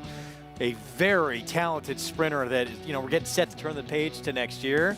This is a horse to keep your eyes on. Absolutely. Really like the way he did it. And, you know, all thoroughbreds, racehorses turn officially a year older on New Year's Day, even if their birthday's not for a few months. So he'll be a 3-year-old soon enough. Winner Circle lead-in brought to you by the Fasig-Tipton December digital sale, which has more than 300 entries. Bidding now open and closes Tuesday at 11 a.m. Eastern. Bid now at digital.fasig-tipton.com. Valentine Candy looks so good first time out at Saratoga. Coming off a disappointing performance in the stake at Keeneland, but that's behind these connections now with this effort. A big effort to put that kind of separation, going 5.5 furlongs and cruise into the stretch under a hold from Marlon Vasquez. How about Willie Dees from the outside, rounding out your exact at $40 at the place spot.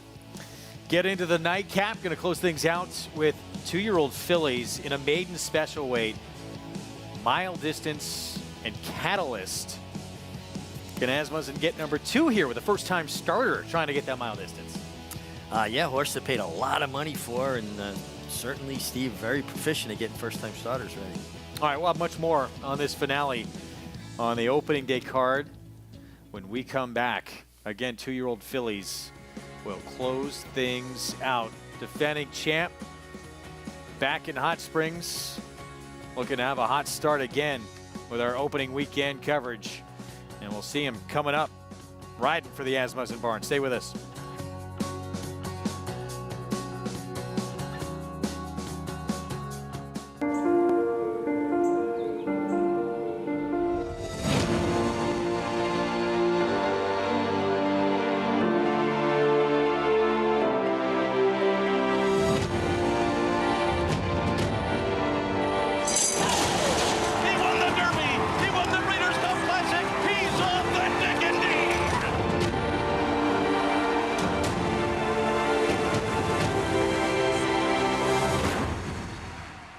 Experience the adrenaline-pumping, suspense-filled action of the Sport of Kings no matter where you are with Naira Bets. It's fast, easy, and secure.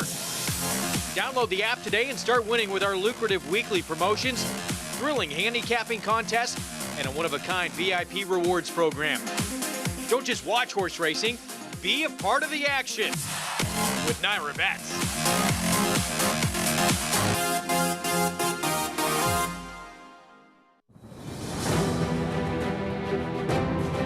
Early voting comes inside. He wins the Preakness by elect. Disarm takes the Met win. Otima, they win the Bet Park Pennsylvania Derbies. Wicked Halo, who wins the Raven Run Stakes. Nobody catching Society. Cyberknight has won the National over Tama and Ghana in the forego. Echo Zulu wins the Nature's Breeders' Cup Jubilee. Thoroughbred Racing is taking vital steps to make our sport safer. These include the use of independent veterinarians, strict anti-doping and medication controls, and a single national authority empowered to create uniform standards and enforce reforms. With each step, more data is gathered, accountability demanded, and progress made as safety takes the lead. Visit ntra.com/safety for more.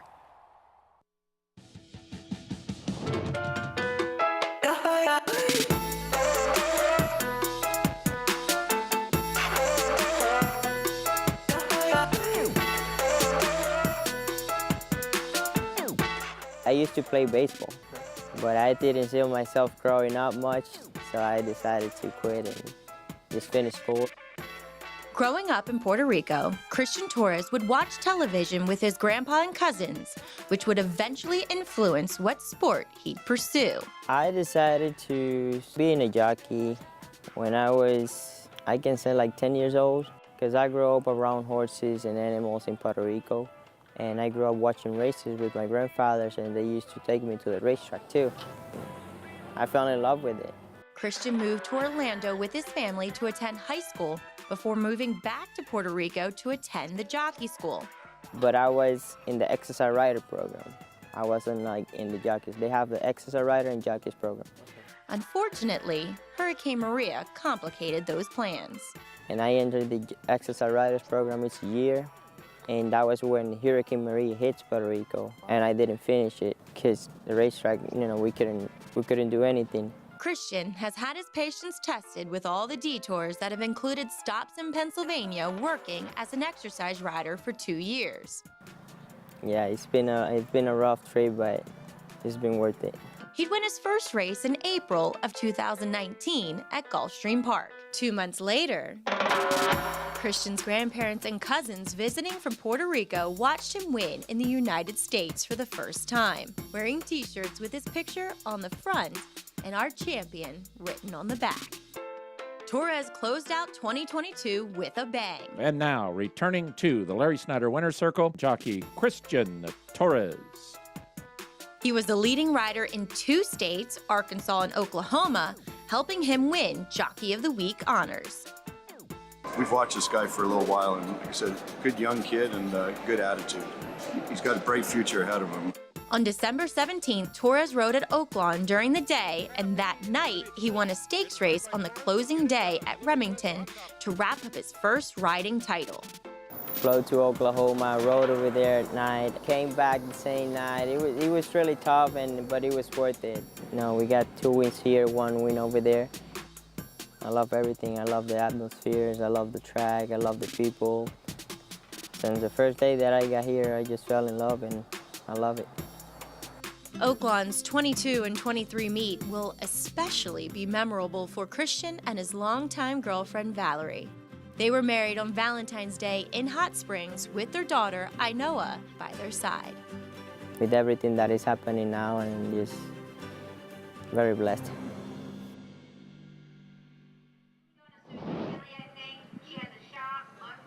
Married, the riding title. Yeah, 2023 has been kind to Christian Torres. It wasn't surprising, Paul, that he won the riding title here at Oaklawn Park. As you look at the final standings, it's how easily he did it in the end. Yeah, and he's just progressed so much. And he talks about he wanted to be a baseball player. He's just an unbelievable athlete. You could just tell that his riding styles has changed. He was really an aggressive rider earlier in his career, and he's got really soft hands and to be able to work a horse on the front end from behind in all different positions. And when you look at the form and say, okay, this horse is going to sit fourth, Christian usually has him sitting in the right spot. In the right place at the right time. He was in the right place at the right time for one of the biggest races for older horses earlier this year. The Razorback teaming up with D. Wayne Lucas. And when you have a Wayne Lucas putting you on live mounts in graded stakes races, or a Steve Asmussen putting him on Catalyst in this upcoming 10th and final, the confidence that gives a rider, and that win our viewers are looking at right now, one of the biggest in his career in the Razorback. I remember talking to him after the race. He could not been more ecstatic. And I said, for the horse, he goes, no, I just won a race for one of the best trainers that's ever trained before. And that tickled him more than anything. And I think Christian appreciates that more than anything. Talks about his wife and his daughter. His wife and his daughter are here all the time. She is a peach. She's an absolute sweetheart. She's by Christian's side all the time. It takes a team to do this. And I will reiterate this. Last year, Christian came up to me and said, hey, don't let those Ortiz brothers fool you. It's me and Manny Franco that are the two baseball players that are the ones. He wanted to play catch with me, but he was a talented center fielder from what I've heard of. Ball player, Greg, hell of a rider, one of only two in history to have ridden 100 winners at an individual season here at Oaklawn Park. Christian Torres. Pretty incredible in that he's so young and relatively new as well, but it's been a rapid rise for him in Hot Springs. It really has been, and when you get to ride for people like Wayne Lucas, it attracts attention. Other trainers take notice. Say, man, if a Hall of Famer like him, who has his pick of top riders, reaches out for a Christian Torres, he has something. I want to be a part of that. And that's how you build a career. And he's delivered, and he showed that he can win on a major stage. And going to be in this finale coming up on opening day on a first-time starter for Steve Asmussen, riding for the right barn, we'll see, but giving up experience to some others in this group to close out this opening day card. It's been a fun Friday to kick things off. Great to have Hot Springs, Arkansas back in the mix with Oaklawn Park. Get to a post parade when we return from this timeout on our FS2 coverage. The Run Happies are running, the Run Happies are selling, the Run Happies are winning. Eclipse champion Run Happy is showing a new dimension with winners on turf, dirt, and all weather. A record-breaking sprint champion, Run Happy is also showing winners at all distances. The son of Run Happy, Nutella Fella, has won the hopeful. One happy mama wins the Iowa sorority. Run Happy, price for value, and standing strong at Claiborne Farm.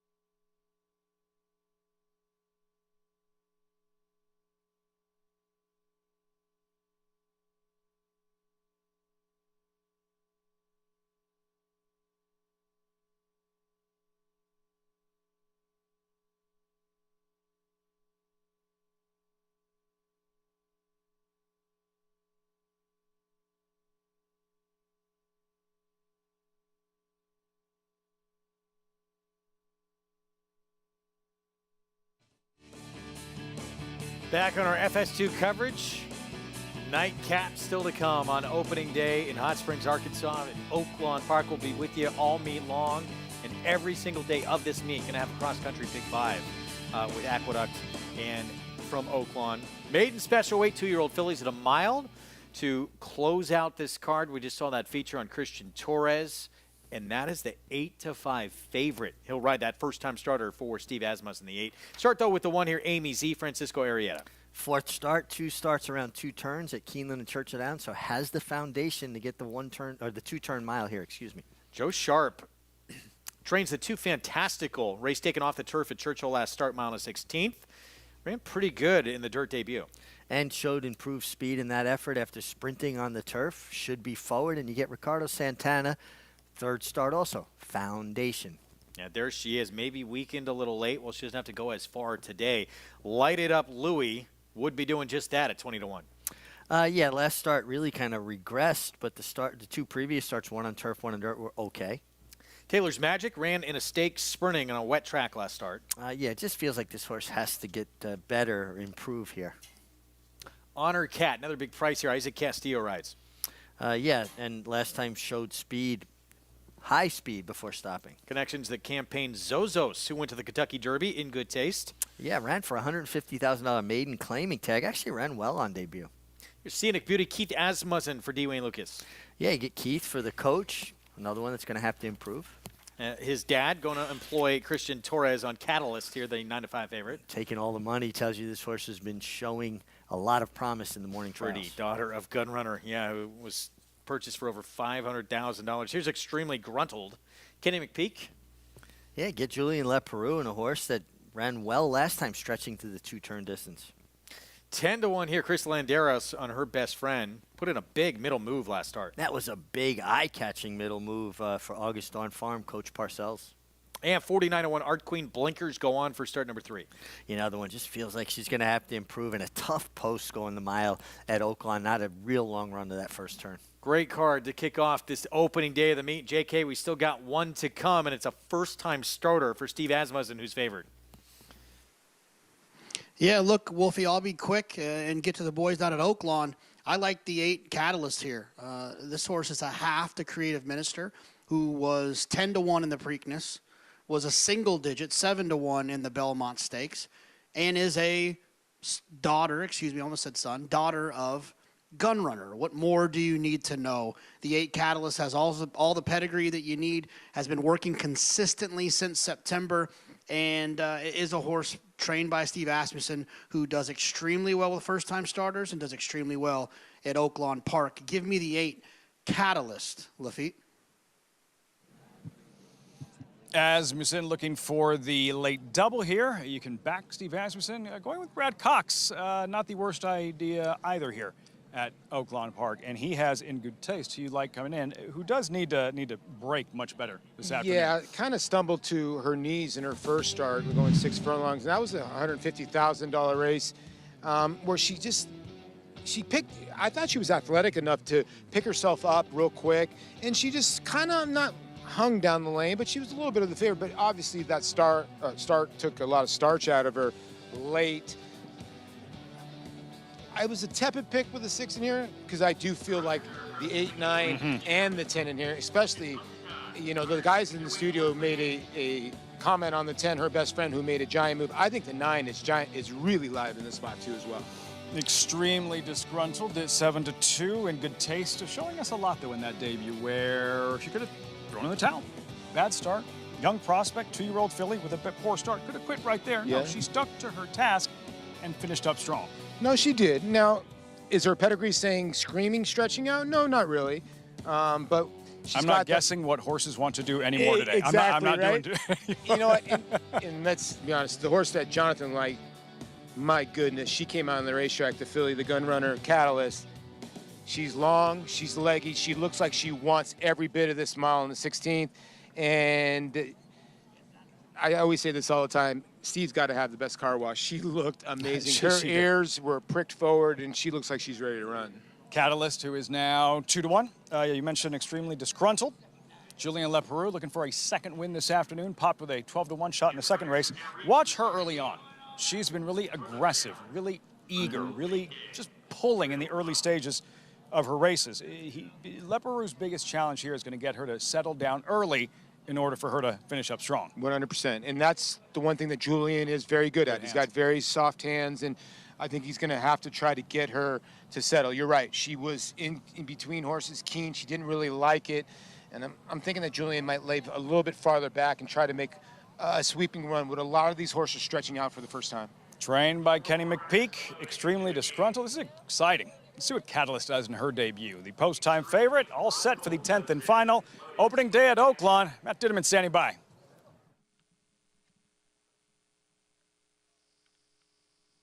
Three more to go in. Her best friend, Art Queen, to the outside post, and they have loaded Honor Cat. So one back. Waiting for Art Queen. She's it. We're ready to go. And they're off in the finale. Catalyst, the first-time starter, broke slowly. Amy Z from the rail flashes to the front, gets into about the 3-path approaching the turn, but leads the way from In Good Taste, who takes the second position. Honor Cat a little bit headstrong into that turn, right off the heels of the leader. Fantastical is down on the inside, and a 3-deep Art Queen as they round the turn. In the meantime, Amy Z coming back to her. She's the pacemaker here and leads by a length and a half. In Good Taste in second. Art Queen 3-deep. Fantastical is down on the inside. Honor Cat joins her. Then Extremely Gruntled, Lighted Up Louie is 5 lengths off the lead in mid-division. She's running 3 lengths clear of Catalyst after the slow break has made up a few positions. Taylor's Magic third last, and the 2 at the back, Scenic Beauty and Her Best Friend down the back stretch. Amy Z remains off the rail. Art Queen is coming up to challenge. So is Fantastical. And now Amy Z being swarmed on every possible side. In Good Taste makes an early move and approaches the far turn and is moving up to come and take the lead away. Amy Z tries to move with her. Fantastical dropping back. So is Art Queen. Honor Cat on the move. 2 behind. Remember, this race ending at the 16th pole. In Good Taste turns away Amy Z, but here's Honor Cat with a rush under Isaac Castillo, and these two are kicking on together. In Good Taste shaken up, hangs on. Honor Cat right there in the swing for home. They're going at it. Inside In Good Taste, fending off Honor Cat, who's stubborn though. She won't go away. In Good Taste, Honor Cat still right there battling. She's coming back for more, and these two are in a slugfest as they hit the line and maybe inside In Good Taste, but it was very close between her and Honor Cat. Amy Z was third. Lighted Up Louie fourth. A photo finish to end the opening day card at Oaklawn. They're still stride for stride. One is 5-2. One is 50-1. Honor Cat, In Good Taste, hitting the wire simultaneously. Wow, what a horse race here. And you know, Martin Schwann made a really aggressive move on the 6. He was the first one to make the move. And the 5 here, Honor Cat and Isaac Castillo just stayed right on her hip the whole way down the lane. It was not going away at 50-1. And the 6 is digging in, and they're going to get down to the wire. I think the 6 does hold on the inside.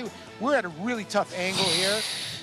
But wow, what a stretch rule down to the finish. Thrilling horse race. These 2-year-old fillies slugging it out. Honor Cat, the monster price, 50-1. We had a 40-1 shot earlier in the program. In Good Taste broke better today. We're probably not seeing the same replays our viewers are seeing. Paul and I are seeing the low level.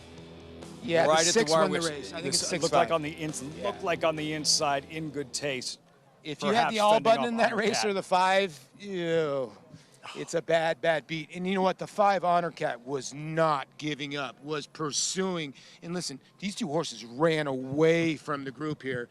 And this is a really bad beat if you had the 5 here, and it's now posted. 6-5. It is, yeah. In Good Taste by a nose over a 50-1 shot in Honor Cat. Greg, 6-5-1-9 in the 10th and final here on opening day at Oaklawn.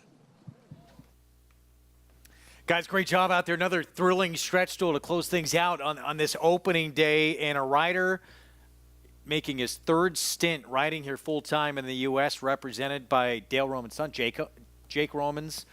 getting into some big barns here to make an impact. No, this is quite an effort by both the winner and the runner-up. In good taste, you could just see her pinning her ears, sticking her nose out. She did not want to be passed. Honor Cat stretched her every inch of the way from the 8th pole to the wire, put a lot of separation onto the 3rd-place finisher.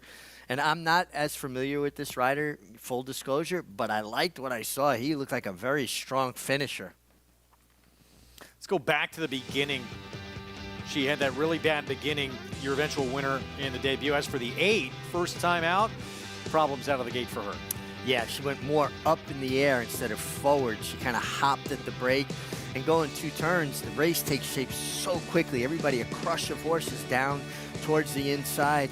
And, you know, Christian Torres did the best he could. He dropped to the fence, but it just put him at such a huge disadvantage. Now you're behind the entire field. You're going to take all that kickback. You know, I would give her a pass on her first try, but take nothing away from the winner or the runner-up. These 2 left the field in their wake. Not easy to do. First time stretching out in just start number 2 for this filly. Brad Cox on the board with a victory on opening day here, and Martin Schwann getting the victory to close things out. We'll have the prices when we come back in our FS2 coverage.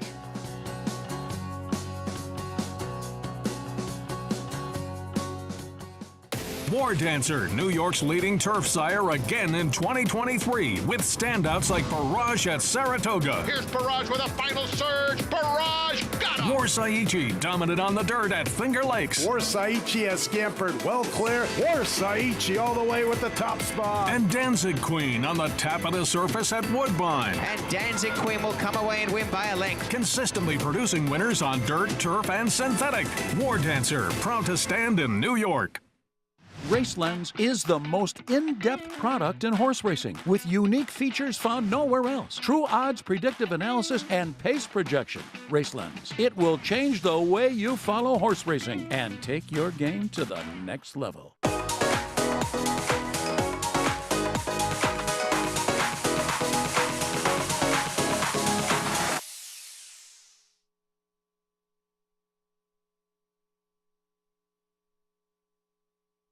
Now more than ever, it's time to get with the program.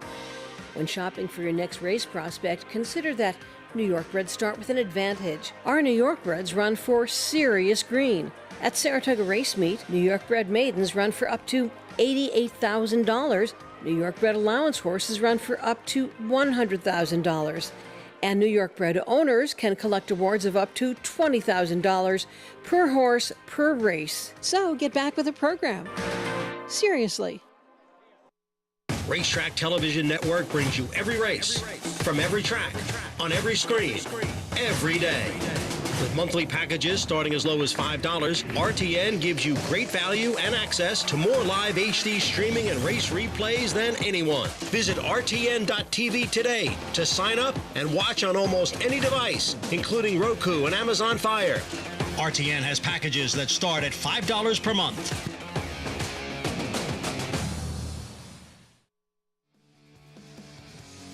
Back with you on our Friday coverage. Opening day out in Hot Springs, Arkansas. And the opening day card in the books. Program brought to you by America's Best Racing. For the love of the race, visit americasbestracing.net today. Those Hot Springs, big part of the attractions at the area. But let's not kid anybody. The main event, the racing. It did not disappoint on opening day. In good taste. Brad Cox, second-time starter, 2-year-old filly by Tapiture, outduels a huge long shot. Honor Cat for the win. Yeah, and this is a really nice effort from both these young fillies. And you can see, look at In Good Taste. The way she meets the challenge of the 5 Honor Cat, who really showed big improvement here. But the way she stuck her head out and down, this was a horse that did not want to be passed. And again, a rider, Martin Schwann, I'm not that familiar with, but I was impressed with in the stretch drive. And Honor Cat with Isaac Castillo on a 50-to-1 shot stretched her every inch of the stretch. 6-5-1-9, pick 5 over 1,200 there. Cross country pick 5. And again, this is going to be every single day of the meet at Oaklawn. Cross country pick 5 play. 2,797 return with just one number in there. Pretty big number, though. Yeah, well, yeah, that if you can come up with Demi, but man to my right here, Greg Wolf liked Demi quite a bit, so at $81. Wish I played the cross country today. And I love Pika Chic as well. Valentine Candy, breakout star that we saw in the program today. Yeah, I think so. That was a really nice effort. And, you know, he looks quite a bit like his sire, Triple Crown winning, undefeated Triple Crown winning Justified. But, you know, he looks more like a sprinter. And it's interesting that Steve Asmussen, who's so good at identifying what his horses want to do, said, we're going to keep him sprinting for right now.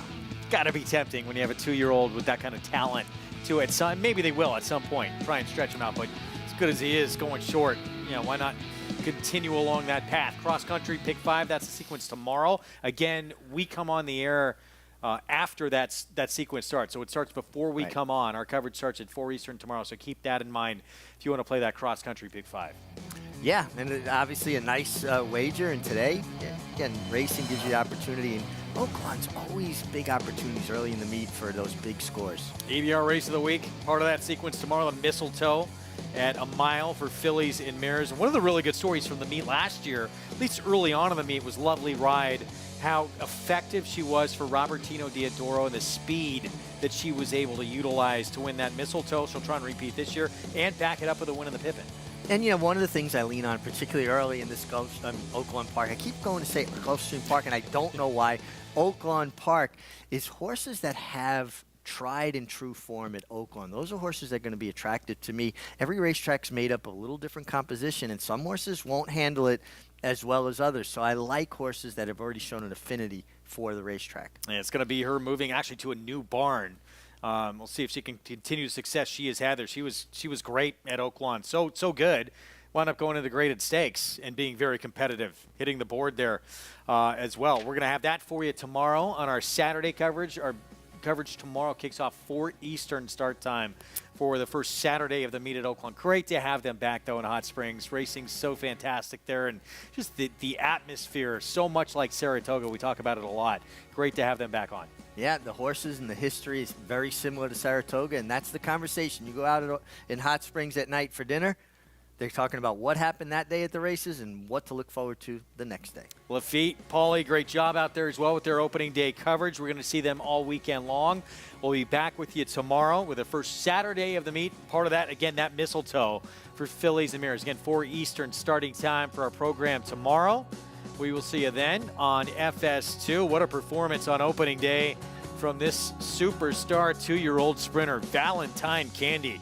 For trainer Steve Asmussen, thought he was talented in that debut when he went off the favorite and won at Saratoga this summer, and now gets back to his winning ways. First win since that debut, coming now in his 5th career start. Weather cooperated for the most part as well on opening day. We will see you tomorrow. Again, 4 Eastern start time. Have a good night.